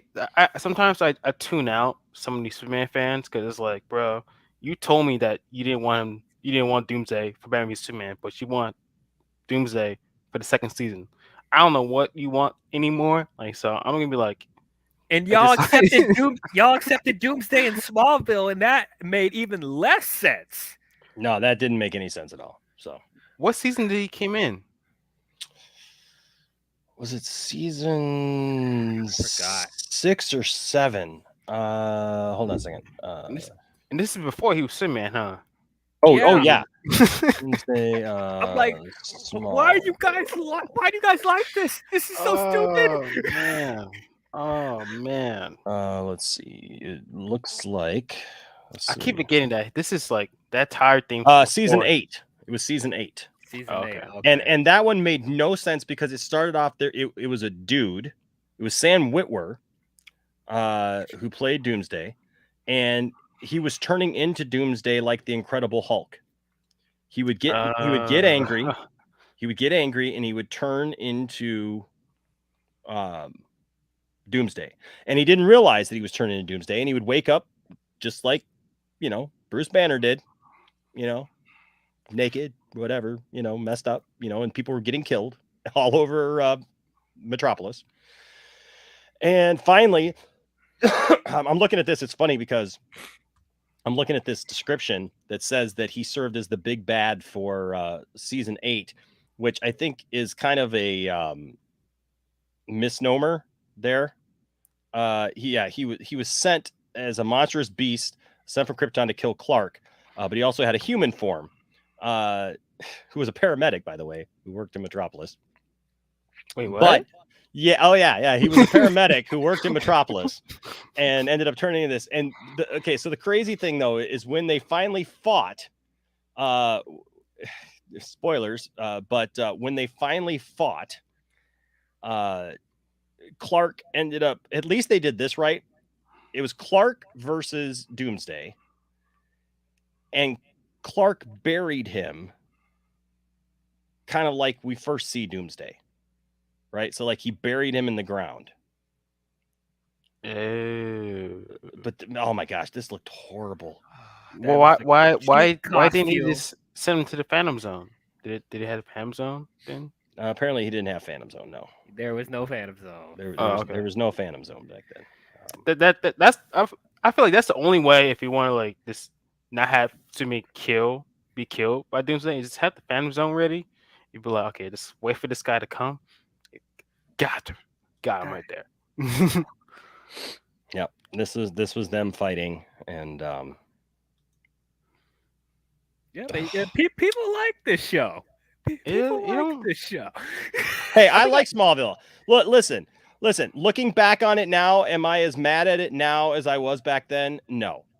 When I first saw this, though, you know, when the show was on, I was pretty ticked off because this was all I thought we would ever get, and I was like, "Are you seriously? You're gonna freaking do Doomsday? Now, really? Like you're gonna do Doomsday in the middle of Smallville?" Okay. Yeah, and that's right. And you know what? Chloe did love Doomsday, and she didn't know he was Doomsday at the time. But yeah, then she became a monster in real life. In prison too, isn't she? Yep, she sure is. Yep. But yeah, no, I look at this, and I mean, look, at the time they literally had Clark fight every villain that Superman ever had. Yeah. You know, you're talking about Smallville. I just yeah. We're just talking about because we were talking about Doomsday because Doomsday is going to appear in Superman and Lois season 2 here. Worst comic book show of all time. Sorry, worst comic book show. One season in. Are you sure? Because we have the Arrowverse. And you guys say that I'm a hater. Smallville. And yet you call William the Great. I agree with you on that. That's Smallville is awful. Smallville is the worst comic book television show and that is supposed to be good. There's been some crappy ones that were low budget stuff, throwaway stuff from years ago. Smallville, for what it was supposed to be, is the absolute worst comic book show I've ever seen. And because of this shit, that's why we got the Arrowverse. Because of this fucking shit. People accepted this garbage, and so they're gonna give you some more garbage like that. Come on, man. You didn't like Flash season 4? I don't like the Arrowverse. I don't like the Arrowverse, period. I like grown up superheroes. You know what? But you know what? Here's the thing. It's out there for the people who want to see it, and I leave it at that. There's a group of people who love. I got a lot of customers who swear by the Arrowverse, CW, and you know what? I let them have it. I couldn't stomach Smallville and most of the CW. If I were ever to take control of WB, one of the first things I do besides redo HBO Max as far as DC stuff goes is I'm going to destroy the CW. And I'm going to build it back up into something that can be passed on from one generation to another. Right now, the CW audience is pretty much waning because they didn't do anything to bridge that audience to anything, substantial going forward. I mean, Superman and Lois isn't enough. You should have had a hell of a lot more waiting in the wings and grown up with their audience instead of basically stayed coloring book for as long as they have. I think they lost a chance when they did Crisis on Infinite Earths. There was so much potential there. There was so much potential with that thing. Good God. It was really bad. It renders itself meaningless during the event. I've never seen a television event that renders itself meaningless while I'm watching it. That's really hard to do, and it was like the only thing I was checking for is with like Brandon Routh and Flash being vanished, and I was like, okay, Flash is gonna die. Okay, all right, this is the season finale. Then I was like, wait a minute, he dies off of a treadmill. Yeah, that was. But from what I saw in his like feature, he's in this big, like, Speed Force, this dark, grimy stuff. Then he vanishes. I don't see him dying off of some treadmill. Because because they tried to emulate sort of the way he died in the comic book, but not really. He basically runs himself into the Speed Force, and that's where he stays for 30 years until they undid everything that they did in Crisis. That's funny that the WB would give you Crisis. The one of the biggest mistakes DC Comics ever made was Crisis. It started the whole retconning trend that just really didn't need to happen. And go ahead. they may be. Hey, be honest. I think this the DCU is trying to do Infinite Crisis. They may do some Infinite Crisis type of stuff. Have different timelines, everything like that. Maybe maybe that's big bad. We don't know. This is the wrong time to do Crisis right now. Yeah, this is not. Cherie, they got to read the room. I see what you're talking about, but unfortunately, I can't fix that. That's why there's moderators. Once you guys time somebody out, there's nothing I can do about it. That's why everybody's got to be really, really careful with that. Oops. With great power comes great responsibility. They'll just come back with a different name. Yeah. But no, it's only 300 seconds. So just know, it says, looks like Rel got the juice was timed out. So, I've seen that happen by mistake, and then the person didn't realize it that they had time. She just didn't realize it. So, Anthony says, Enosh, do you think WB told the Superman and Lois showrunners to do Doomsday for the second season? What's the infatuation with Doomsday? I don't know. It's like Venom. It's like, damn, you got to Venom, Goblin, Lex Luthor, Joker, repeat, like Green Goblin. Yeah, I don't understand. But at least those other heroes have credibility. Doomsday and Venom have literally been around for less than roughly 30 years. That's not a long time. When you're talking about an 80-year-old company, you got all these enemies that you Brainiac. Nobody uses Brainiac right. Yeah, why have we not gotten Brainiac in live action? Like, well, we did on Krypton, and they did him really, really well. They did. They did. I saw a clip of that. Look, I didn't think I was going to like Krypton. Krypton did so many things right. Nobody asked for that show, but they did do so much right on that show. And having the first live action Brainiac and the way that they presented him and everything. Oh, it was when I take over day one. When I take over, we're bringing back Krypton.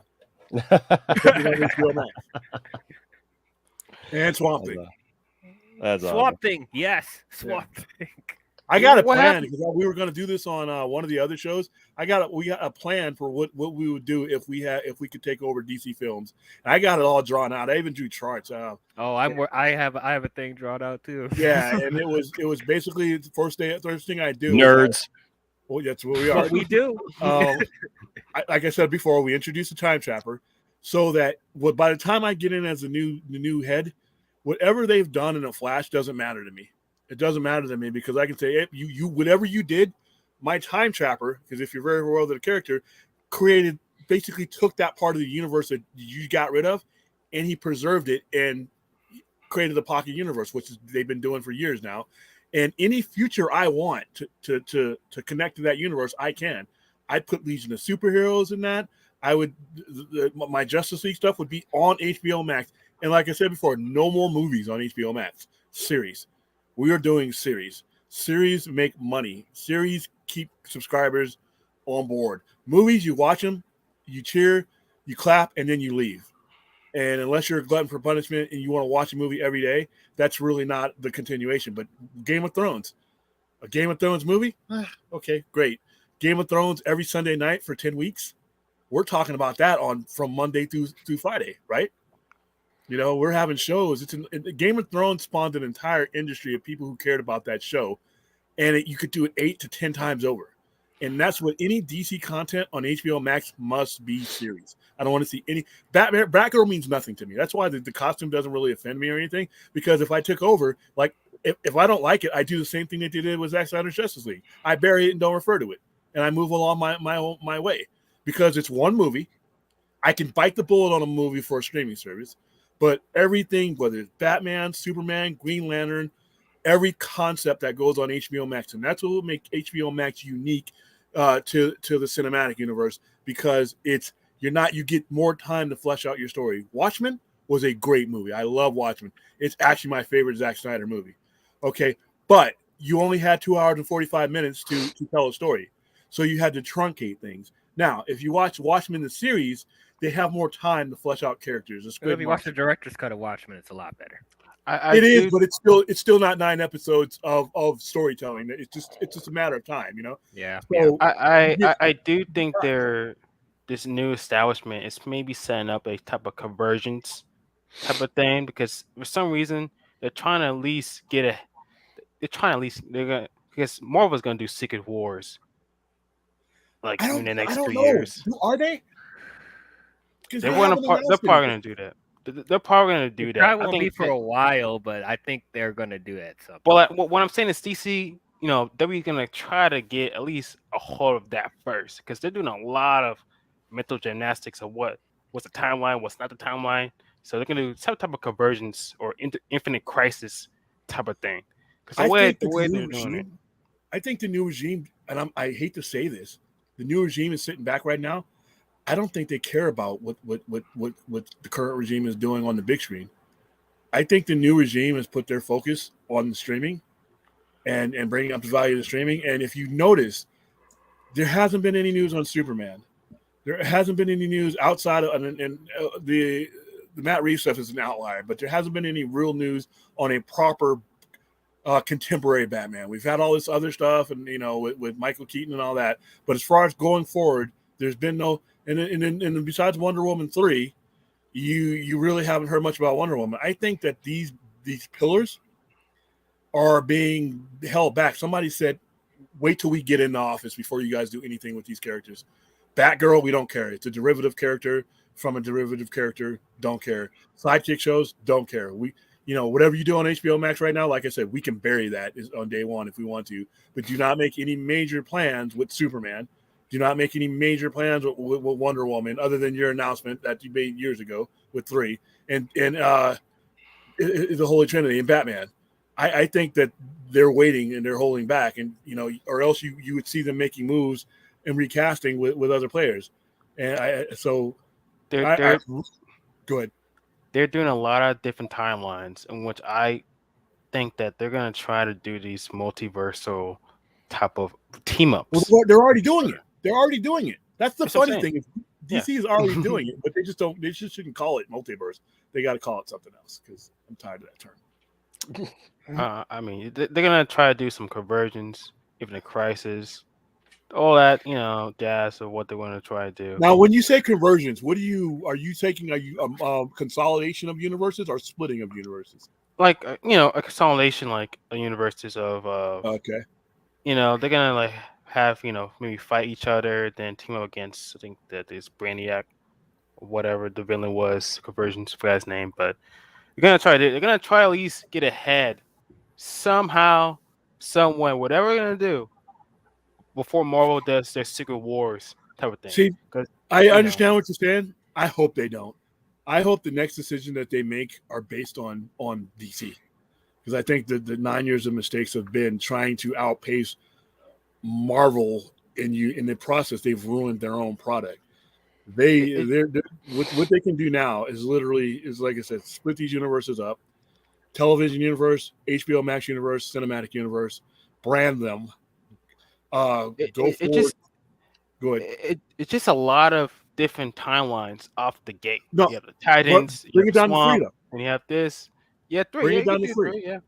Yeah, if you bring it down to 3, then you eliminate the confusion, because in 3 distinct universes, because you can't do the type of stuff I like in my superhero movies on the big screen and not soften it down to PG-13.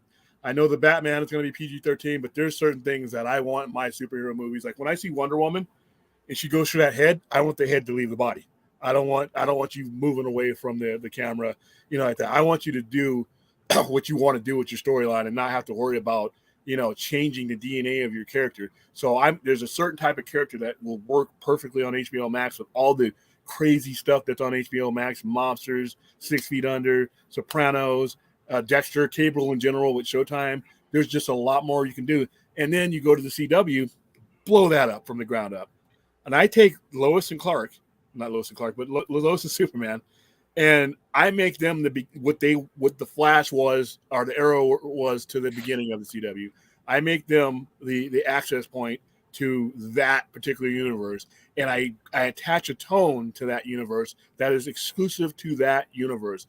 So you have 3 different ways of addressing the same IP.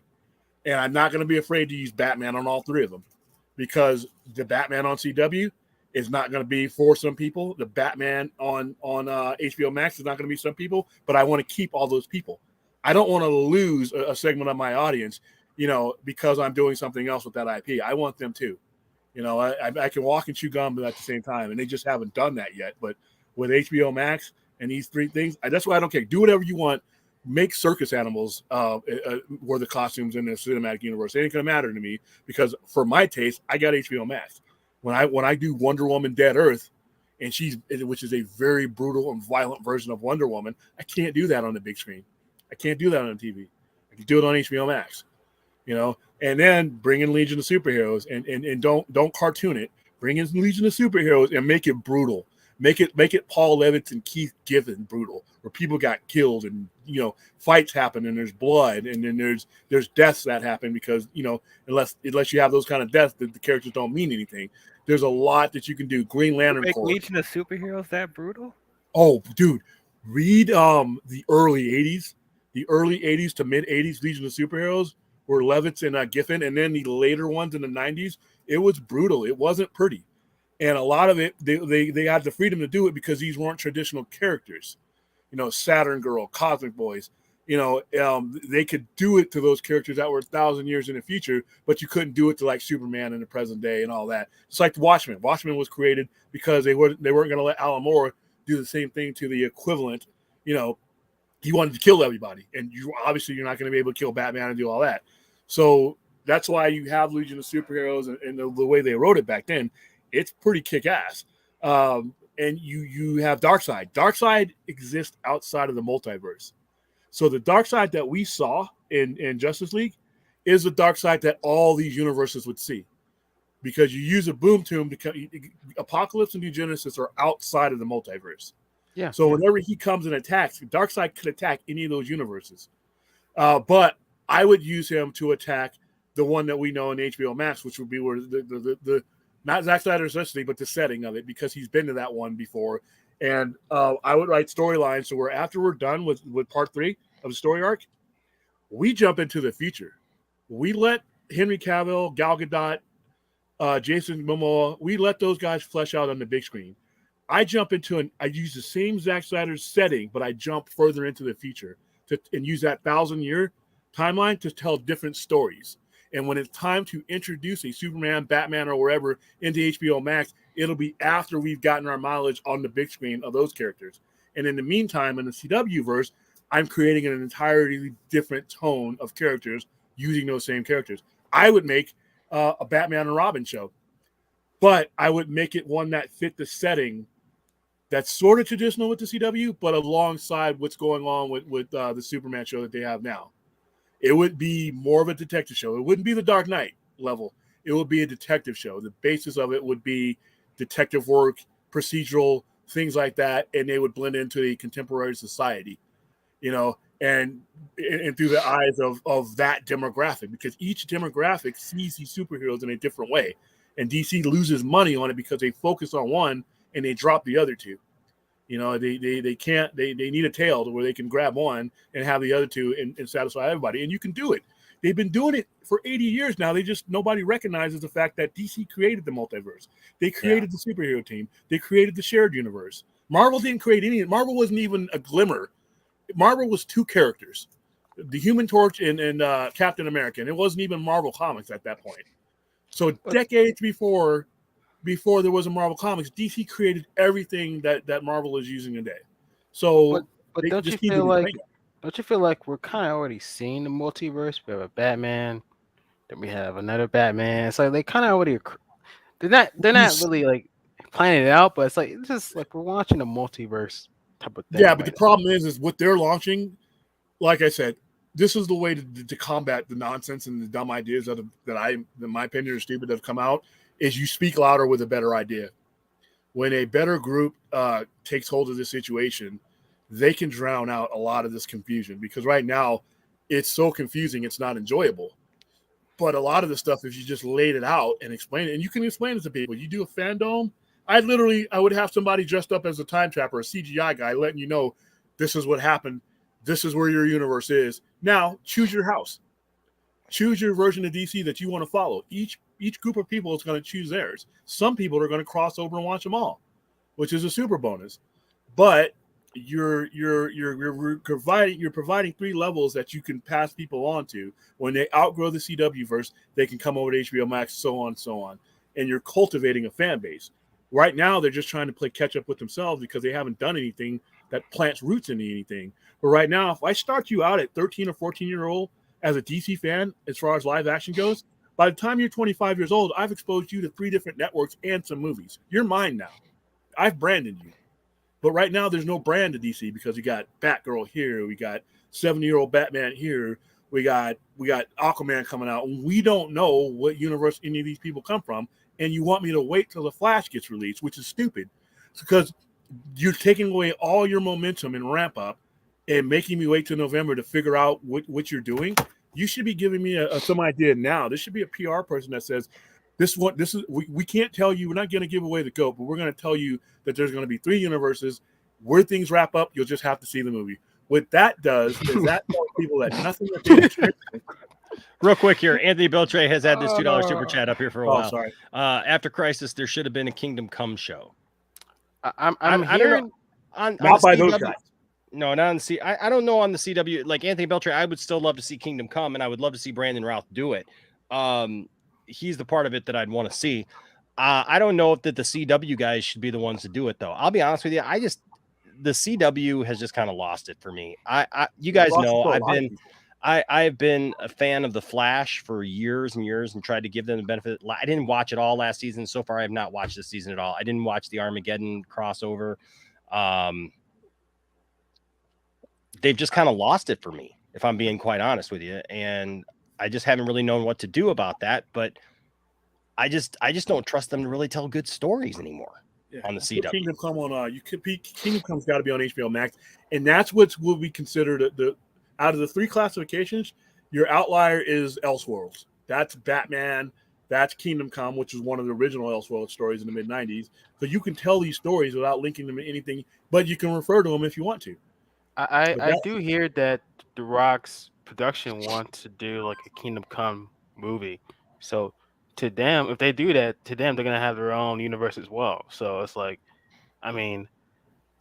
Well, what DC has to do is say, we're going to give you this much freedom and this much money, but there's somebody's got to lay down the ground rules to what goes where. And I know The Rock's a powerful voice, and I really want him on board with these things, but you want to consolidate without confusion. So whatever he does has to fit into a pre-existing universe. He can do whatever the hell he wants to, but I need to be able to tell my customer, when we walk, which one of these universes is The Rock in? Bam, right there. Which one of these universes Superman and Lois in? Right there. All right, so it doesn't hurt your head. So there's got to be a leader amongst that company that says, this is what we're doing. This is our table. There's a seat for you at it, Dwayne Johnson, and you, Matt Reeves, and everybody else. But this is where you sit. This is where your silverware is. Now have at it. Order whatever you want to order. But somebody's got to set the table, not just for the creators, but for the fans. We don't know shit right now. We really don't know what's going on, and that's not a good. That's not. I really want to go to the test screen for Flash. Besides, like, not to hate on it, just to see. Be prepared. Like, well, I want to know what's going on. I want to know what's going on too. Yeah, I want to go to the test screen so bad. Like, dude, this movie could be an epic. This movie could be like top notch. We don't know because it's like somebody you're expecting a package, but it's wrapped in newspaper and a foil, and no matter how good what's being wrapped up is, the packaging turns you off. So the Flash needs to be a 9 or a 10 out of 10 movie. It has to hit that level of excitement. And I feel bad for the Flash in his own standalone film. Like, he has a lot to carry, but hopefully this thing's like at least like 2 hours and 40 minutes, so I can give us time to breathe, or something, like at least to know what we're gonna be having. But it's just sad that right now people are like, well, they haven't started the marketing yet. And like I said before, the marketing is your track record. When you're making movies, you're making entertainment, marketing is your track record. If you look at these other companies that are doing well, then they don't have to really sell you their idea as much as everybody else does, because their track record tells their customer that we can trust you, even if you've had some missteps for the Star Wars. We can have people that are split amongst Star Wars and Star Wars content. Star Wars has 45 years of content and credibility. Even if they trip up every now and then, the overall body of work is credible. Marvel, Marvel, like I said, I think just under half of Marvel movies are trash. That's just me. But guess what? To the majority of the public, they've built up a credibility of 26 movies or so of doing fine. DC hasn't had that now. So now we doubt them. It's inherent automatically when we see anything DC films, because of their track record, it's the exact opposite. It's like, are these guys even going to finish this? Once you see the Marvel logo, it's over. Yeah, it's over. Once you see it, oh, it's Marvel, then we're in. Once you see the DC logo, we're like, hopefully this is a continuity thing. Exactly. Hopefully this is fingers crossed. Don't know what you're gonna get. Yeah, we're never get. So it's like we're coming in really like cold, which I feel so sad. Like I really I don't know what's going on. It's like Flash is the only film that I would look the spoilers in, because I don't know what we're gonna get. I don't know. The script. I want the scripts. I want behind the scenes. I want the dailies. I'm this is the movie that I don't care about the spoilers. I just want to know what's going on. But I do appreciate that films are being filmed. The Aquaman, they wrap filming. I like that we're seeing things being filmed, because we've always been oh, this movie's about to come out in the next 6 years. Oh, we're not doing Green Lantern. Yeah, it's we're not doing that no more. It's okay, well, I was remember they had a plan. Remember in 2014 they had a whole slate, and oh, I can't wait. Oh yeah, look at this buffet. Well, that's what happens when you don't have a backbone. See, when other companies lay out that slate, what happens when Marvel lays out a slate? It gets done. Those movies get made. Mm-hmm. All right, they don't flinch, and you can't blink. When you blink, everybody sees you blink. When you don't have confidence in your own properties, why should a person lay down money for something that, by your own actions, you don't have faith in? The money's hard to come by, and if you're making it, and you're blinking, and you're showing lack of faith in your directors and creators, you want me to take my family and drop $100 to go see the movie? You want me to go buy the action figures? You want me to go buy the DVDs and stuff like that? Streaming is easier because the risk is not there. But for box office, you got to do better than they have. But think about it, man. We only have two. For me, I have a lot of Marvel movies and shows. I only have 2 DVDs for DC. I'm like, damn, this is so sad. Yeah. Of a continuity, this is so sad. If they're gonna do Kingdom Come, they're gonna do that. At this point, hopefully everything goes well. I'm just I'm along for the ride. I know this roller coaster is about to be, it's gonna stuck. It's gonna be frozen when we go up to the hill. When we go up, because they're not gonna finish up. They're not gonna finish our ride. We all know that. So I'm just getting prepared, get my snacks together, just waiting on the next, the loop we're gonna be doing. That sound you're making right now, that's money flying away off the pile for them, because if for every person that's saying that, there's a lot of people who will never voice an opinion. They just won't show up. They just won't engage into the product, and that's even worse. At least you know where I'm coming from, or where Luke is coming from, or Dial. You hear us. You hear guys like us. The other people, just going to turn the channel. They're just not going to engage, and it'll show in your box office. Everybody tells me how great a movie Shazam was. Shazam didn't make that much money. All right. Everybody tells me how great Birds of Prey was. And, Birds of Prey, it was a bomb. All right. And the excuses, I like Suicide Squad, but guess what? When you put that movie out on the island, not attached to anything, it sank. And people they don't need to do a shared universe. Bullshit. All right. That's expected. In comic book lore on any medium, the company that created the shared universe must do a shared universe. You can have the outliers like the Batman and the singles and all that other stuff, but you cannot have that without the shared universe. Comic books and DC Comics was designed to operate in a shared universe. And even though they didn't do it for a while because they couldn't. They would have made crappy movies, and the budgets for these movies were not what they were going to do back then, and nobody had faith in comic book movies back in the 80s and 90s. You had Superman and Supergirl and Batman, but the concept of 63% of all characters in DC Comics are derived in one generation or another from Batman and Superman. If you go to your comic book store right now and look do your DC bin, you can trace the lineage of 63% of those characters back to a Batman or Superman. All right, one generation or another.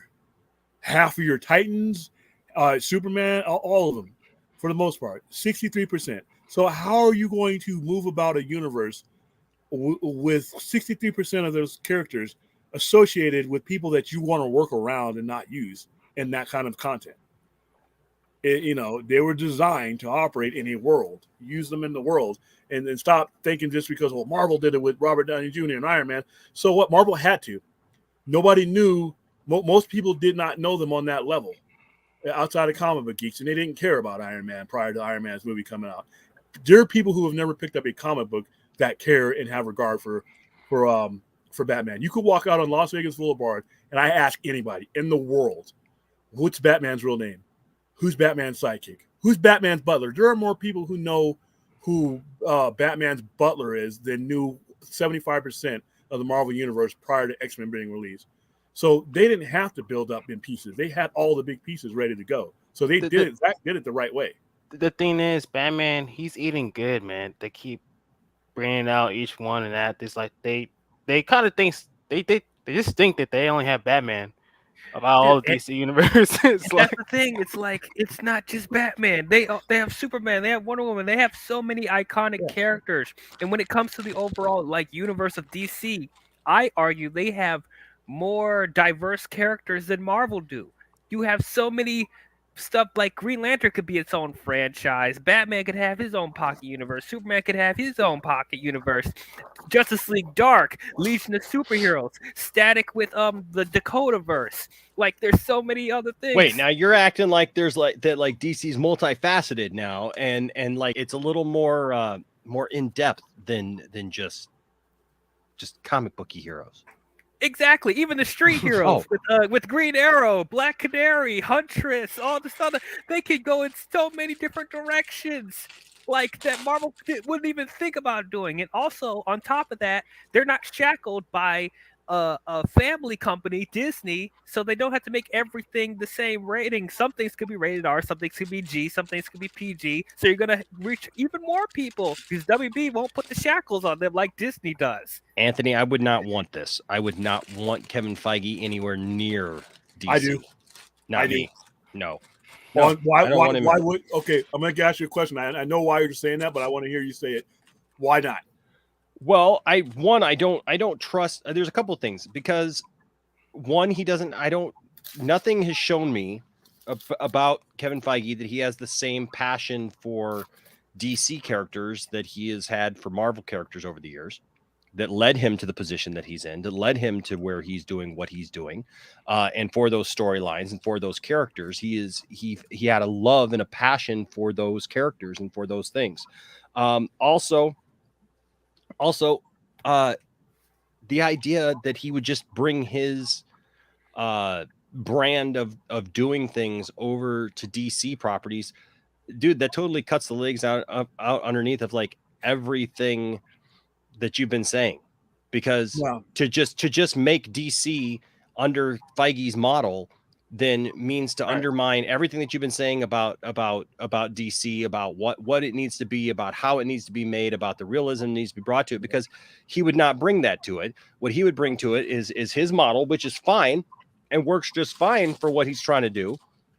But I don't want to just see that happen again. I don't want to just see another Marvel model put into place just because we think that was successful for Marvel. Yeah. So certainly it'd be successful for DC. And like I said, I don't see the same passion. I don't think that it's the same thing.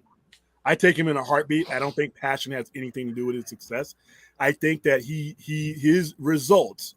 Yeah, well, Monkey Jeebus is right. You'd have no artistic freedom under. No, hold on. His results are as much a product of the environment that he's working in. You're looking for the basic bare bones organizational skills, not necessarily the Marvel framework. That makes no sense. How's that make no sense? It makes total sense. Feige has literally just generalized all of Marvel characters, so we know exactly what every Marvel movie is going to be at this point. I'm not saying I don't want a success. I'm saying I don't want them to try to copy Marvel to get success. Kevin Feige is not the be all end all of how to make successful comic book movies. I don't think that. But if you were available, he knows how to do it. And here's why: he's not necessarily going to apply. He applied a formula that worked with Marvel to those characters in that environment. He's smart enough, and every executive filmmaker that's really good at their job can adjust their framework to what they have in front of them. We're talking about an entirely different animal when you lay down DC's IPs in front of him. Now, what you don't need him to copy anything. What you need him to do is to apply the consistency of being able to begin, start something, do something, finish something, and have the backbone to support whatever plan he lays out. It doesn't have to do anything with Marvel. And that's whenever there's a talent, I ask why couldn't one work with the other? They use the body of work that he currently has on the surface. Same thing with James Gunn the other night. You have to realize that under the surface of these people's the front-leaning thing that you guys see, there are still mechanics that are the same in just about every high-end successful elite guy. He would approach DC with a plan that would apply to DC. He's not going to just bring over. That would be stupid, and he's not a stupid person. But what you need is the organizational skills. You need the support of the filmmaker's point. Now, he's also been given a mandate the way Disney wants their movies done. Now, if you come over here and you apply a different mandate, he's not necessarily going to generalize DC characters. Because remember, like I just said, Marvel characters were there to be generalized because they had no prior history, no prior existence, no prior legacy on that level. He wouldn't have to do that with DC, and I think he would recognize it. He's not like one of them things you just feed something in and you spit out something predictable. You have basic skills as a filmmaker. You have basic skills as an organizer and a producer. Those are the basic ones you bring with you to wherever you go. But how the results and what you would do is as much a product of the ingredients of which you have in front of you as anything else. If he has different ingredients and different circumstances in front of him and different access, he's going to do something different. He's just going to, but right now, without Marvel or DC, without any of those IPs in front of me, I know he's better at it than Walter Amada, right? Take away the product. I know just on a businessman level that one guy is an upgrade than the other. All right. I do think that DC is now on that level yet to even team up. If they're going to do a team up thing with Marvel, no, they wouldn't do it. I mean, we're talking about him just leaving. If his contract were able to leave. Then come over there. Yeah, if he was available, you back up the Brinks truck. You back up the Brinks truck and you get him. But I mean, it would take kind of years to get up where they want the results that they want to be. It will be 18 months. It will be 18 months. Hey, I'd rather them take their time than rush it, because you see what happened when they did it the first time. No, you see what happens when the wrong people rush it. The right people can do anything in an 18-month span. You don't have to take forever to do the right thing. You just have to know what the hell you're doing. That's the difference. Taking forever is not a prerequisite of doing something right. Knowing what you're doing is the main ingredient to do something right. 18 months, he'd have it where we would want it. We as DC fans would want it.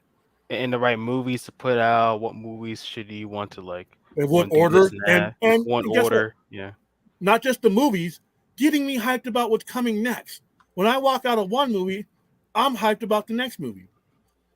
So he has the organizational skills to do it. And I think if he were to come over within 18 months of him being named the head of that, 18 months, you would have an entirely different DC films.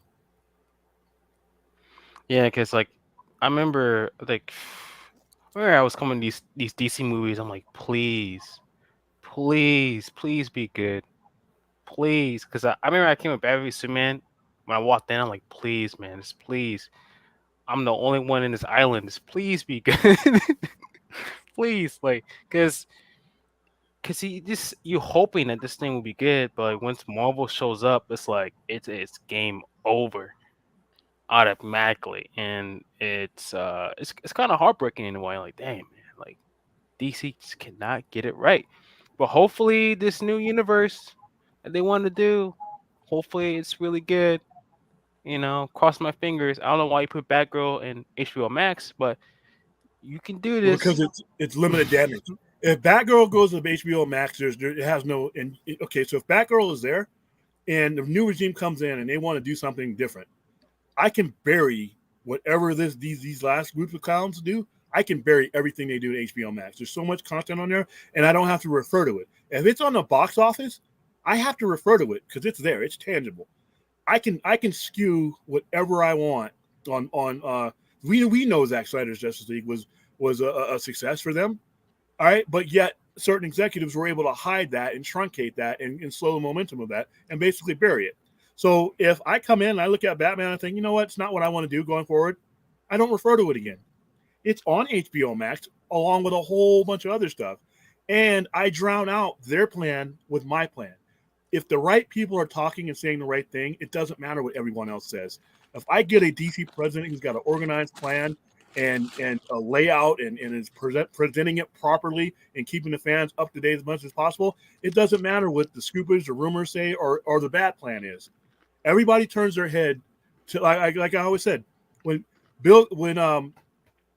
Bill Gates, but when Steve Jobs was alive, when it was time for Apple to roll out their next best thing, you didn't hear about it from a scooper. You didn't hear about it from some newspaper guy, the hot dog stand guy outside of Apple. You heard about it from Steve Jobs himself.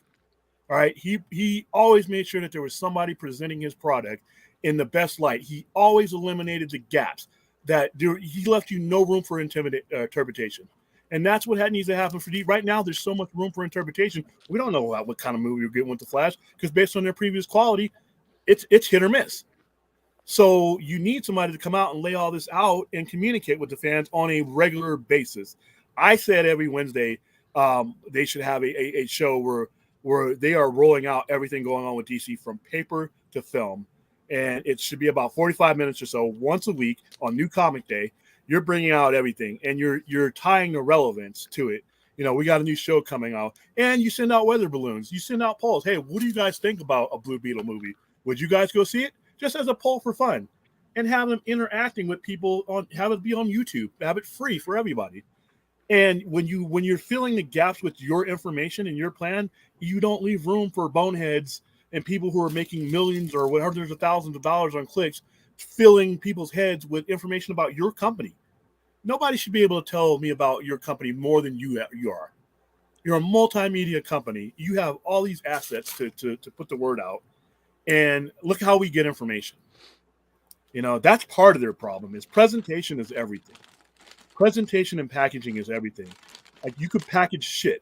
If you package it in diamonds, guess what? Guess what people are going to pay attention to?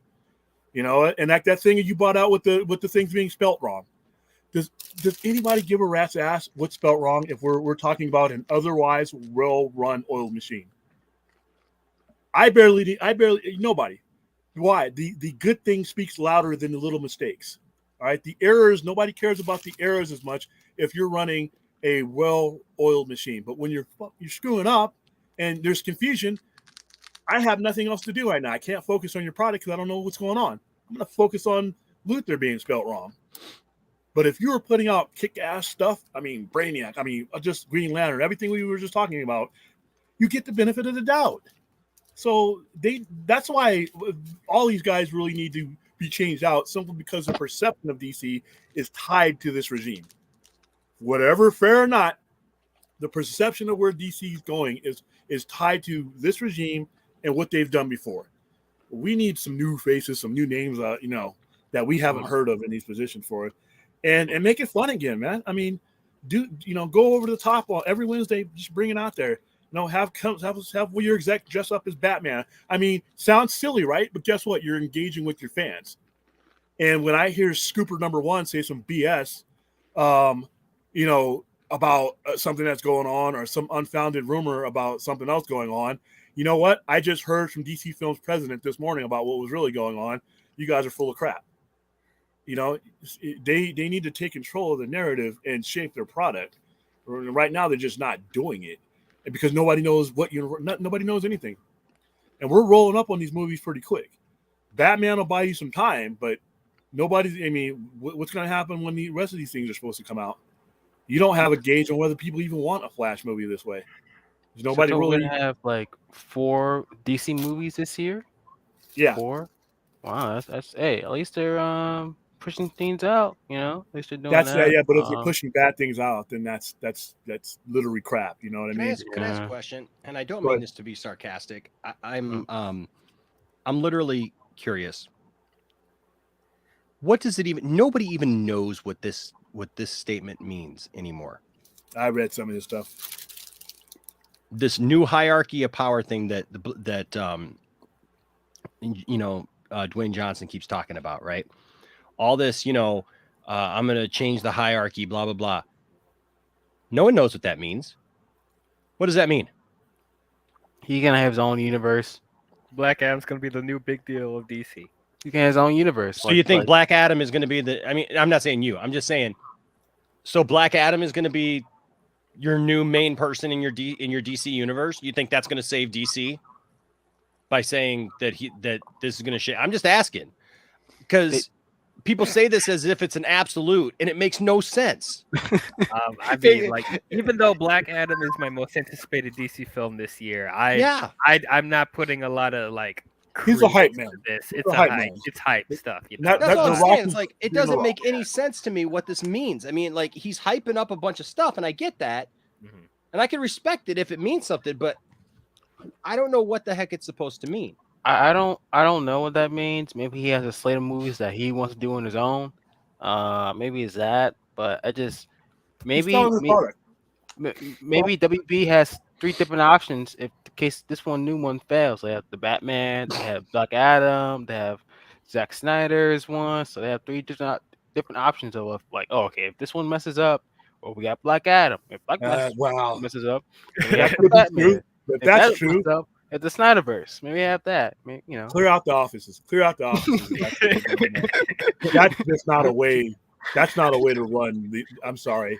It's like it sounds like Wile E. Coyote going through his bag of chips, and one blows up in his face, so he pews out another one. That one works. Oh, this one works. By the time the Roadrunner has already passed him, and laughed. Think about it. They have the Batman coming out. Have Black Adam coming out. People want the Snyderverse. They have the Flash. They had all these 3, 4 different timelines coming out. If one fails, take out the or 3. One fails, this one comes up. If that fails, that one comes up. They have 2 different outs of what to go, and I'm like, they need to be running concurrently. Yeah, they need to have these 3 laid out and running. Jalen here, what's up, Jalen? $2 super chat says, sorry, I'm late. What's up, guys? We're just talking now at this point. We're just chatting on some various things, talking about kind of the different things that we were talking about during the night.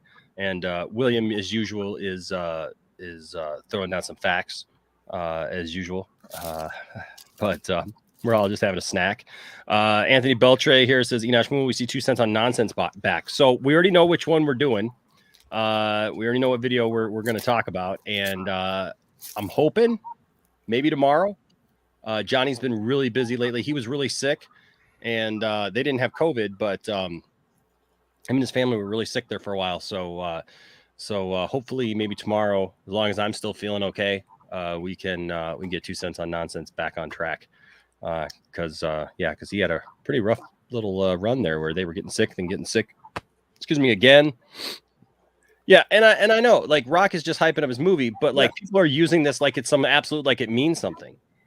You know what I mean? Well, like, because like I get it, but like it doesn't matter if I. Why? That's great. I like that. We're wanting so much of a different hierarchy in DC that we're using his unintentional words to hype up his product. We're grabbing at straws because that's all we have now. Yep, that's all we're doing. You're not wrong. You're not wrong, man. Sad. I mean, I want more than that. I mean, like Peacemaker, dude. Peacemaker had potential to be really, really great. And maybe it will turn around, but why am I even watching Peacekeeper when I haven't had a Batman or Superman to watch in 3, 4, 5, 6 years? Maybe we'll get a Black Adam versus Peacekeeper once in a lifetime. It's Peacemaker, guys. It's Peacemaker. Yeah, Peacemaker once in a lifetime. Once in a lifetime. The Rock and John Cena once in a lifetime in theaters. But here's the thing. Here's the thing. We know who's gonna win that fight. We know who's gonna win that. Black Adam is going to wipe the floor with Peacemaker. But wait a minute. There's twice. There's twice in a lifetime. He's gonna be a bloody carcass on the pavement. There's twice in a lifetime. So the second time they fight, Peacemaker is obviously gonna win, right? Because John Cena won WrestleMania 29. He's gonna win the second time they fight. So it's gonna be the second time around. You know. Unfortunately, The Rock didn't have the power of lightning and superhuman strength to tear him apart. And Peacemaker is not smart enough to outsmart him with Billy Batson. Shazam outsmarted Superman in Kingdom Come. He was beating the hell out of him. Remember how he was beating him? He kept yelling Shazam and getting out of the way. And since the lightning was magic, it was bloodying Superman. And then finally Superman figured it out and grabs his ass when he yells it. Yeah. But this character, I don't know. I am hearing that Brock is maybe if this Black Adam does do well, they're gonna do a Kingdom Come. So they're gonna have it. Brock's maybe trying to plan his own universe in certain, his own way. So we have we have that. Consolidate them. Listen, there's so much there to work with. It's like Legos and a puzzle. Just put it together and then show your customer what you've done. Right, so that we're hyped up. I want to have fun with this stuff. I want Peacemaker. Peacemaker's on HBO Max, and if I didn't like Peacemaker, I lost nothing but my subscription, which I use for everything on HBO Max. So I'm good there. But when you're talking about these box office things, it's like I'm just like, man, I don't if I don't know. Maybe Rock probably will tell, go up to WB like, hey man, I want Henry Cavill on my Black Adam 2. And like, okay, yeah, do that. Probably has happened. I think that's actually happened. And I think that they're just not doing anything. All parties involved don't want to negotiate with the current regime because what have we heard from the current management of Warner Brothers for the last couple of years in regards to how they treat talent, how they treat producers, how they treat filmmakers, how they treat actors. If you're any of these people, do you want to sit down at the table with Walter Hamada and Toby Emmerich? Nah, you'd rather sit down with Zaslav and whoever he puts in front of them. You're just going to have more leverage than that. The Rock is an action star.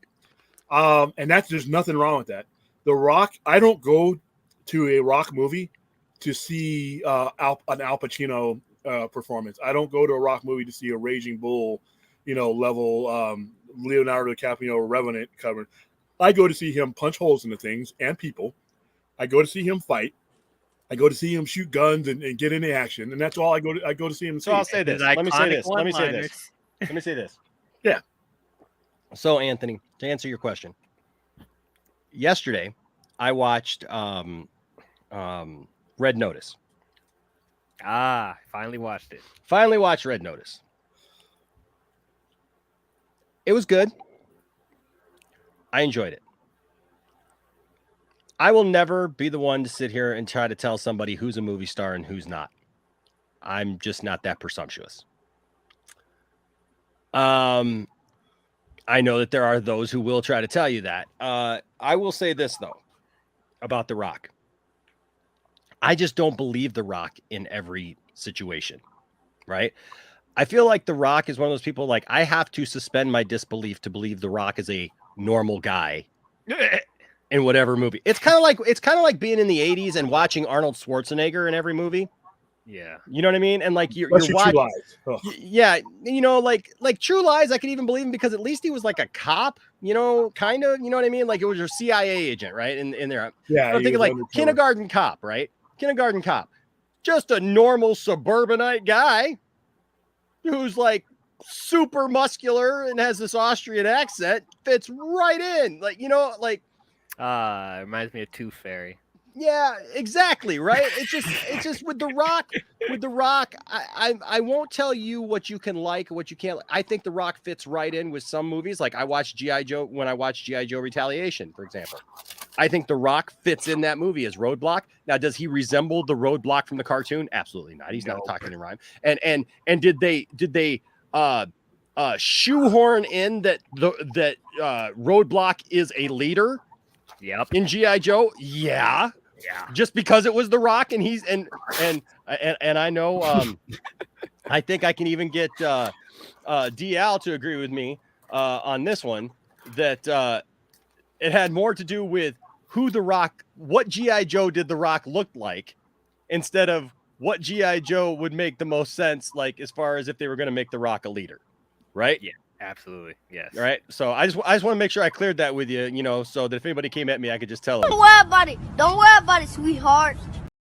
I knew it was coming.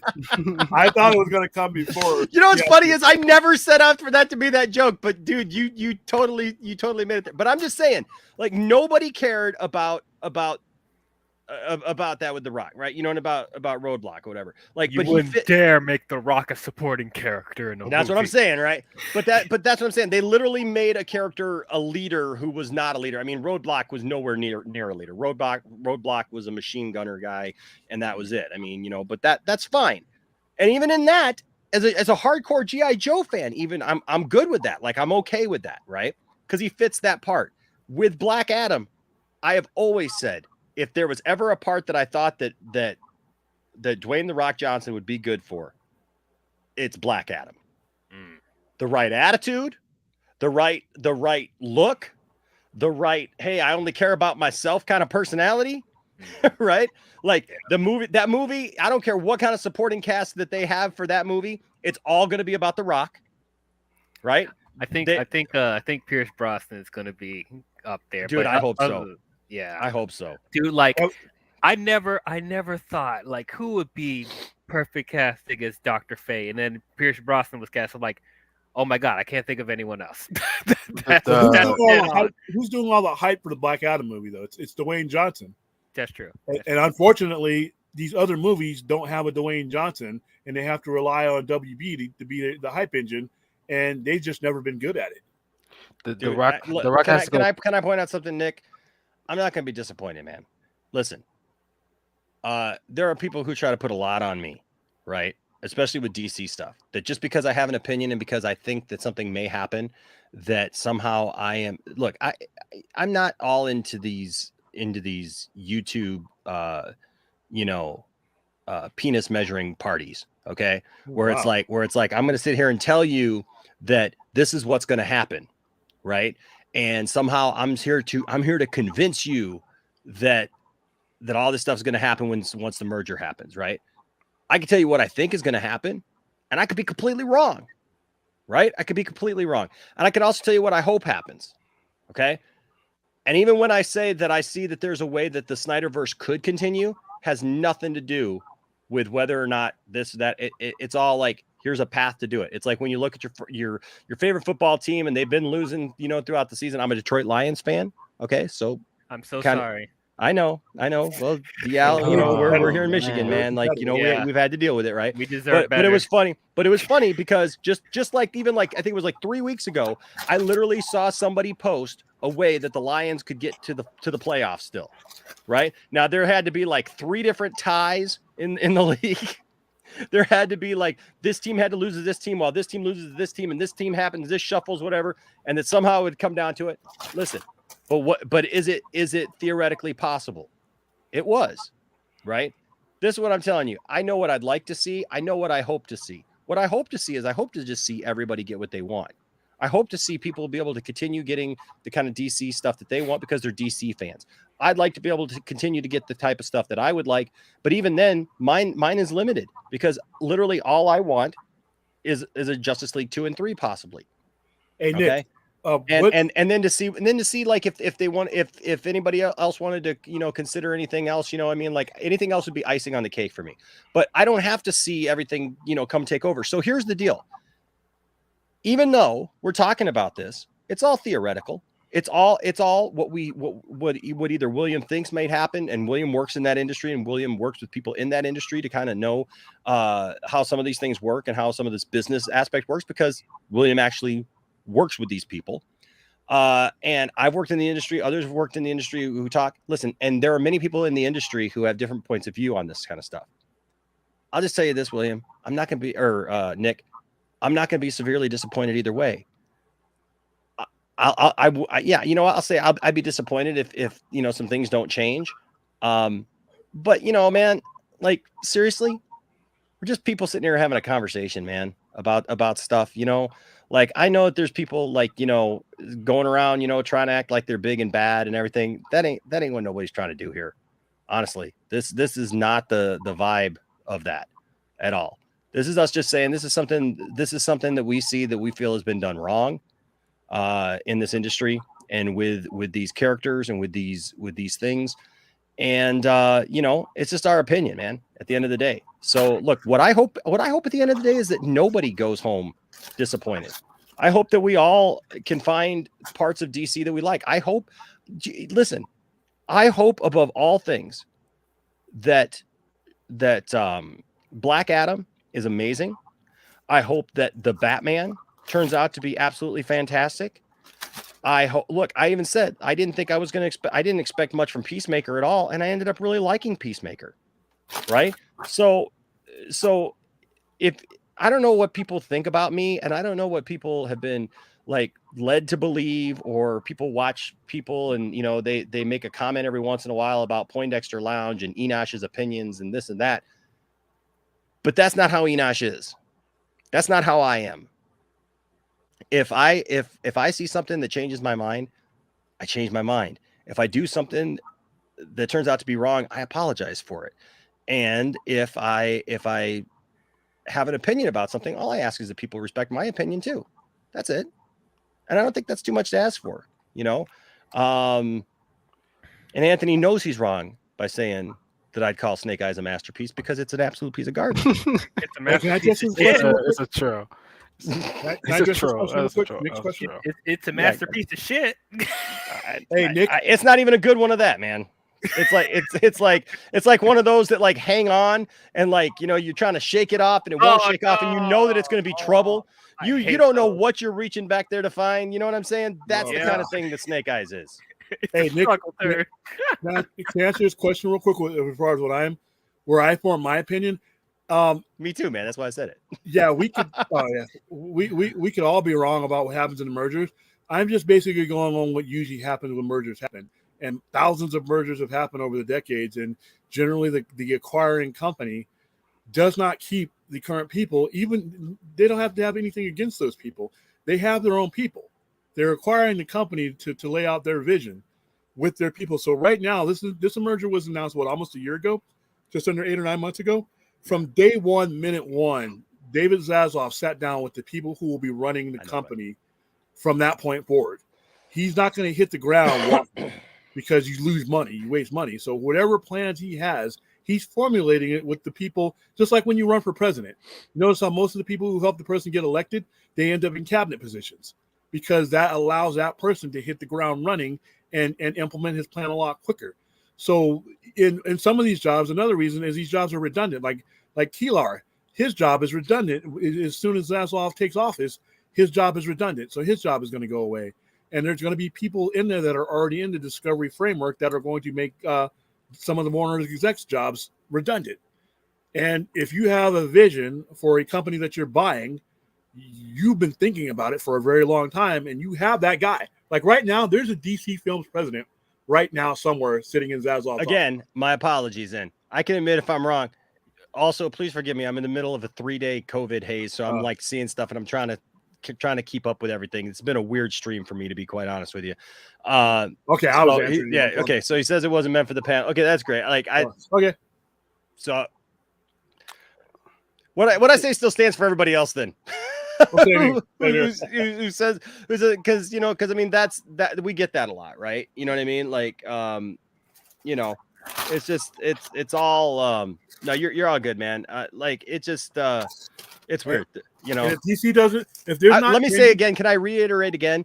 COVID brain is a real thing, because like focusing, man, and trying to deal with that is all like a really weird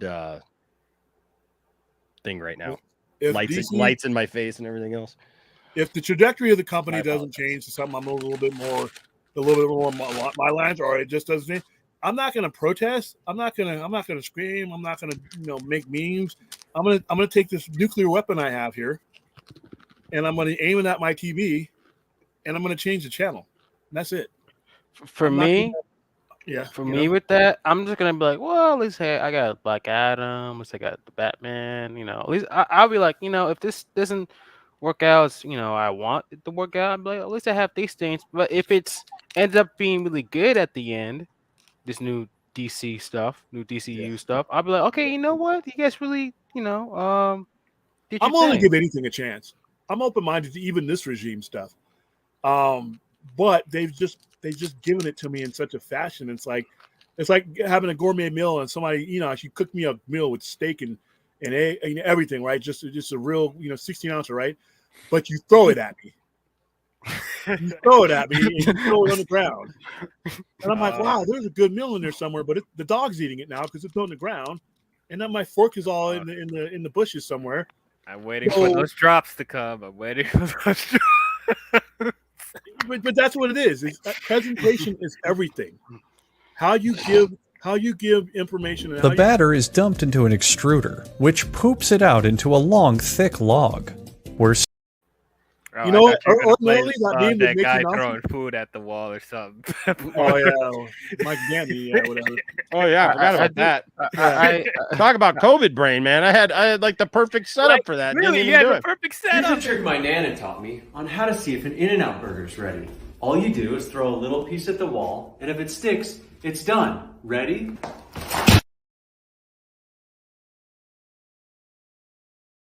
I've seen in quite a while. You specifically play the In-N-Out one because you know that one made me bad. Like, because I never had it. Honestly, it was just the first one that was there, dude. It's like DC. I was gonna eat that. What are you doing, man? Well, that's me. That good day, Dion. That In-N-Out looked really tasty. Yes. Until it ended up on the wall, and that's how DC presents that's a perfect drop. That's how DC presents their product. It might be a good product, but you got it thrown all over the place. And I have to do the work now to pick it up off the floor and violate the 10-second rule if I want to consume your product. That's what fans are having to do. We have to work hard to consume your product. And it should be that way. Then I'm like, you know what, man? Whatever. I'm gonna go to the Marble House. I'll be right back. And that's exactly what happened. Yeah, steak. They hand you your food. They hand you your food. You get a dome. You get the dome dish with your burger in it. Marvel's not that bad, guys. No, Marvel's not that bad. I'm like, I mean, Amazon, they're doing their thing. There's some crappy movies on the Marvel side, but once again, they present them with skill, and their packaging is the other movies that are good. So for every Thor Ragnarok or Thor Dark World, there is a Captain America, a First Avenger, Civil War that I like. That I'm like, the math works in their favor, and I give them the benefit of the doubt. You just can't really give DC the benefit of the doubt right now, not yet. But it'll be fun again. I'm an optimist. I think that the merger will take effect. I think that the merger will have people who want to go big. I don't think they're going to go low budget. This thing what you're seeing with the Batwoman or Batgirl, from what Zazoff has said, his own words, what they put out in that costume, if that's the budget thing that they're going with, that is contrary to what his vision is for these IPs. I think he's going to spend a lot of money. People are saying, "Oh, he's going to be cheap. His job is to cut corners." No, his job was to cut corners when he was part of Discovery. As president of Warner Discovery, that's a whole new different ball game. You're dealing with somebody else's purse now, and it's got a lot more money than your old one did. I would say they're probably like, guys, please see the movie, please. Like, let's show you what we think is gonna happen. Like this, can you please let's do this universe? Then you can do whatever you want. They're like that starts now, man. That starts now. Doing that. The hype for the Flash should be starting now. The hype for Black Adam, we should be talking about. That should be the dominant DC thread that we're talking about right now, is Batman and Black Adam, because these movies, those are the movies that are coming out. Right? When does Black Adam get released? July. July. Okay, wow. So we're gonna in the height of the summer, and believe it or not, July 7 months is not a long time. We're less than 7 months away. We're less than 2 months away from the Batman. And we're in the same calendar year as the Flash is getting released in.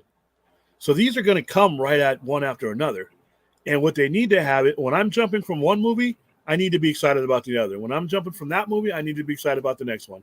And right now, do you feel that with these movies that are coming out? There's 4 DC movies coming out, but they're not the pathway to anything.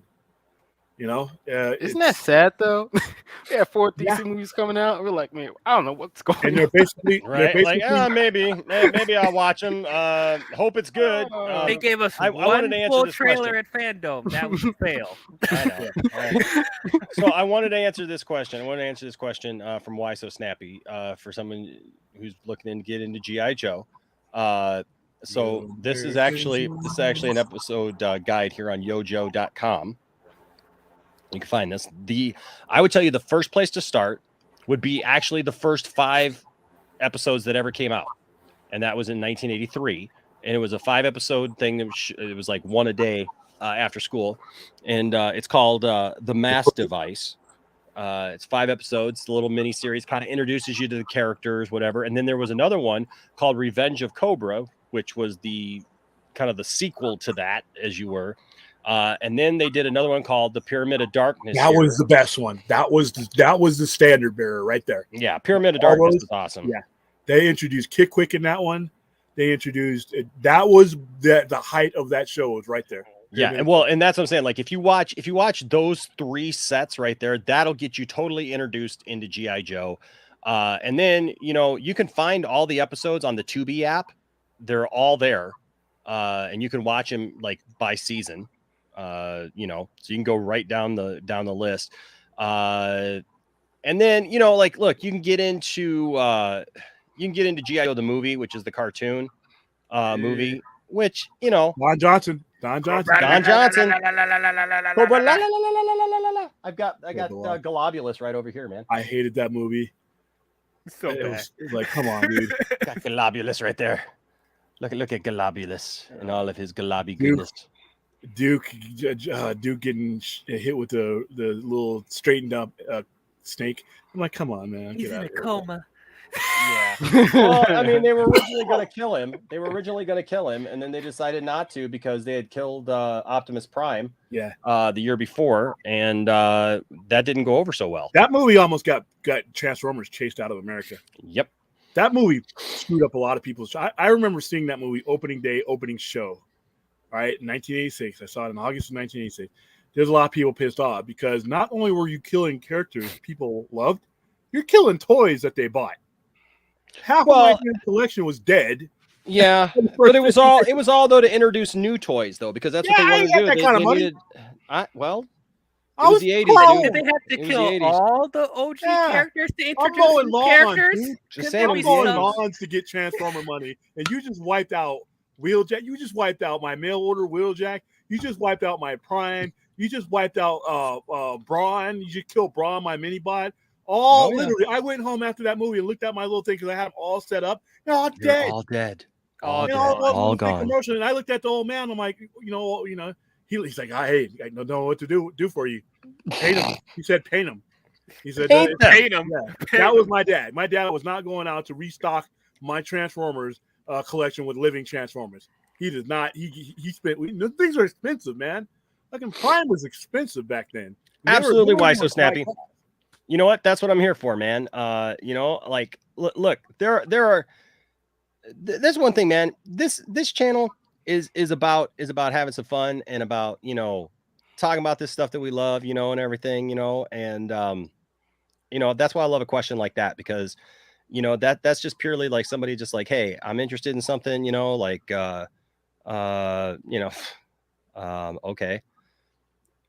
Yeah, man, it's just have fun. Everybody step back from the edge. Yeah, just when I say, hey, we're all here to have some fun and whatever. Yeah, that's not Popcorn Planet, but okay. We are having a good time. Thank you. Thinking about G.I. Joe. I was going to answer this. Hold on, just one quick question. I was just going to answer one quick question here, something here bigged up. So hold that thought. Don't forget that thought. Enosh, the reason the MCU is doing so well is because it started slow and nobody saw it coming. Right now, it feels like DC and WB are trying to play catch up. So here's what I would say to that. I think that it's one of the reasons why Marvel started doing well. But listen, everybody up to this point has always tried to start it that way. Even DC back in the day, they tried to make one Batman movie and one Superman movie and think maybe later on we'll merge them and everything. It's not just the reason. And you got to remember that even when the MCU started, they didn't start it to become the MCU. They didn't even have all the parts, right? They, you know, the Incredible Hulk is what actually started it all, right? And so the second movie, yeah, right. You know, like so you got the Hulk, but yet the Hulk wasn't even owned by Disney. You know, Disney didn't even own all those yet. You know, so like Marvel Studios wasn't a studio. Then you had who was it? Was it Universal? No, Universal made Paramount made everything except the Hulk. Yeah, so Paramount made Iron Man, right? Yeah. And so then, you know, you had a totally different thing. And so then they started bringing it together. They had a few different things going for them though, man. One thing is first of all, a lot of these characters that they were bringing to life, besides the Hulk, had never been on big screen before, right? You know, as far as like in a serious way. Iron Man, nope. Captain America, nope. Thor, nope. So they had, and Williams brought that up many times here on the show, and I have echoed that many times, is that it was a lot easier for them introducing characters that had never had any kind of on-screen presence. So there was no expectations unless you were going to go back to the 70s to the really cheesy TV movie stuff, right? And try to hold somebody to that, right? You know, because like that wasn't going to fly. That was, you know, nobody was going to look at that and go, oh, that Iron Man that looks like, I don't even know what that is. Have you guys seen pictures of that 70s Iron Man that's like in this, like, you know, looks like Robbie the Robot almost, you know? And, you know, it's like, that's Iron Man. Like, first of all, who back in the 70s was on crack and thought that looked like Iron Man? It was like, it's 70s. It was. He looks like an iron lung is what he looks like, not Iron Man. You know, it's like not even like an outfit that somebody would wear, just like a big, you know, like you couldn't move in it. Right, exactly.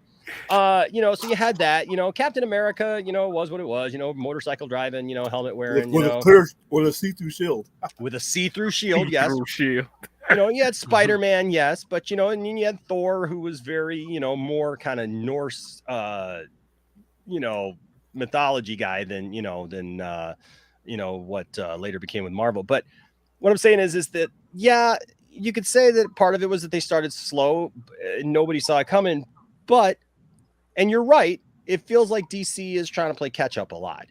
But that's the problem, is they shouldn't try to they should not try to do what Marvel did.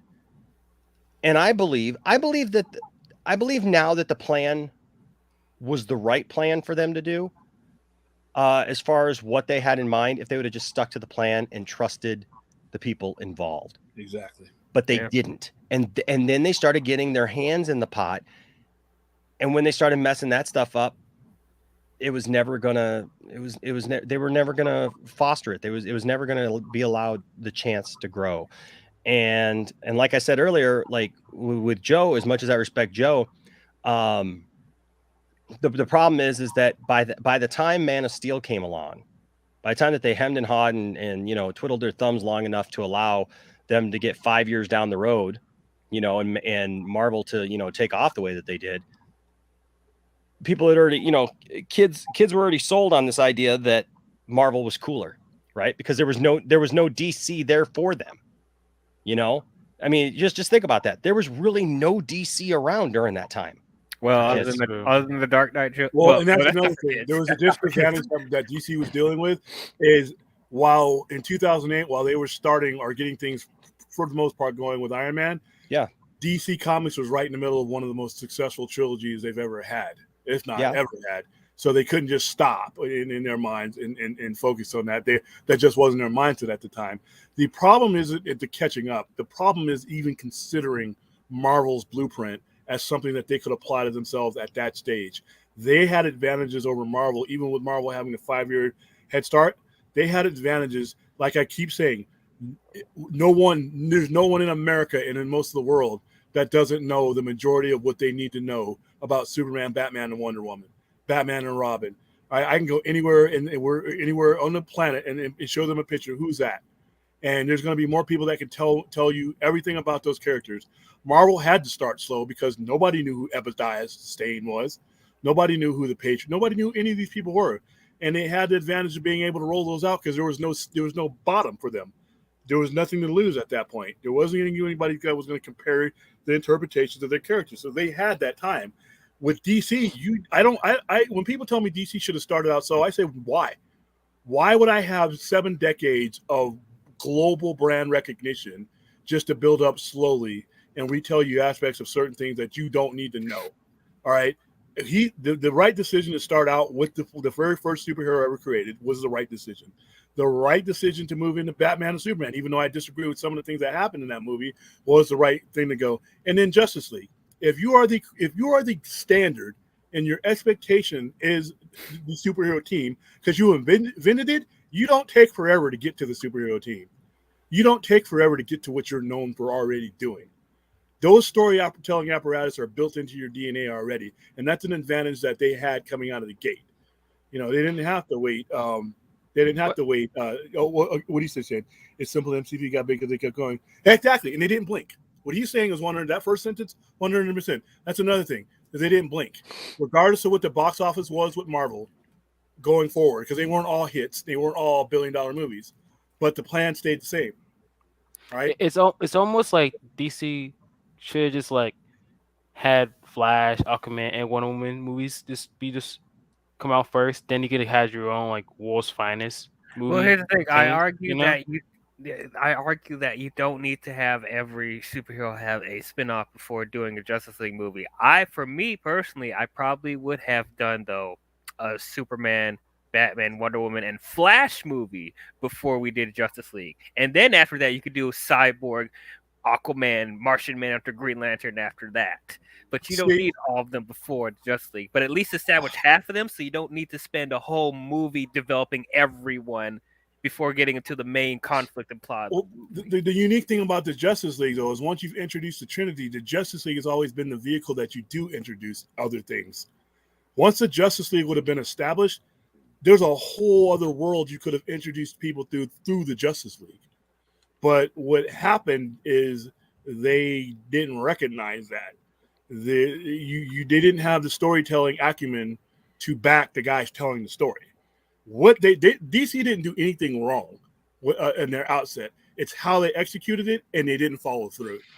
So they did the right things. Marvel did the right things for Marvel, because Marvel's characters and Marvel's game plan, I always say, is good for Marvel.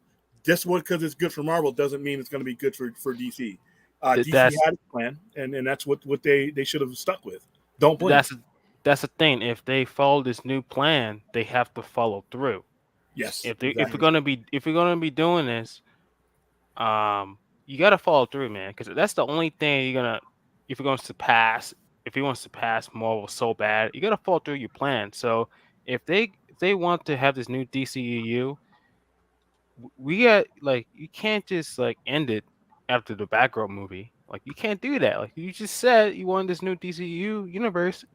Like, you might as well follow through, So I don't know if you guys saw this what I showed this last week, but okay, so this goes for all the people though who complain about Batman v Superman, for example, and say, well, see, they should have done World's Finest, because people have selective memory, okay, and they think that it's like the whole Mandela effect.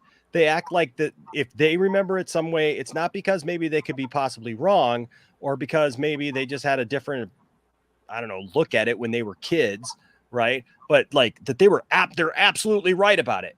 And I feel like we have a little bit of this, if not a lot of this, within the DC universe, because people have come at me so many times and said they should have done World's Finest, Batman and Superman working together as buddies, as friends, right? Well, let's look at some covers. Friends. You think they started as friends? Let's look at some covers. Let's look at some covers from World's Finest back when it was 15 cents. Okay, Batman and Superman together in one. Here we've got Batman in shackles, right? In the stakes here. It says, Batman, you have been found guilty of witchcraft. I sentence you to be burned at the stake. You know I'm innocent, Superman. Why are you framing me? The Bat Witch must burn. See, like, I always thought, like, they've been friends till the end. I always thought, okay. Let's take a look at this one. This is one of my favorites here. Batman and Superman together in World's Finest. Surprise, Superman. We knew you were coming here in disguise, so we got you a gift. Oh, isn't that sweet? They got Superman a gift. Look at that. They're taking a mask off of Superman. Obviously, Superman was coming to surprise his good pal Batman, right? Oh, but what is it? Oh, a kryptonite funeral wreath. My question is, if he's dead already and needs a wreath for his funeral, why is it kryptonite? But okay. Sure and it says R.I.P. From the Mafia, right? Explosive inside the Mafia gang. And then he says he's yelling, Batman, then you're the secret leader of the Mafia. As they're taking Superman's clothes off of him, whatever. They never had conflict. Ever. No, okay, well, let's it's these world's finest here. Oh, well, you know what? This has got Superman, Supergirl, Batman, and Batgirl. So apparently they're all getting along here. These four heroes will destroy themselves fighting over me. Who am I? Darkseid? Kim Kardashian. Let's see. Here's one nice. Look at this. Superman helping his buddy Batman. Batman obviously, maybe he had a bit too much to drink or something. Let's see. It says, I'm about to commit my first crime. Oh, look, he's up on top of a building there. There's the workers down below there and looking up. He says, I'm about to commit my first crime. And you, Batman, are about to be the victim. Featuring the imaginary epic that they dared us to print, Superman's perfect crime. Nope, never had a 12 cents. Here's another example. Remember this? Come on, Superman! I'm betting on you to finish him. Come on, Batman! You can beat Superman now that he's lost his powers. Defeat him, and I win. Featuring the Galactic Gamblers. Here we got Superman and Batman fighting each other with axes and shields with their emblems on them. Yep, but in World's Finest, they apparently always got along. So why would they be fighting in Batman v Superman? That's not the best cool. Batman story ever told. They're fighting each other. Remember, Dark Knight Returns? Sure. You fight there too. Oh, remember, the Dark Knight Returns was just some crazed idea, right? That was just put out there. It wasn't a real life thing, William. It wasn't intended to be real. It was literally just like some really dark thing that doesn't count. Don't you know that? What about Injustice? Doesn't everyone love Injustice? They were fighting each other in that. Injustice doesn't count either. None of that counts. Okay. None of that counts. No, it's just sadistic Zack Snyder who just loves for superheroes to fight each other and kill each other and to murder, and they made Superman a murderous killer guy. Even in the animated series, they didn't like each other. The first meeting they had, like, freaking Batman threw him across the room, even though that shouldn't happen, but that happened. The first time they met each other, Batman threw Superman across the room. Again, no. Zack Snyder is just a horrible person that just wants Superman and Batman to hate each other and fight each other. I always thought about that. Like, when they kept saying Injustice, like, Justice Man wouldn't let the Earth be like that. He has to be in control. He wouldn't let the Earth be this a dirt, like a desert rock. Hey guys, I got a bolt, but I didn't even expect to be on the stream tonight. I didn't know we were going 4 hours. Yeah, well, I didn't expect to be on the. Glad you're feeling well enough to be streaming though. Thanks, man. Well, I needed to do something and get my mind off some stuff, and so I figured I'd come on here and thank you guys for showing up. I appreciate you guys so much, man. Appreciate you. All right, guys. I will see you up invariably somewhere soon. I know. All right, William, and you and I will be talking, man. All right, man. Talk to you later. All right, buddy. Talk to you soon. All right. Well, you know what? We've gone 4 hours. It's been a good thing. I was ready for William. Had he tried to come in and take my toys. Yeah, you ready? You ready to defend? I'm ready to defend. You just hear a knock on your door. Who's that? William here to take one of my toys? Well, I got you covered, William. But no, you know what? So yeah. So the thing is, look, with all the stuff we talked about, I guess to just kind of recap quickly, the evening. Thanks to everybody who's here tonight. Appreciate you all. But that was the week this week. So we got a new excuse me. Excuse me. We've got a new Quantum Leap coming, apparently. Doomsday is coming to Superman. The Batgirl, what do you guys think of her outfit? Do you think this is going to be a good movie? Do you think that this fits the tone?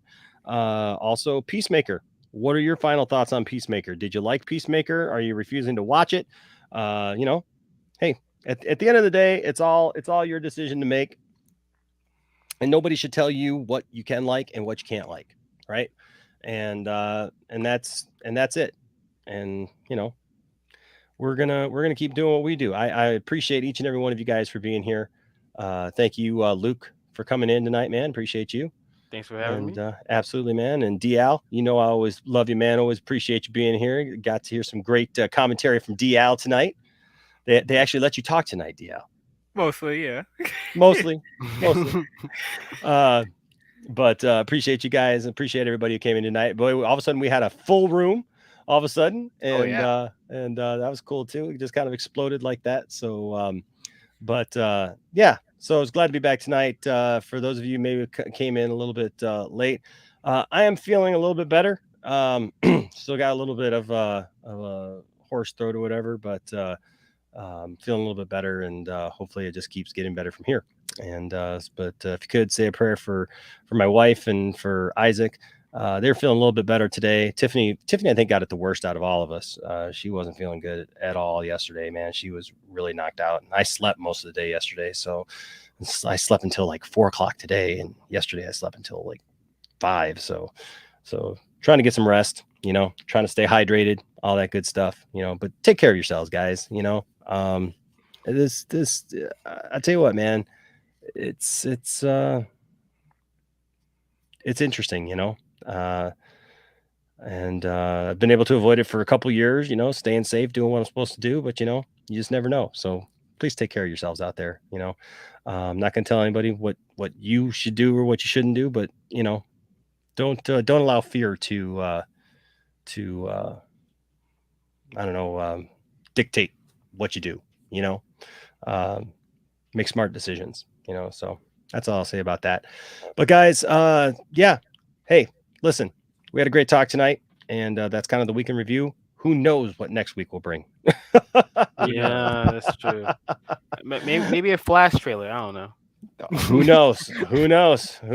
We shall see. Black Adam trailer. I'm ready. You just never know. You just never know. But thanks, guys, for sticking with me, and appreciate, like I said, all the love that you guys have sent. I saw here just a minute ago. I saw, Elsa's here. What's up, Elsa? Says, I love Peacemaker, better show than the Marvel one. And and this coming from a Marvel fan. There you go. So it's good to see you, Elsa. Elsa is a breath of fresh air around here. Says, good morning. Good to see you, Nash. Hope you're feeling better. You and your family stay safe. Thank you so much, Elsa. Appreciate you. And just everybody else. Thank you for all the kind words.